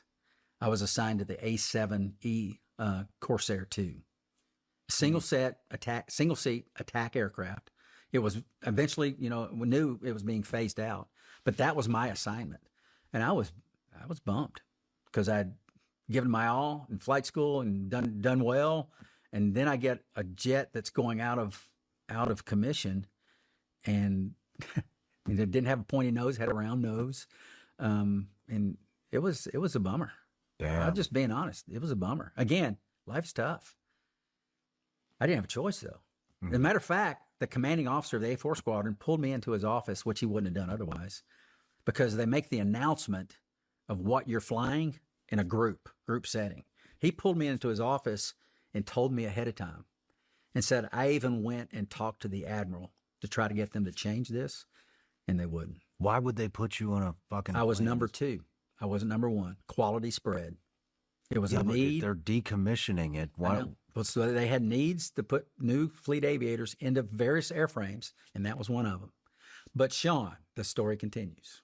I was distraught. I finally get out to Lemoore, California, NES Lemoore. I check into VA 122, and it was the best thing that could have happened to me. That airplane, flying it, the people, the single seat guys, became Vice Admiral Woody Lewis, guys I met in that community, great Americans. It was the best thing that could have happened. I loved flying the A7. I mean, loved it.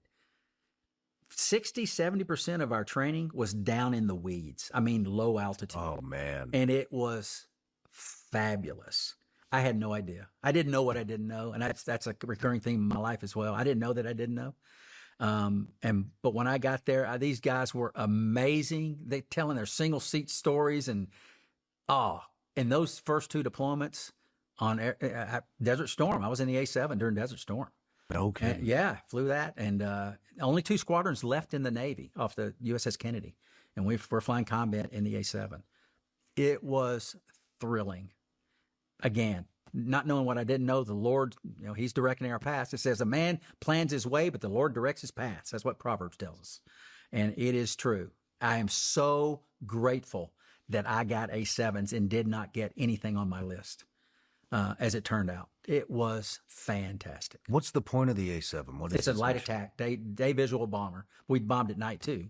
We didn't have night vision goggles. That wasn't a capability, but it was the first aircraft with a heads-up display.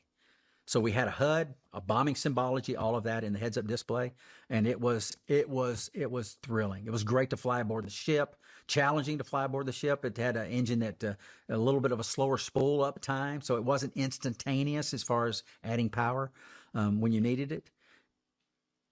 Amazing, thrilling, loved it. Why were you flying so low? Well, we're flying low because you might be down there. That was part of the training. So we had certain deliveries that were classified, with certain capabilities that were classified, that we needed to be down in the weeds and not detected. And so that was a big part of the training because of that. Classified missions with classified weapons, trying to without being detected. Yeah. Yeah. And these deliveries, I do talk about one of the deliveries in the book. You colonized this nation. You stole it from another nation, just like you did. And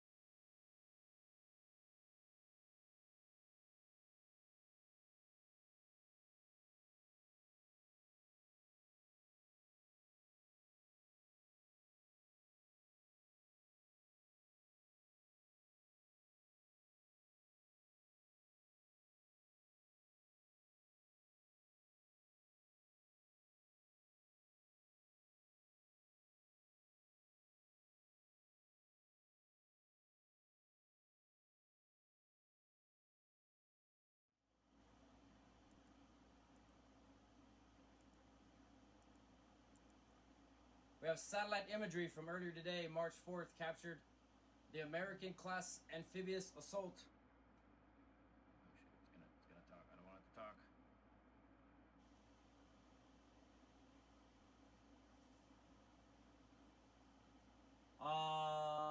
USS Tripoli. I start again. Satellite imagery from earlier today, March 4th, captured American-class amphibious assault ship USS Tripoli and her 2,500 embarked Marines with 31st Expeditionary. I gotta check, make sure the audio's on, otherwise it's a waste of time. Okay, it is. 31st Marine Expeditionary Unit, which is also known as the 31st MEU, quickly streaming towards the Middle East, having already entered the South China Sea. Seen there. Posted by Osana Technical, Osana Defender. Yeah, I'm still cooking chicken. I'm going back and forth. I appreciate you guys being on.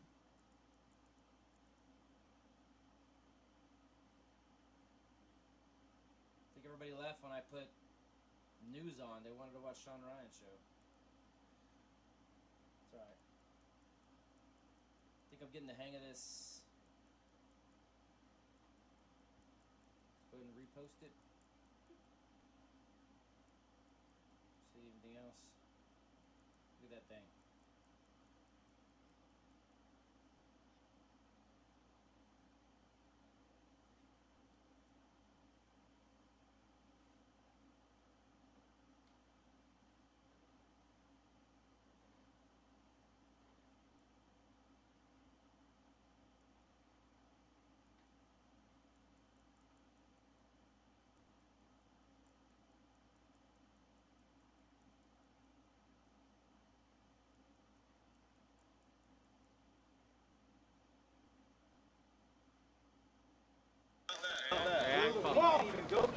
Nigga pop shit for them in our material.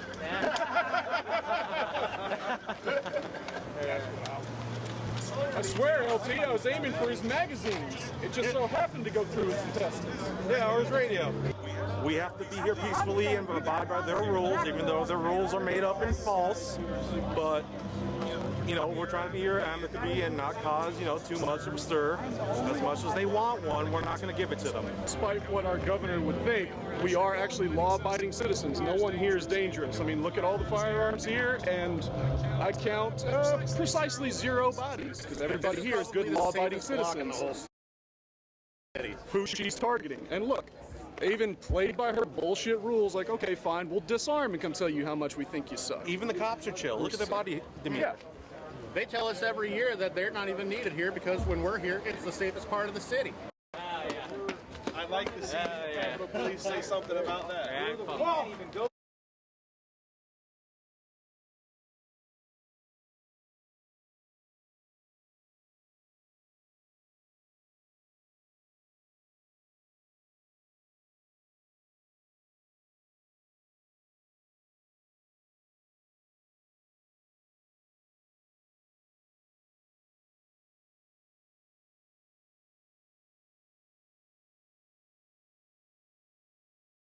the shoulder, you fly over target. Let's hear it. Fly over target, low altitude, designate as you fly right over your target, so your system tightens up, the onboard inertial navigation system.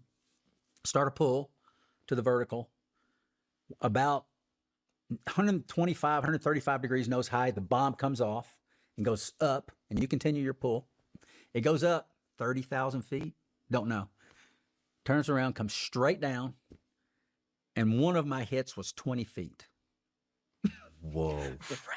From that, we call it over-the-shoulder delivery, 20 feet. The tightness of the system, maintaining right on the exact, symbology that you have to fly, releasing, the bomb comes off, just keep your thumb on the pickle. The thumb on your I say the pickle, I say that like what I'm talking, like people know what I'm talking about. There's the designate button where the bomb comes off. Mm-hmm. The bomb won't come off until the system says release in this mode. So you keep your thumb on it, you pull right up the line, stay on the line, exactly on the line. The system calculates when the bomb should come off to impact the target. And I got a 20-foot hit once, over the shoulder. Bomb going up to, 30,000 feet, way up there. As you continue, then you go back at low altitude and you egress. Thrilling, Sean, thrilling, absolutely thrilling. What did you bomb? Well, we're just hitting the targets here. Gotcha. We have a target out in the, this is the desert of El Centro, California. Okay. Loom Lobby, targets that were out there. I'm not even sure they even have those targets anymore. This was a long time ago. What But were the just- targets? Connex boxes? Or? Oh, they just have, sometimes they put a tank out there. They got triangulation where they can give you the hits. The bomb is just little blue training bombs. Okay. And then when the bomb impacts, it blows a white smoke out the tail. When Gotcha. it impacts the ground. Now, we also trained with some live weapons as well. But yeah, different cases, different scenarios. I never launched a live weapon over the shoulder. But some have. Because that's part of the training process. I just didn't, they're divvied out. These good deals actually drop live weapons.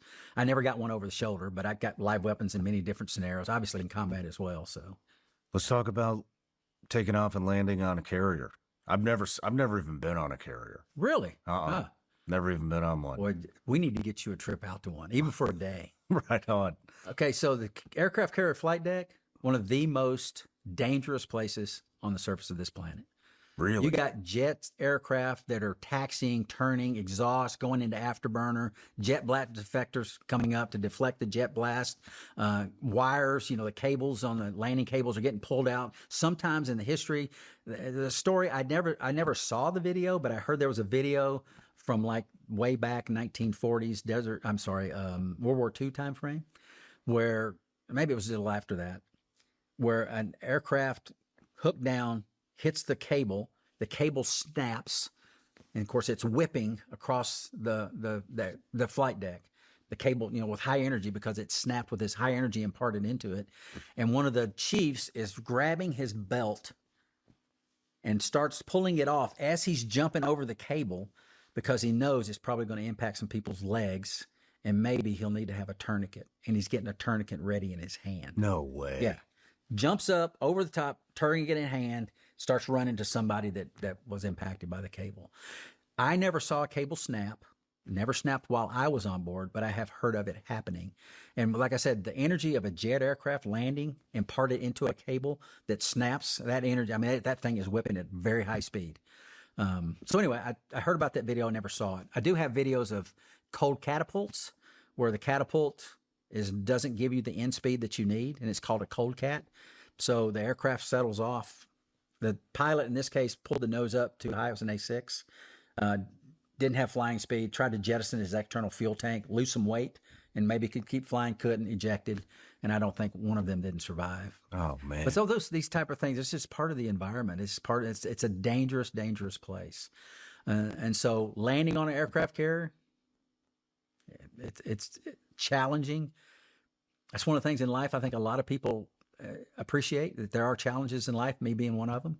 And that's one of the things I dreamed about doing when I decided to join the military, landing on aircraft carriers. And then at night, oh my, you talk about the challenge ramping up. You think about sitting here right now, you're looking at me, but your peripheral vision sees everything off to the side, right? Mm-hmm. And in daytime, you can see the ground coming up. You can see, if you get a little angle of bank, you can see that peripherally, and your brain is processing all that, and you're making corrections all the way down the glide slope. to try to affect and land and hit. The hook grabs the wire that they're targeting. If there's a four wires out, they're targeting the 3 wire, most likely in most scenarios. And they all do this with how they roll the visual landing aid system, the Fresnel lens, which is what you're looking at lineup out of your peripheral vision.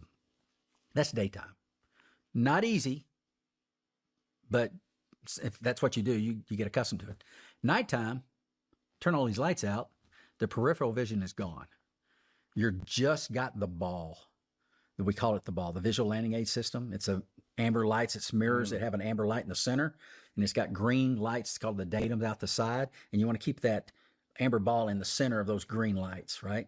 Okay. And so you go a little high, you take a little power off, you catch it. If you go low, if you go too low, it's red. You don't want to, there's no life. The term is those green lights, there's no life below the datums.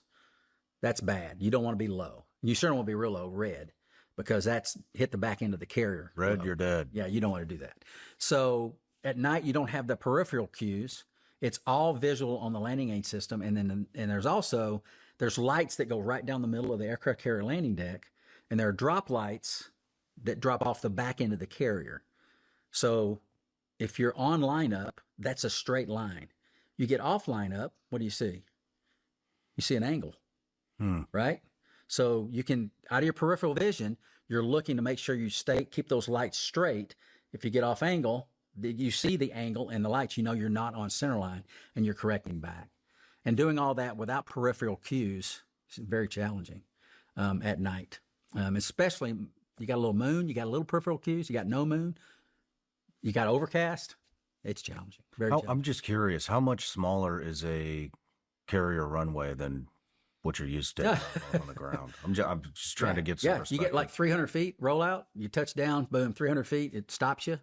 So when you touch down on the aircraft carrier, you go full power every single time. Because if you could have a hook skip the wires, you want to have full power on the jet, so you take off. Even when you land, you could land past the wires, full power. So you go full power, the wire grabs you, you hold full power until the yellow shirt runs out and says, throttle back, throttle back, throttle back. And then you pull power. If you were to pull power early or pull power when you touch down, that's called a cut pass. And every pass is graded, different scoring. A cut pass is a 0 in the grading scheme. And I don't know anyone, maybe it's happened, but I'm not familiar with anyone that has had 2 cut passes in a career that continue to fly around the aircraft carrier. It's that big a deal. Wow. You have to be ready, power on. If you're that guy that, the brain fart issue and you pull back instead of adding power, we can't have that. Man. Yeah. How long? So 300 feet. How long is a typical runway? I would say the landing distance is probably, we could look it up. It's probably 600 feet, the distance, but the distance from where you touch down until you stop, 350 feet. Yeah, it's not even quite the length of a football field. So yeah, you're forward in your straps once you grab the wire, full power. It's pretty challenging. So normal landing in an F-18. How short could you land and stop? Depends on your fuel weight, how much fuel you have. You could probably do it in maybe less than 2,000 feet. But our runways are 7,000 plus. Holy shit. Yeah, like in a T-38, which I flew the last 25 years with NASA, we are not allowed to go to a runway less than 7,000 feet. Yeah, so the difference between a carrier landing and a normal landing, very different. Wow. Yeah, very different. That's 300 feet.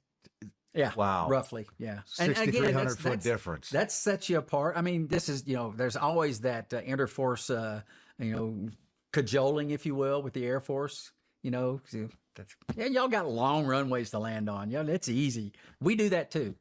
But they can't do what we do as far as landing on a carrier. Damn. Do all naval aviators do that? What's that? Do all naval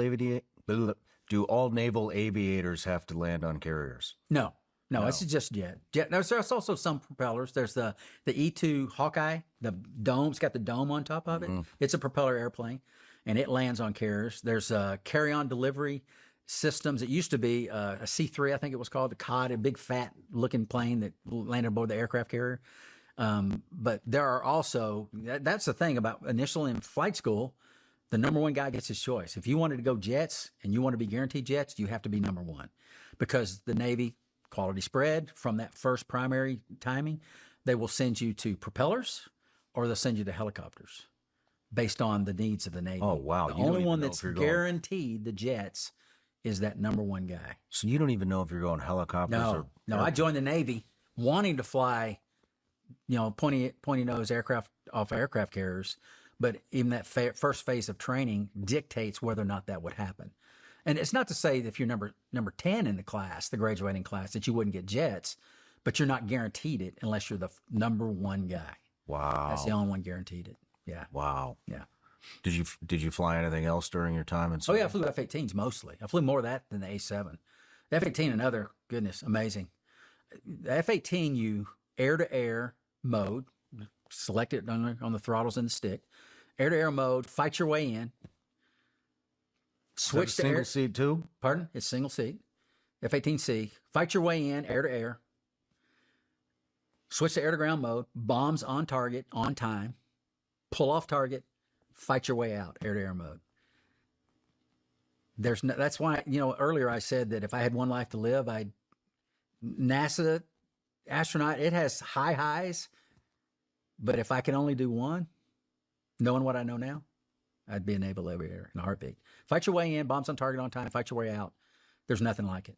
Going out to Fallon, there's actually other naval aviators playing the bad guys in airplanes, F-5s and other aircraft, and simulating. You've got these pods on your aircraft where you link up to a ground station. All the aircraft have pods, and so you can actually go back and replay the fight and actually see where you shot. Did the weapon impact? Was it within the weapon's envelope when you shot? You can replay the whole thing. And to go in and fight your way in, bombs on target, fight your way out, really doing it with real aircraft. And this real, you train like your fight, train in the real life scenarios. There is nothing like it on or off the planet. Man. Nothing like it. That's so awesome. when I talked about earlier about some of these great Americans that I have served with that master this capability that our government has provided them to protect our nation against all enemies, foreign and domestic. There's not a higher level of appreciation for those individuals that I can imagine finding anywhere than those guys that do that and do it well, sacrificing for their countries and their families doing the same. Because I'll tell you how stupid I was. I got many I was stupid stories. I'm at my very first squadron. We have a squadron function. Everybody's together at a, just Friday night social. And the commanding officer, my executive officer's wife, I overheard her talking, and she was saying, yeah, when we finish the command tour, we're going to do this, and we're hoping to get this orders, and she was we. And I'm like, I'm single at the time. I'm like, we? It's not we, it's his career. What do you mean we? As she's saying all this. I'm thinking this. I didn't say it to her. Boy, was I stupid. I was stupid. Because this is a family unit sacrificing for their nation. Because when I say sacrificing, there's significant sacrifice. I mean, there's separation. There's challenges of emotional separation because of what the individual that's, on the pointy end of the spear is doing and the hazards associated with that. And this is the family unit doing this together. And when she said we, she was absolutely right. And I was dumb, stupid, new, didn't know what I didn't know. But I learned it pretty quickly, thankfully. Can you talk about your first mission? First real world mission? It might be better if I talked about the first real world night mission. Okay. Yeah, I had a couple of day missions. So set the scenario. John F. Kennedy, CV-67, is in the Red Sea. We would launch like 42 aircraft on a strike mission into bad guy country, which was Desert Storm at the time, into Iraq. We would launch 42 aircraft at a time. We would launch 42 aircraft off the carrier. We would rendezvous. All these aircraft would rendezvous on tankers. Whoa! How long does it take to launch 42 aircraft off an aircraft carrier? I would think the first one would be out of fuel by the time the 42nd Well, one's up. that's what I'm saying. We would rendezvous with Air Force tankers. And think about this at night. Air Force tankers, 8 of them. And they're stacked up in 1,000-foot, these Air Force tankers, KC-135s or KC-10s. They're stacked up from 18,000 feet all the way up to 26,000 feet. Wow. Nose to tail. And you can see their lights. This isn't nighttime. And you're rendezvousing on your tanker, your designated tanker, and you have to be level. You can't be low because now you're in somebody else's airspace that is rendezvousing on another tanker 1,000 feet below you. So we're rendezvousing 42 airplanes on these tankers to refuel. You stay on the left wing. Someone goes in, plugs the tanker, fills up.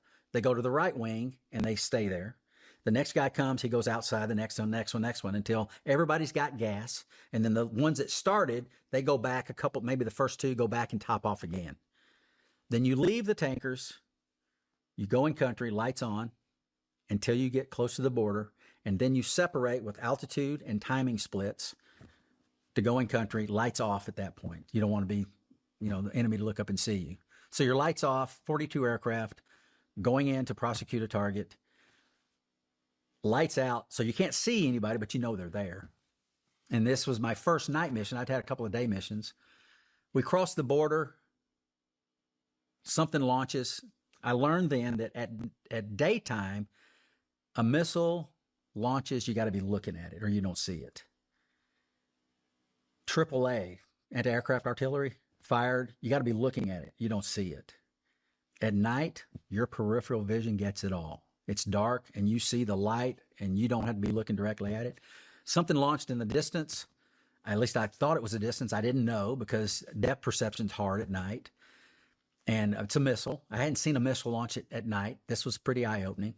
And it launches and it goes higher and higher and higher. I'm at like 27,000 feet, 23,000 feet. It goes above me. And it seems like it's way out there. And Scud missiles, that's the NATO designation for the missile that the Iraqis had. They had launched a couple of Scuds before this, and this turned out to be one as well, and it was going towards the west, towards Israel. I don't know if you remember anything about the conflict, but they were launching some against Israel, trying to get Israel engaged, because if Israel got engaged, then maybe the rest of the Arab nations would get engaged as well. But Israel wouldn't. They wouldn't engage with them. Anyway, it goes off that way. And so this gets your heart pumping. I'll bet. Let me fast forward to the issue, to what happened. So I wound up kind of a little bit in front of the strike package I had a different role. I wasn't a bomber. I wasn't bombing the ground or the target, but I had a different role, which put me out a little bit in front of the strike package. When it came time to turn and head back and leave, an SA-8 gets launched. And my radar warning receiver, the raw gear, it's going nuts. What's an SA-8? SA-8, it's a surface-to-air missile. Surface-to-air missile. And it's got a designation. An SA-2 is like a telephone pole, and it's not real maneuverable, but it'll go further because it's got more propellant, because it's really big. An SA-8, smaller, more of a tactical, close-in, but very maneuverable, out to about 8 miles, 25,000-ish feet. And we knew that they were there. We got intel. We know they're there. That's part of what we're targeting, is to target them. But they fire as I'm turning, and my raw gear lights up, and it's visual. It's got 8s on the display, and it's also aural. So it's going different sounds for different types of something, whatever, different types of radars or whatever that is locking onto you. So my radar gear, raw gear goes off. I see 8s. I look off my left wing, and I see a light come up above the cloud. It was just a puffy cloud, a small one, come up above the cloud, and it looks like it's targeting me. If it's not targeting me, it'll start moving on the canopy. If it is targeting me, it's going to stay right in the same spot coming at me. And it didn't move on the canopy. It's coming right at me. I had never had a missile shot at me at night before.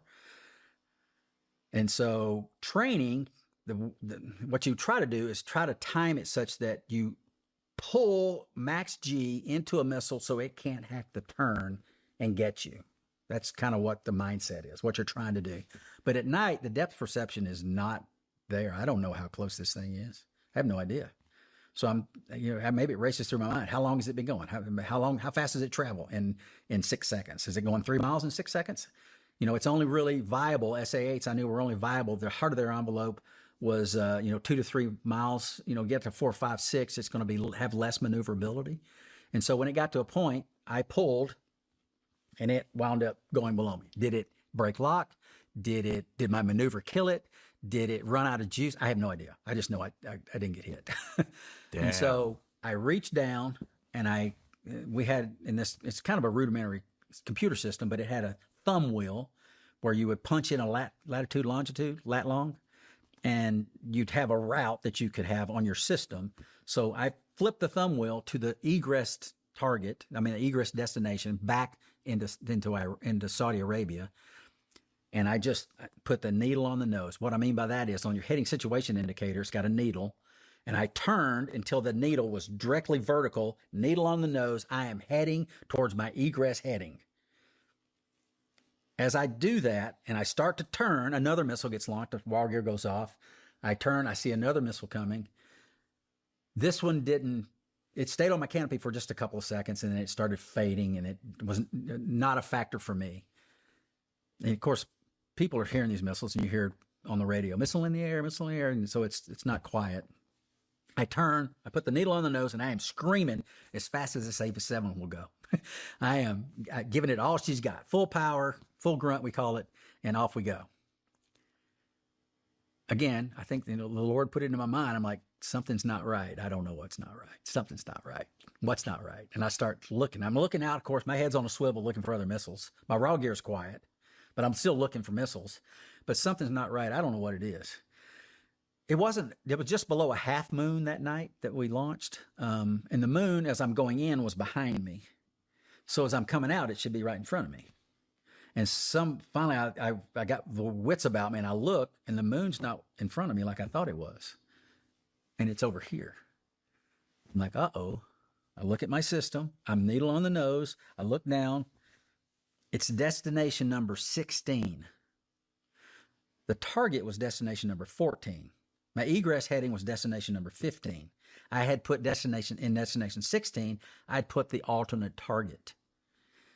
If you're going to get 42 airplanes in the air, over bad guy country, 5-hour missions, tanking all these assets, you don't want to get there and the weather be bad. And you can't do your business. So you have an alternate target just in case. And I'd punch that alternate target into destination 16. When I reached down to flip that thumb wheel, I went from 14, it went 2 destinations to 16. I didn't check it. I'm just needle on the nose. I look down, I realize it. I flip the needle. I flip the destination up to 15. The needle goes here, which is, of course, now really. So I'm heading towards the alternate target and don't know it. Fog of war, we call it, right? Yeah. And if a target is worthy to be targeted by us, then it's probably worthy to be protected by them. And it was. Oh. They had I think they had SA2s and 3s. So I get an SA2 indication right on my nose, and I see a light in the distance. I don't know how far, but it's pretty far. And I'm like, oh my. So now I got a third missile shot at me. I turn at this point, and I put the moon right in front of me, and I really didn't look back. I did dispense. We have chaff and flares. Chaff, it'll shoot out radar deflective material where the radar will hopefully glom onto that. Flare, of course, is a really hot flare that goes out if it's a surface-to-air heat-seeking missile. And I had forgotten about it on the first 2 missile engagements. It never entered my mind. I didn't even think about dispensing chaff. But this time I remembered it. I dispensed a load of chaff. It's a program. It spits it out in a certain way for certain threats, which we had loaded pre. I spit out chaff as I turn, and I keep needle on the nose. I never look back. I have no idea what happened to that missile. Did it come close? Was it far away? I have no idea. I just know it didn't get me. Lessons learned, right? So what put me in that position was a tactic early in the conflict that we wanted to keep the aircraft all together for the fighter picture, the air-to-air picture. If all of our aircraft are together, the fighters that are looking for bad guys, they know where we are. It keeps the chance of, we call it blue on blue. Blue is good, red is bad guy, right? We don't want to be blue on blue, good on good. So you keep them together. So this tactic we used kept me in a position I should have already been gone. But because of this tactic we were using, we stopped that after this mission. Once you finish whatever you're doing, you leave. We got transponder codes. We got altitudes we can fly, which can deconflict the air-to-air picture. And we use that instead of trying to just keep the aircraft physically in close proximity. Lesson learned the hard way, at least for me. Wow. So, fog of war. Hold on. That's your first night mission? First night mission. Yeah. Yeah. I had several after that and I try to, again, the purpose of putting them in the book is not to say, hey, look what I did. I don't care. It's to see the progression of what the Lord situation he put me in preparation for the next, preparation for the next, preparation for the next, which, ultimately this wrapped around this Starliner story, which is a baseline for that. And it all purposes to glorify him. Truly is. As we tell this, again, encourage people in dealing with the now, being prepared for the now, and also focus on things that are eternal, which is only through Jesus Christ our Lord. Yeah.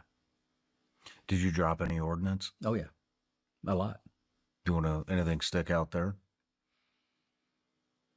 Yeah. Night mission, again, no air-to-air threat. 8 A-7s going into a target area, just us. We call them kill boxes. Just a latitude, longitude, 10 by 10 mile box you go into in the bad guy country before the ground war, before there were any ground troops there. And anything you see in the kill box, prosecute it. We would drop a flare, Lu-2 flares.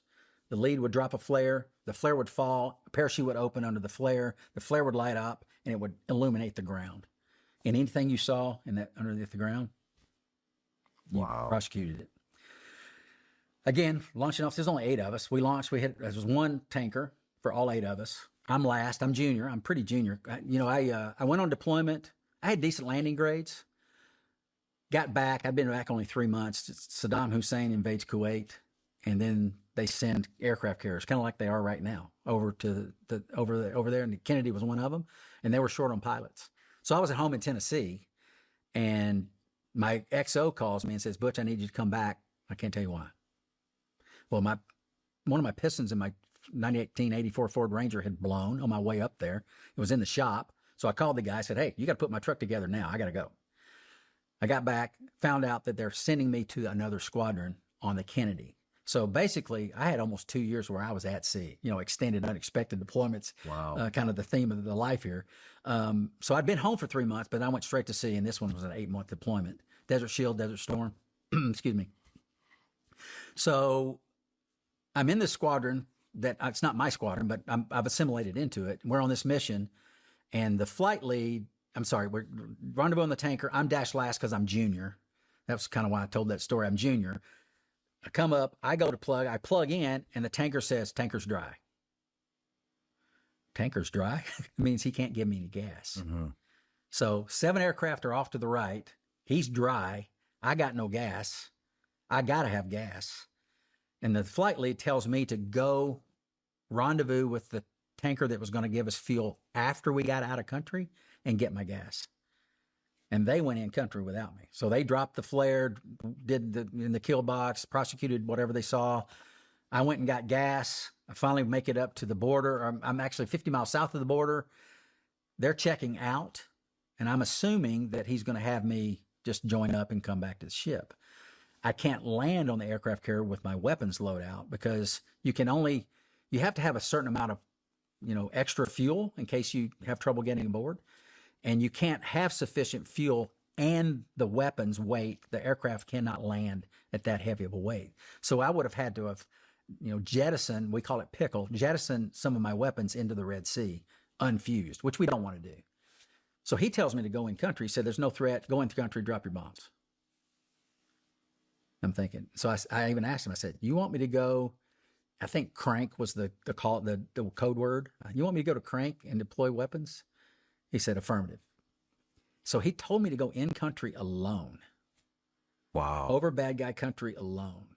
It does not seem like a good idea. I didn't think so either. But I'm junior. He's a flight lead. I'm going to do what he says. So I go in country alone. When you get in situations, fear can be detrimental. It can be detrimental to your performance. And this is part of what happened with Starliner when I got to that point. But I won't talk about that now. But fear can be very detrimental. when I got all these missions that I flew, when I'd get 20 miles south of the border, there was apprehension. But when I got 20 miles south of the border, gone. Focus. This is a job. I got my responsibility. My friends and crewmates, in their aircraft, they're depending on me. And there was no fear. It is time to go. On this mission, I'm going in country alone. There's fear. I mean, if the stick between my legs, if I didn't have that stick there, my knees would probably be hitting together because I'm going in country alone. I've been in country, lights are out. You don't see the other airplanes at night, but you know they're there, mutually supportive. But this time I'm going in alone. Wow. Because my flight lead told me to. And he said, just drop your bombs B-52 style. B-52 means straight and level. Whatever, altitude 27, 23,000 feet, whatever it was, just drop them, come on, and then come to the ship. So I go in country, and I thought, okay, if I'm going to do this, I'm going to drop my bombs pointing outbound. I'm not going to drop them inbound and then turn. I'm going to go, turn, drop them as I'm leaving. So when they hit, I'm going to be way down there. As I did the turn, looking back, they started shooting at me. AAA. I'm way above it. Realize these flares have already gone out now. I can't see the ground. It's black. The flares that they had, that they used to see the ground to prosecute targets, that flare is gone. Mm-hmm. But them shooting at me gave me a target. Mm-hmm. So as I do the turn, they start shooting. They give me a target. So I rolled in and deployed my weapons. And, of course, they impacted, and the shooting stopped. People have asked me, how do you rationalize that with what God's word says about not killing and all that, don't murder? And I say, well, this is not murder. This is Romans 13. This is an extension of the governments that he has instituted to keep evil at bay. Go read Romans 13. I mean, if you do evil, you should be fearful. And that's what we are as military members. We are an extension of our government, and I trust my government to do the right things for the right reasons, because that's what we've done historically. And as an extension of my government, I'm not murdering. I'm not in that light. I am Romans 13 as an extension of my government. And I have no problem with that, because evil needs to be held at bay, because if it's not, it will overtake everything. And we know that. Wow. So anyway, prosecuted the target. They stopped shooting, and I went back to the ship.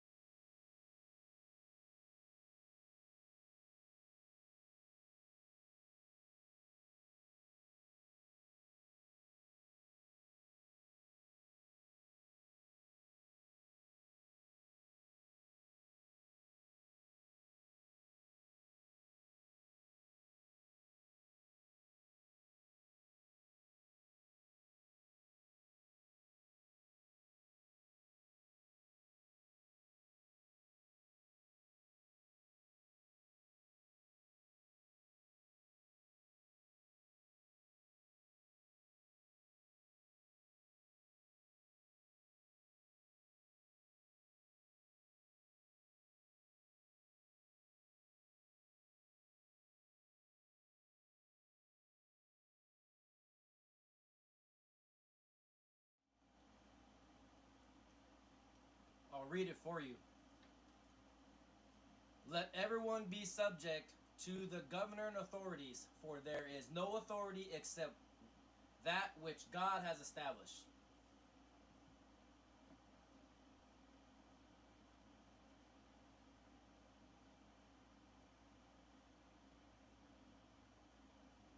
Checking the mic. Okay, mic's working. All right. The authority that exists have been established by God. Coincidentally,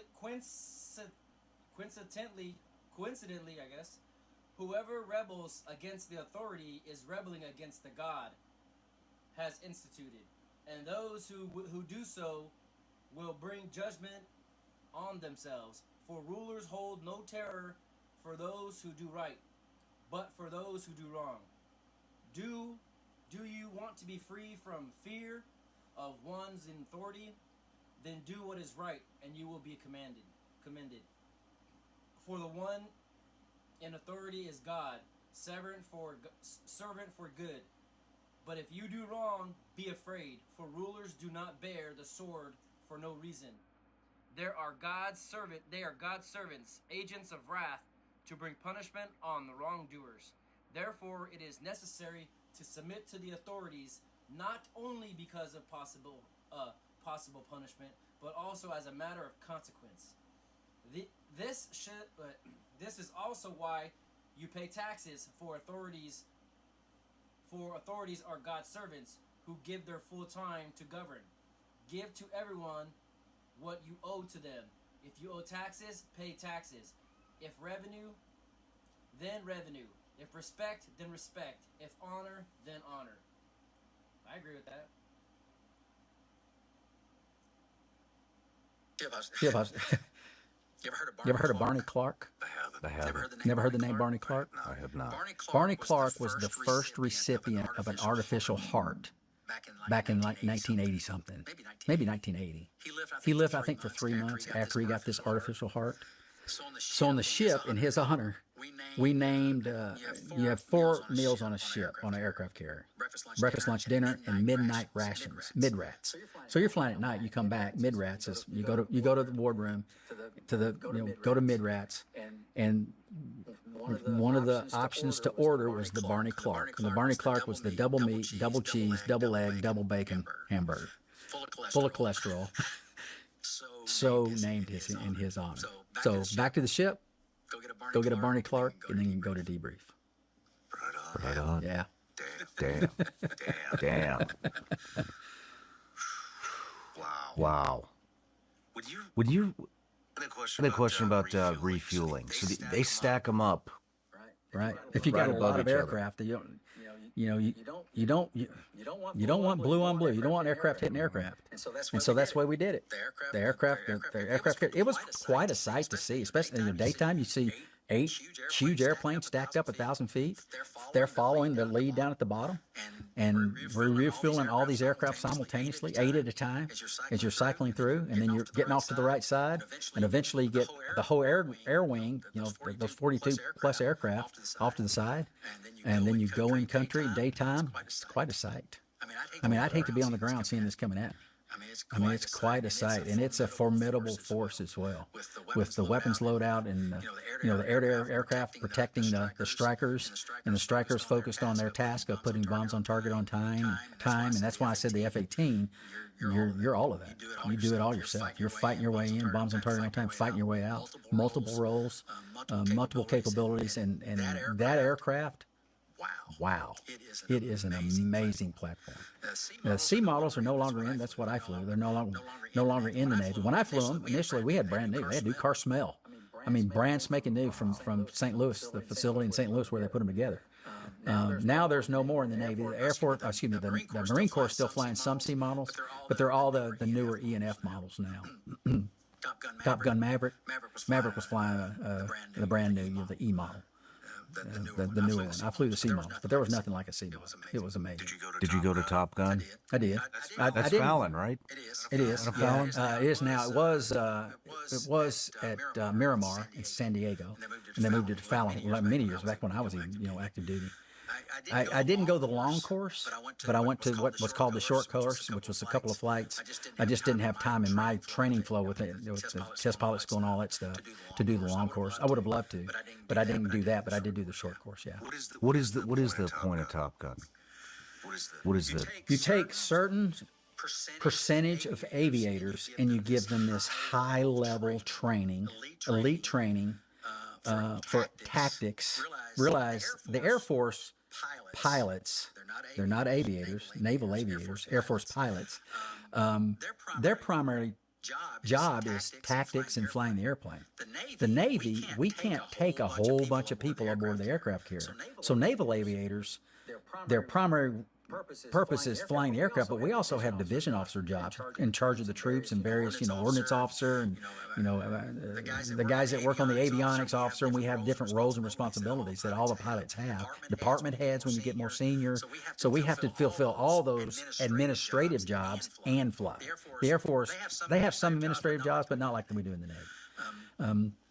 So Top Gun is to focus on the tactics. As the tactics change, you want to get that into the fleet. So you send some fleet guys, a guy or two from your squadron, and then you send those back to the fleet, and we have a weapons school at the different locations, like the East Coast F-18 RAG, Strike Fighter Wings Atlantic, has a weapons, at least when I was there, had a weapons school. I was the OPSO for a period of time, operations officer of the weapons school. A bunch of Top Gun graduates go into the squadrons, fly with the squadrons, train them, check rides with their people to make sure that their tactics are acceptable up to the level of snuff of what the most current tactics are, various weapons employment, air-to-air, air-to-ground, all of that. So that's the purpose of Top Gun, to keep our tactics at the supreme level. I think Top Gun actually kind of says that at the beginning of it, when it was instituted initially, the movie Top Gun. And Top Gun Maverick as well. So that's the purpose, and we're making sure the fleet is trained, ready to fight. Call them to that action. Right on, right on. Well, Butch, let's take a quick break. Break time. Most gear looks good until you actually start using it. Then you find out pretty quickly what holds up and what doesn't. That's why I keep coming back to Roka. These aren't just lifestyle sunglasses pretending to be performance gear.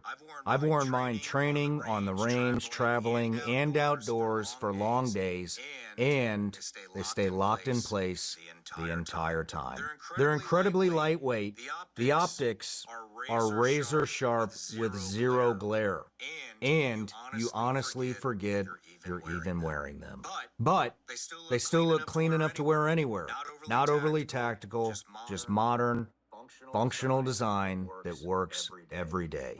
Roka was born in Austin, Texas, and everything about them reflects that performance-first mindset. And if you need prescription lenses, they offer both sunglasses and eyeglasses options built to the same standard. And whether you're outfitting a law enforcement unit, a military team, or looking for corporate gifts that don't suck, Roka offers wholesale partnerships to make it happen. Roka isn't just eyewear, it's confidence you can wear every single day. They're the real deal. Ready to upgrade your eyewear? Check them out for yourself at Roka.com and use code SRS for 20% off site-wide at checkout.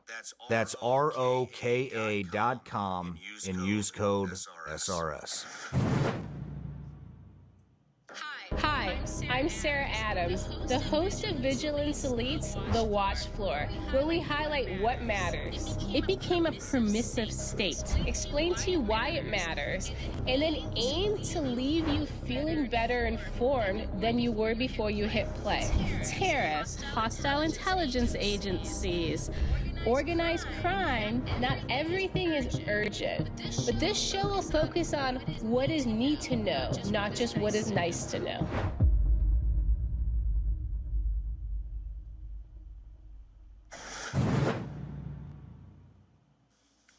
All right, Butch, we're back from the break, and as much as I want to dive into your Navy career, in all the missions that you went on, I want to get to space. Sure. And so, why did you leave the Navy? So the Navy has a process, obviously the test pilot program, and this is one of the things that before I ever entered the Navy, how can I use the foundation I built at Tennessee Tech, engineering, and go forward with that. And I even then thought maybe I could eventually get into the test pilot program.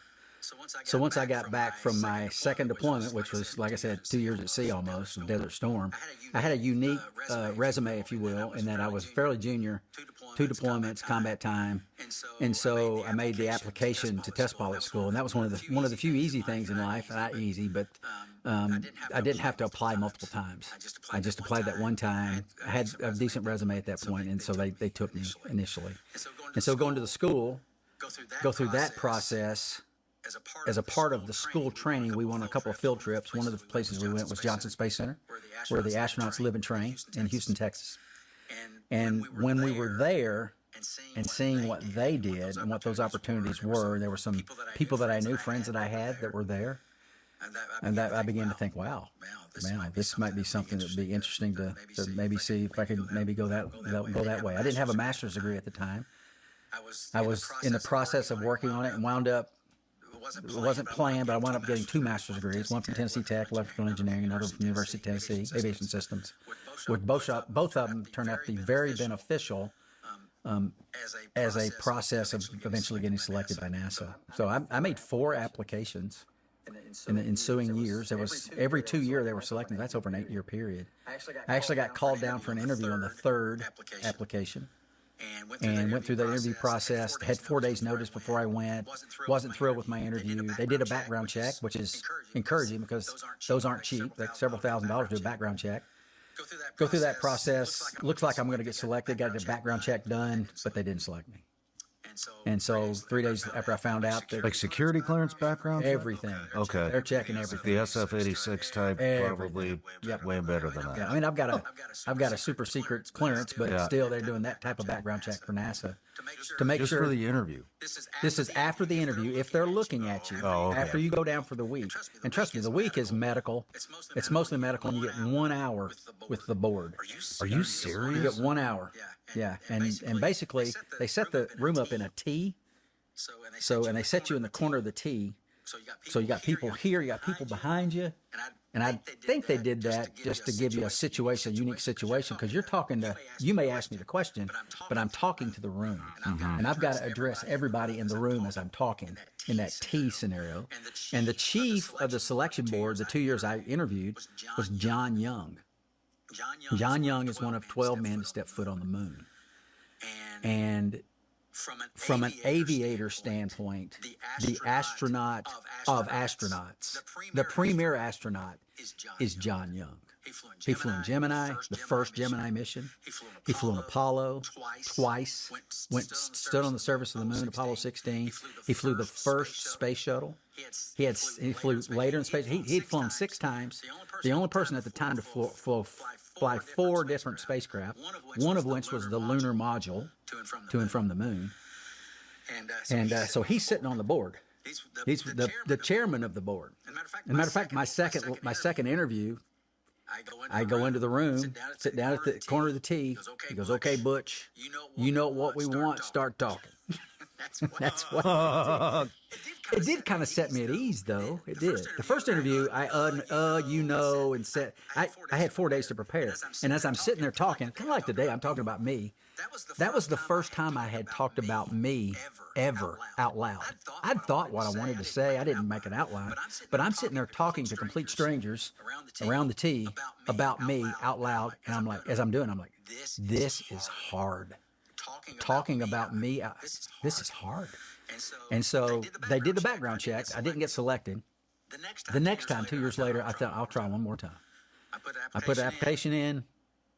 I got 3 months notice because I was transitioning, moving from the fleet. I was going to shore duty from sea duty. I was in Virginia Beach, Virginia. That's where they moved all the F-18 squadrons. And I was going to be the exchange pilot instructor, Navy exchange pilot at Air Force Test Pilot School, Edwards Air Force Base in California. So I was making that transition. I couldn't come initially when they called me. They were having interviews over the next several months. They said, "Well, we'll pencil you in for, it was 3 months from that point." So I spent the next 3 months like driving across the country. My wife, bless her heart, I talked about me out loud constantly, just to get accustomed to it. Because the first time it was so hard. Yeah, so I'm talking to her, we're driving, and I just talked. I told stories she had never heard. I couldn't. I'm surprised I remembered them. Just to get used to talking about me, which was not easy. I went into that interview. When I listened to the first interview, and I'm thinking back, I shouldn't have said that. I shouldn't have said that. The second interview, I had none of that. I didn't feel like I and there was nothing that I said that I wished I hadn't. There was nothing I didn't say that I wish I had, because I just got accustomed to talking about me with my wife. Bless her heart. Praise her for enduring all of that. But she was, it's like I said earlier, we're the team. It's a team. It's not just me. It's us. And so she was all on board with listening and hearing and giving some constructive criticism, and I'm grateful for that. So I did get selected. Obviously, I got selected. I said this was my last time I'm going to try. I got selected, and then, of course, the NASA, 25 years later, here I am, just left NASA.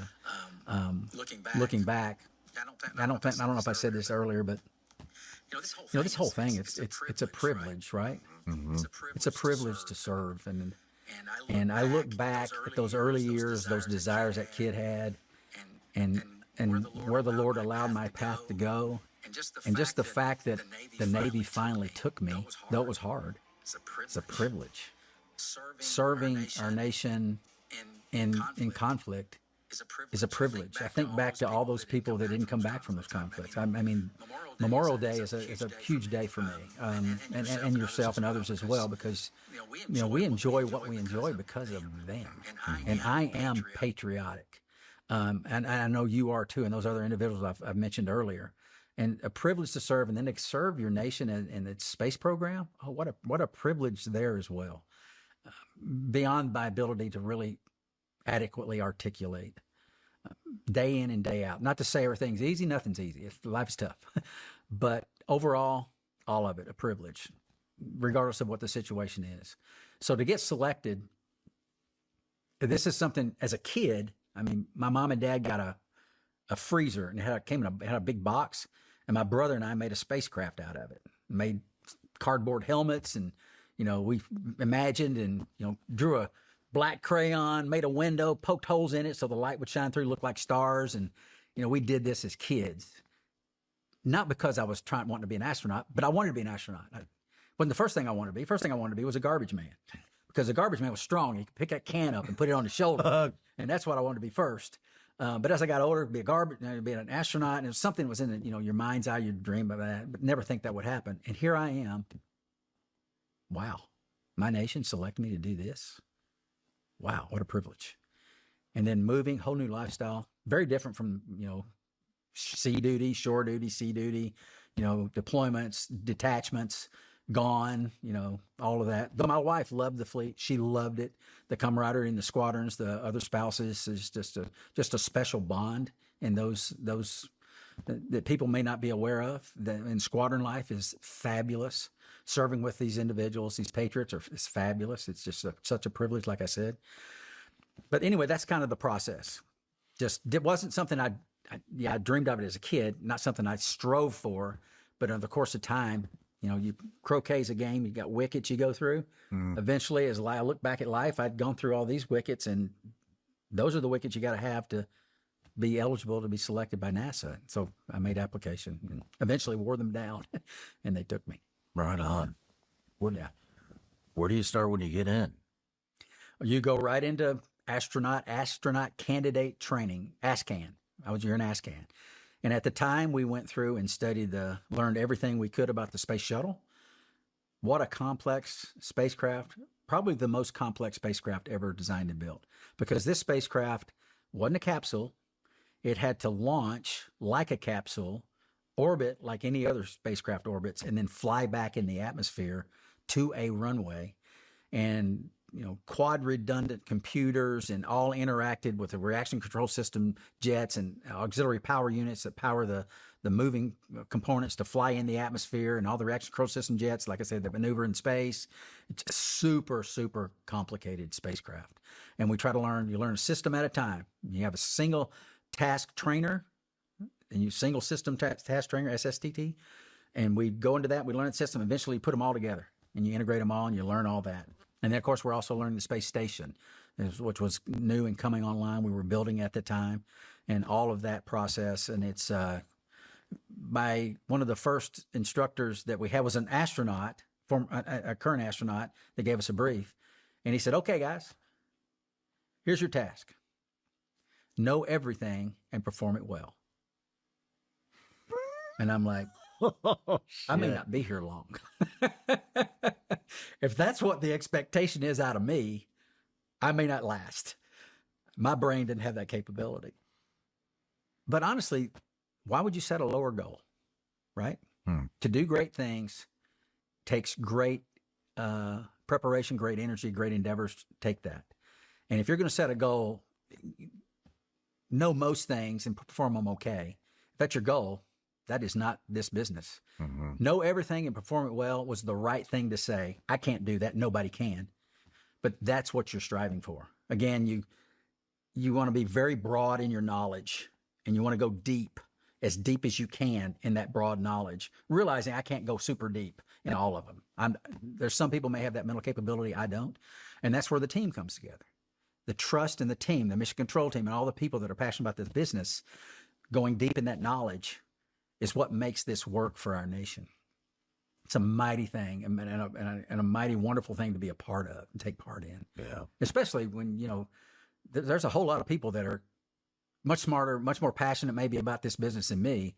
But as the guy that climbs in the capsule on the pointy end, I mean, you get a little bit of visibility that others don't get, but you represent them. And that's why when I was out in public and I'm representing NASA, I'm not Butch Wilmore. I'm not just me. This is our national, you know, international, global, significant human spaceflight program that there's only a handful of them around the globe, nations that have this capability, and we're one of them. And to, again, be privileged enough to be a part of that and be kind of visible in that light because of the position. Wow. I'm grateful to my Lord. I'm grateful to my nation for allowing me to have that, to be a part of that. When was your first time in space? STS-129, Space Shuttle Atlantis. I can tell you, laying on your back for 3 hours-ish after you get strapped in and the countdown's going and you're saying, I mean, taking it all in, this is really happening. This is somebody coined this phrase. I don't remember who it was, or I heard it from first, but you're literally leaving the planet. And at the time when I launched on the space shuttle, I was the 505th person in the history of human spaceflight to leave the planet. And I know that because NASA keeps records and they told me. I didn't look it up. The guy sitting behind me, our MS-2, was Randy Brasnick's. He was 506 because I was a nanosecond before him getting to space. And we had another guy on the middeck.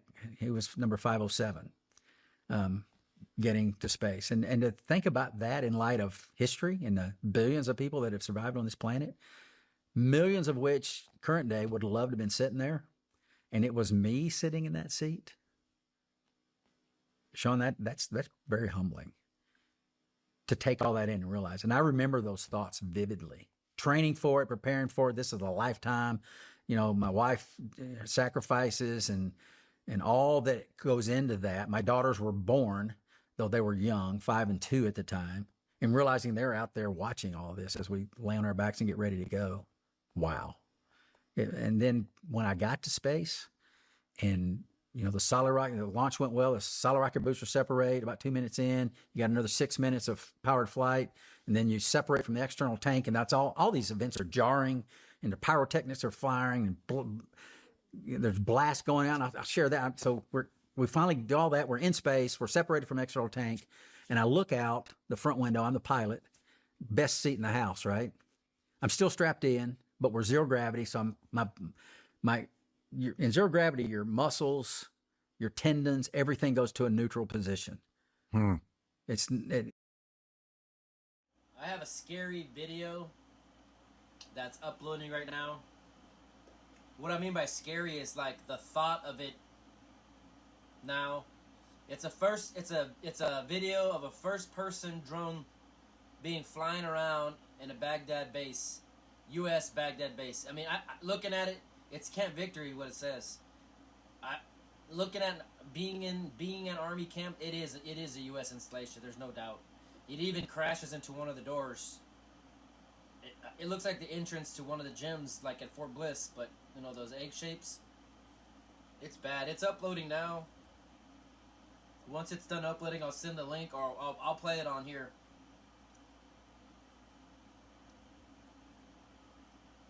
Stand by for that. There's no bodies, there's nothing like that, but the fact that that the video exists now is very frightening.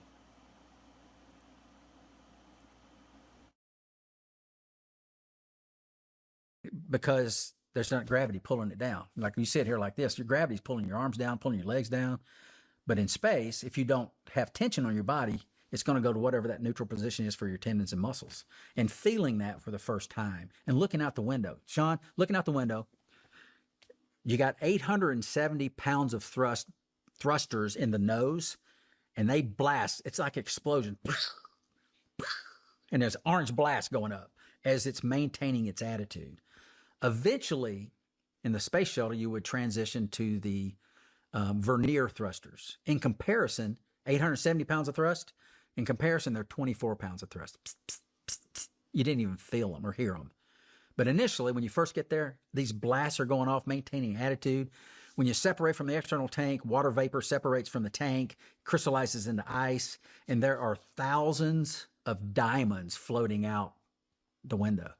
The sun's behind us, so it's coming this way. These diamonds are out there. I'm feeling this weightlessness.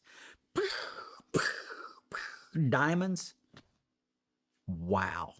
That was my first experience of space. And then look out my right window, and there's the Earth in the most magnificent, brilliant colors I could ever imagine. And I'm like, Lord, why me? That was the first space, Lord, why me moment. I've had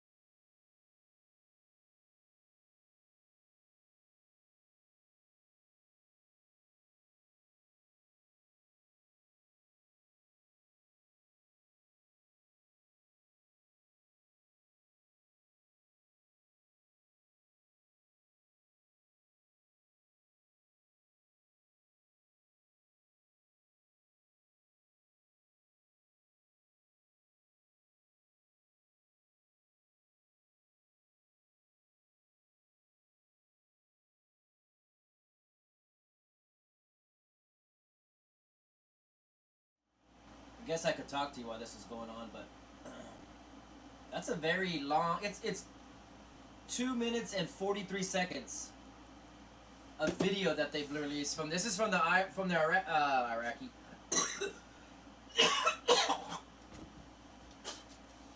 The Iranian Islamic... Excuse me. This is from the enemy. They released this. I assume you're not seeing anybody out because they're on some kind of alarm or some kind of an alert. That's why there's nobody out and about.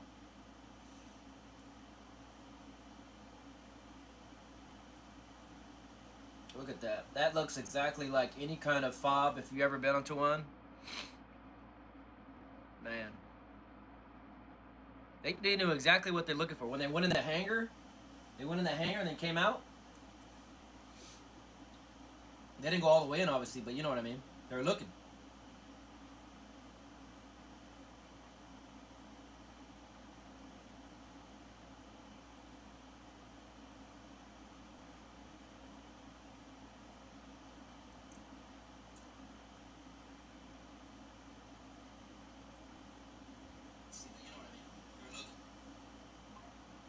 Crazy.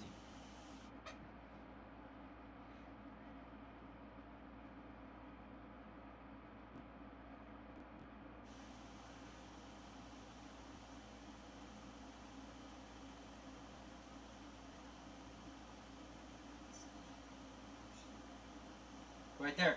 See that? You wanted to see what was in there.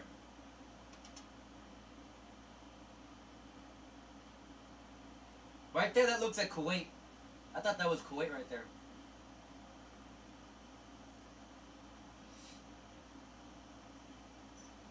Goes for that door. Look at that. Boom!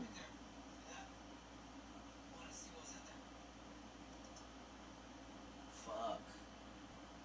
I don't like that video. Right there, that looks like Kuwait. I thought that was Kuwait right there.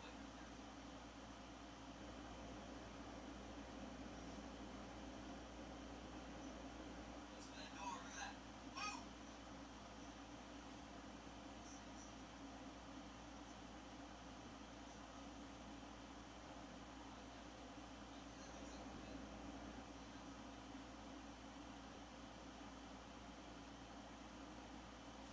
Alright, we'll go back to the Sean Ryan episode. That was just posted. Go check it out yourself. You can hear the full audio that the soundtrack Jake dropped on it. Many. But that was the first. Why me? Why me? You know, how did I get here? And I, for anybody that's watching, to try to relay that and the appreciation, this is our nation that gives us this capability. This is what freedom brings. Going back to, you know, our forefathers, George Washington, Thomas Jefferson, all those individuals, not envisioning something like this as they're building the foundation of this country, but realizing where we have gone from those days and appreciation all the way back for centuries as you sit there in this situation, taking it in. And the Lord, you know, is the one that allowed you to be in the seat when there's millions that would have loved to be in there. Talking, again, humbly and just, wow, special memory, special moment. Right. I'm grateful that you give me the opportunity to share it because it's not about me. It's about our nation, it's about our Lord's providence and allowing things to happen, allowing our nation to prosper and do the things that it has to this point.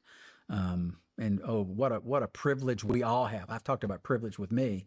What a privilege we all have to be a part of this country with its current leadership and throughout the history and where we have come from where we were in comparison to other nations.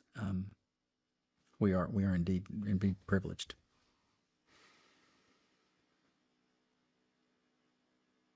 Man, I can't imagine just looking out and seeing the planet. I never could have either. That's what made it so special. My first sight of the planet, as soon as when I finally did unstrap, as I'm sitting there, just to continue real quick, Mike Foreman, our premier spacewalker, was strapped in on the middeck. There's a ladder over here that comes up from the side, a ladder where we would climb up all the time. Well, you don't need a ladder in space.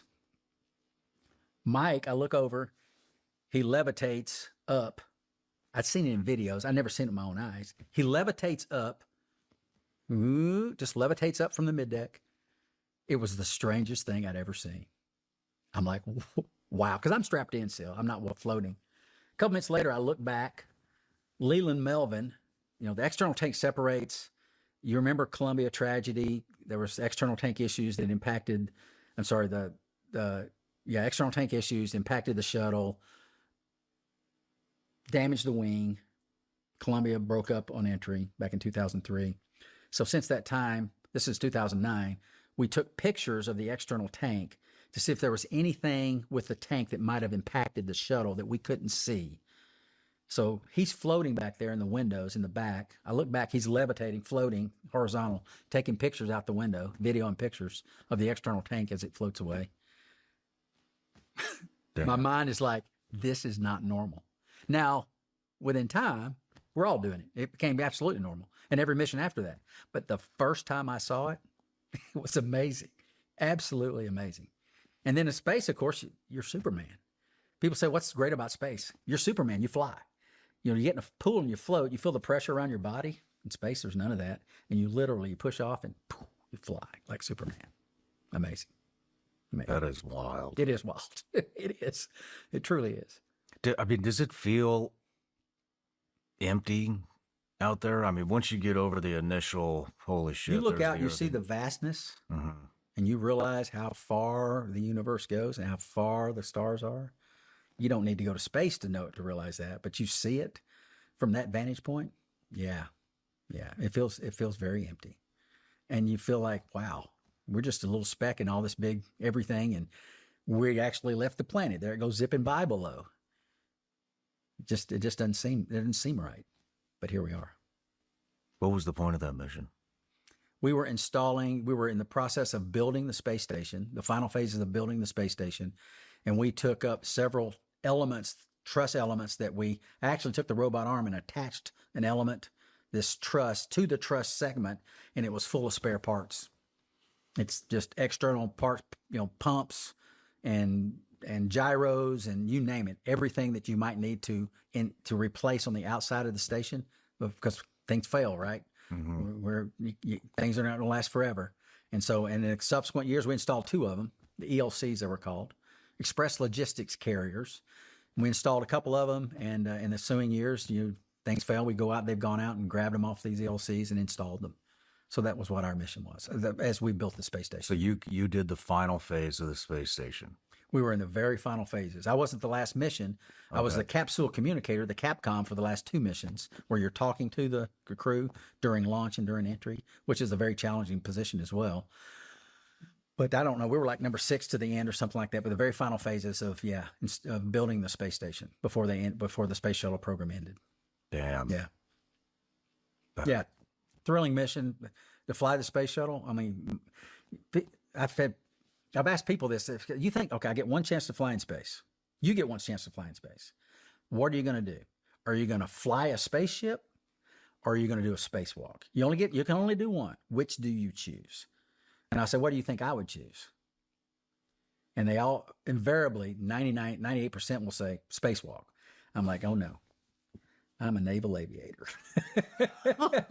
You give me a choice. I've done both now, but if I can only do one, I'm going to fly that spacecraft. That's the way I'm wired. Don't get me wrong. Spacewalks are amazing. And that one-person space capsule, shaped like a human, inside that 180-degree, bubble helmet, looking and doing all that, and you're out in the vacuum, no air, vacuum of space.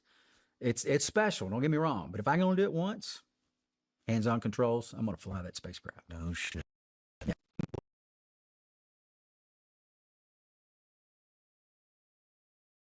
This is the first time you did a spacewalk. It was the second mission. Ironically, the pilots never did spacewalks ever throughout the space shuttle history, because we had the trained skill of landing the shuttle. And spacewalks are a little more risky of an endeavor, so they wouldn't risk the pilots going out and doing the spacewalks. So we never had the opportunity. It wasn't even in our training flow. But the space shuttle program was coming to an end. They had an open window in the training new people to do spacewalks in 2008. And they said, anybody want to do it? I'm like, I'll do it. So I was there were early in the space station program, some of the early astronauts that went up, 2 of them were pilots, but they had been doing mission specialist type jobs for quite a while. and they went in and they did a couple of spacewalks. But as far as a space shuttle pilot, not involved in those early stages, I was the first pilot to do a spacewalk. Damn. Yeah, and it was special. It was wonderful. I did 4. I mean, I did 3. I did 1 in November of 2014, and then I did 3, like 3-day centers in the end of January and February, or end of February, March of 2015. Go do a spacewalk, let your body heal for a couple of days, because you get beat up in these suits. I mean, you get bruises and everything else because it's just that environment. Get 3 days to recuperate, do another one. Get 3 days to recuperate, go do another one. It was great. It was great. Again, wonderfully great, but if I only get to do one, I'm flying. I mean, the anticipation of exiting the shuttle. So I got 32 hours outside in the vacuum of space on a spacewalks. 32 hours total in 5 different spacewalks.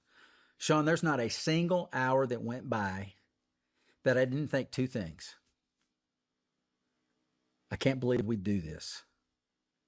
We actually put a human inside of a one-man space capsule shaped like a person, and we go out into the vacuum of space and work.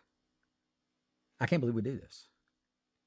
And the second thing was that I always thought was, don't get famous.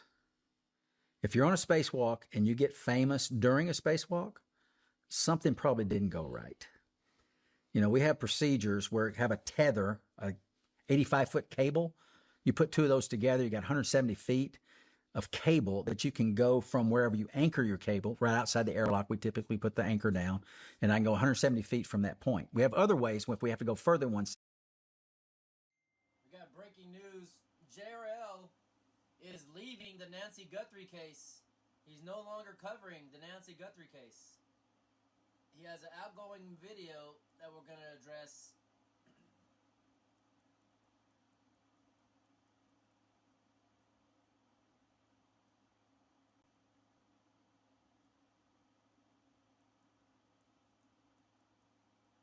Play the outgoing video for you guys. Investigates boots on the ground outside of Nancy Guthrie's home. Day 42. Where is Nancy Guthrie? Very quiet out here in front of her home. Whoa, what a difference from the last month when numerous media outlets and streamers and podcasters and visitors were all here in this Catalina Foothills neighborhood, Camino Escalante. I am here with 857 Tucson. Folks, if anything breaks on this case with the perp being caught down the line, this is the guy you need to follow right here. 857 Tucson, where can they find you? YouTube, TikTok, Facebook, and I'll be here as soon as the next piece of information breaks. We have lots of things I'm sure everyone's hoping is going to happen. So JLR, I'm here for you. If something breaks, he said he's on a plane, so we're working together. And also, everybody in the community sending in those tips. Keep them coming. That's what helps, and we'll get them, researched, locations, things like that. 857 Tucson. He says that because if nothing breaks in this case into next week, I am out. I'm on my way back to Florida. On standby. Definitely would be coming back to the scene here. Tucson, he's from here. So if anything breaks, like a perp gets identified or law enforcement goes to a raid or a place or anything, he's the guy you should go to because he'll get there quickly. He got his camera. He is ready. As far as new information around here, well, the only thing we heard is the reports that just recently law enforcement was able to obtain still images of individuals in back of this house. From the back surveillance camera, the pool area, the pool house area, and the side. Images prior to the kidnapping, though they say it's nothing suspicious according to reports. But I find that report interesting because they don't say anything about the front of the house. The front of the house. The only thing we know about images is the ones that they shared with the Nest camera of the Incoming. The date. Incoming. Video footage. We just got incoming. Let's pull up the intel cam.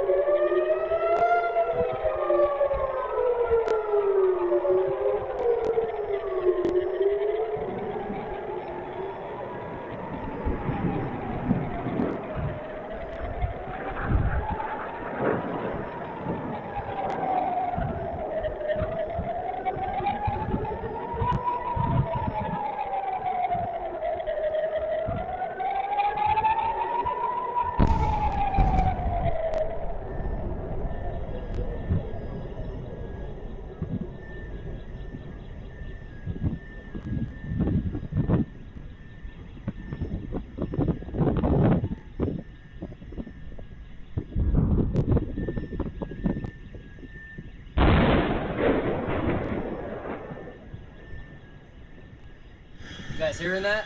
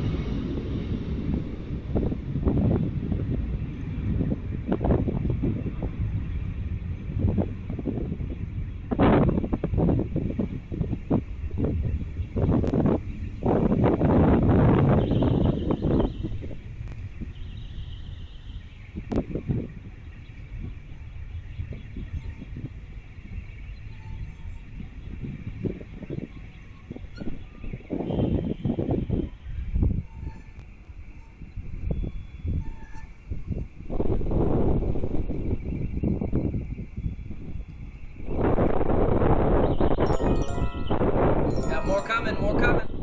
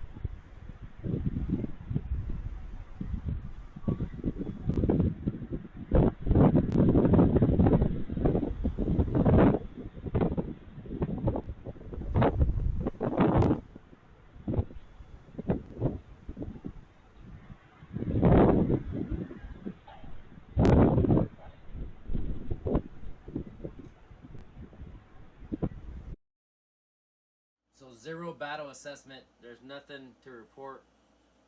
There's no damage so far. We'll go back to the Sean Ryan show, and I'll keep you updated.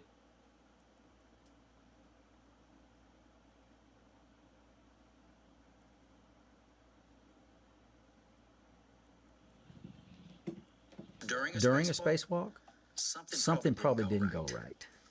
You know, we have procedures where we have a tether, a 85-foot cable. You put two of those together, you got 170 feet of cable that you can go from wherever you anchor your cable, right outside the airlock. We typically put the anchor down, and I can go 170 feet from that point. We have other ways, if we have to go further than 170, where we'll take and we'll extend our cable various ways. So you've got your safety tether always attached, and when you get to a work site, you have a local tether. So you actually, local tether is about 3 feet long, and you local tether. You never let go until you are local tethered. Even though you have a safety tether, you know, some of the commercials I see, they go off and they're just out there, you know, off the space station. You don't want to be that. I'll bet. Because there's a chance you could become a satellite. And if you become a satellite, meaning that you're out there on your own, separate from the space station, you get famous. You don't want that. So spacewalks are so mental. There is not a passive movement on a spacewalk. Everything is active. I grab my hand. I don't let go until this hand is cold. I don't. And it's all.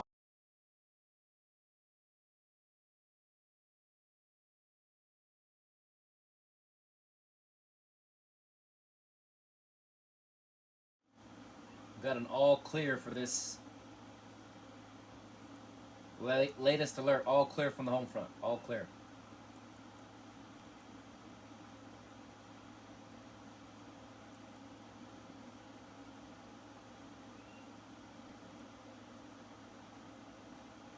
All active thoughts.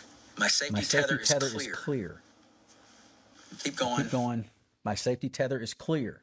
When I get to a work site, I put my local tether down, and I'm a try-check kind of guy because this is a spacewalk, and I don't want to be famous. Put my safety tether down. My local tether down. My safety tether is clear.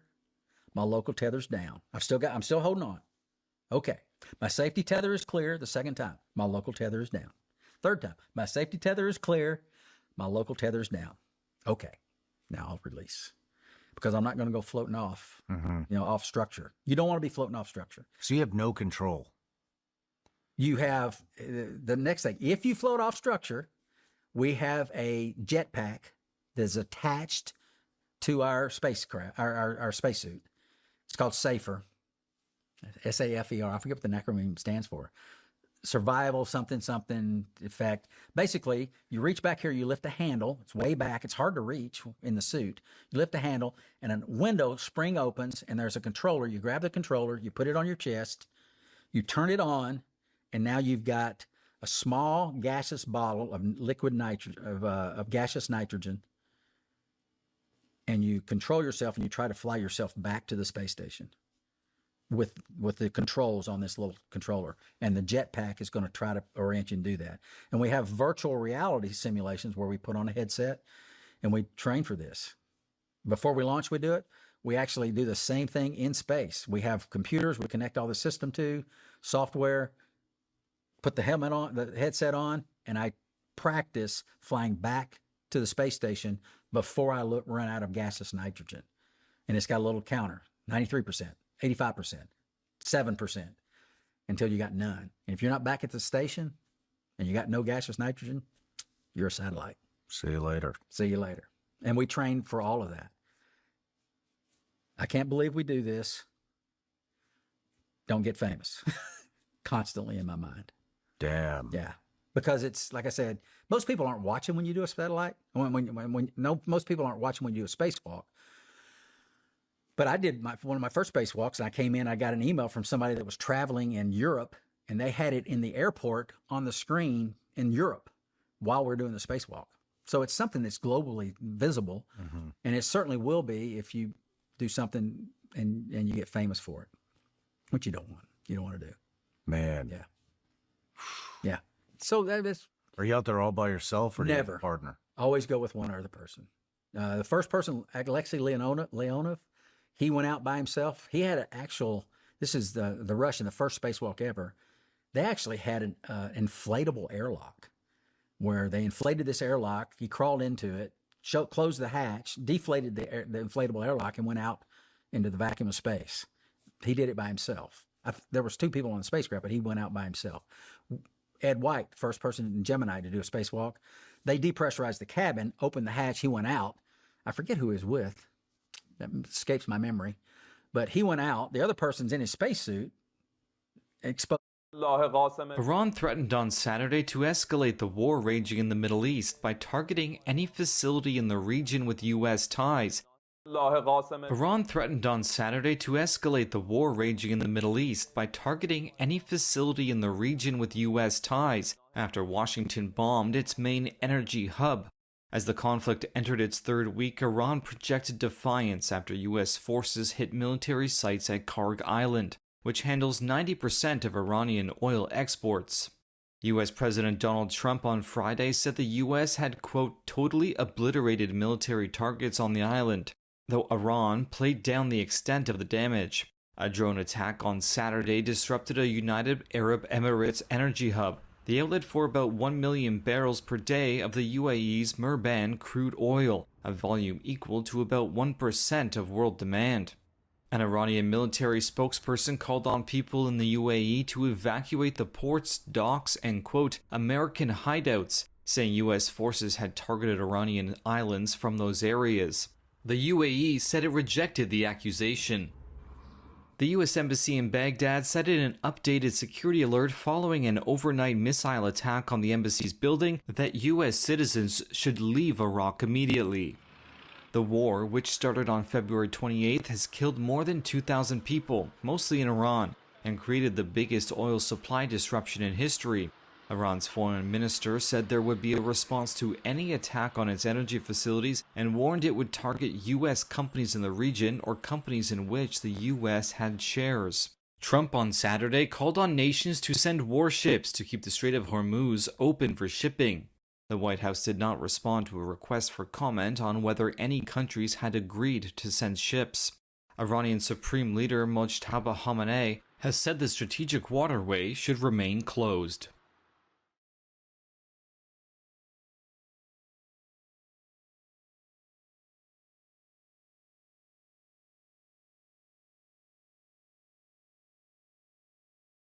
Airlock and went out into the vacuum of space. He did it by himself.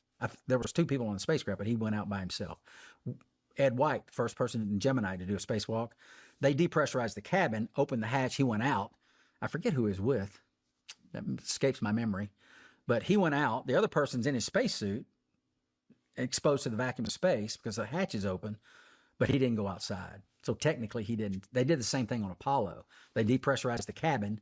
One person on the way back from the moon would go out and do a spacewalk, do various things. The other 2 guys are inside in the spacesuits, exposed to vacuum, but they didn't count that as being a spacewalk for them since they weren't outside the spacecraft. Extravehicular activity, EVA. That's what the official term is, because you're extravehicular outside the spacecraft doing activities.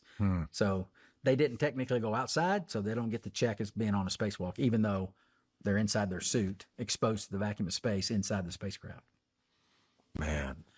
So after doing, did you say 5 spacewalks, 32 hours? 32 hours. Oh, a little over 32 hours, yeah, total. What do most, I mean, is that a lot for the profession or? It is. Sonny, who I was with on Starliner and with on the space station, I wound up with this last mission, excuse me. It was 2 long duration space flights that I've done. The first one was planned, and I was the commander of the space station. That's when I did 4 spacewalks. Sunny, turned out to be her 3rd long duration. So she's got 609 days in space or something like that now, because she did 3 long durations, and because she was up there more, she's done like 9 spacewalks. She's got the most hours of any female. The most anybody's done is 9 to 10 total. But the majority, I mean, if you get 1, you're privileged. But the majority is probably 3 or 4. 5 back during the shuttle era. If you got 5 If you got 6, you've really done many. Space station, there's more people that have more, but 5 is, that's pretty amazing to even think that I would get 1. But being a pilot, I was selected. There was no chance of me doing spacewalks. Yeah. But here we are 25 years later, and Man. things changed. We've all seen it.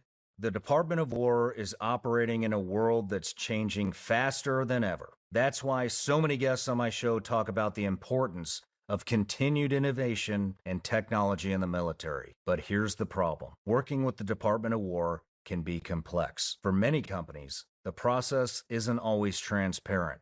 It's hard to know who the right stakeholders are, where the decisions are made, or how funding actually moves. Even when you get the right conversation started, you often hear the same responses. We like the technology, but funding is already allocated. Or check back next fiscal year. That leaves a lot of capable teams with strong products, but no clear path forward.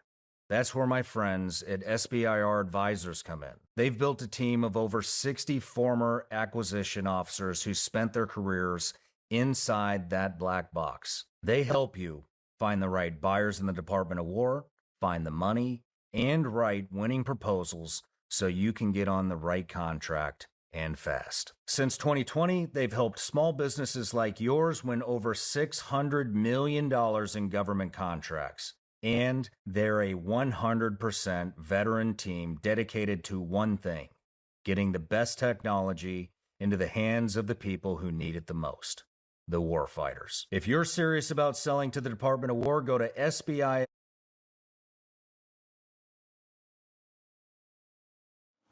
All right, we're going to end it here. We're up to 2 viewers, and if you want me to keep going, go ahead and put it in the chat. Otherwise, we're gonna end it here. I'm gonna end with my mom's song. So I'm gonna play that song. But if you want me to keep going, you gotta say so. Otherwise, I'm just gonna close it down. I got all I needed to get for today. I'm up to 5 hours, I believe. So if you're in the chat, you want me to keep going, go ahead and let it be known now. Otherwise, I'm going to shut it down.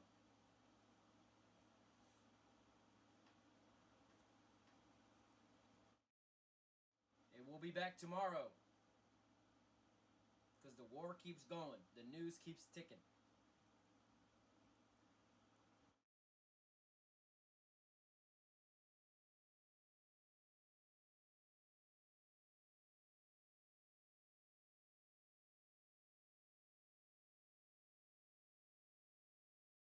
In a small town there she stood, a single mom doing all she could, working at an auto body shop all day, bookkeeping school at night. She found a way, green eggs and ham, that was our feast. Mama's creativity never ceased. She stretched that dime, made it last. Through tough times she held fast. Oh, Mama's strength that shines so bright.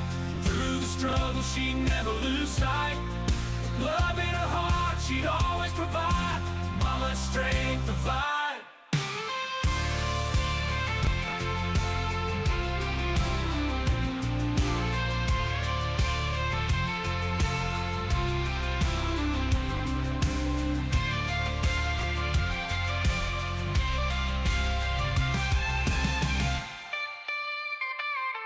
She stumbled through love, but she never lost hope. Trials and tears, but she refused to mope. Through every storm, she found the strength to rise. With eyes full of love, love, she saw the world through new skies. Her heart's been broken, but she won't let it define. She turns her pain into wisdom, finds a silver lining.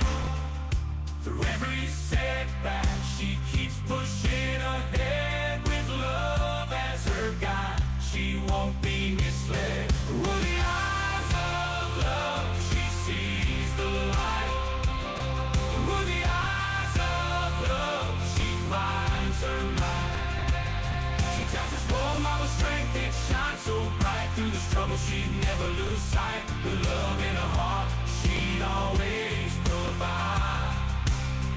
strength, it'll never subside.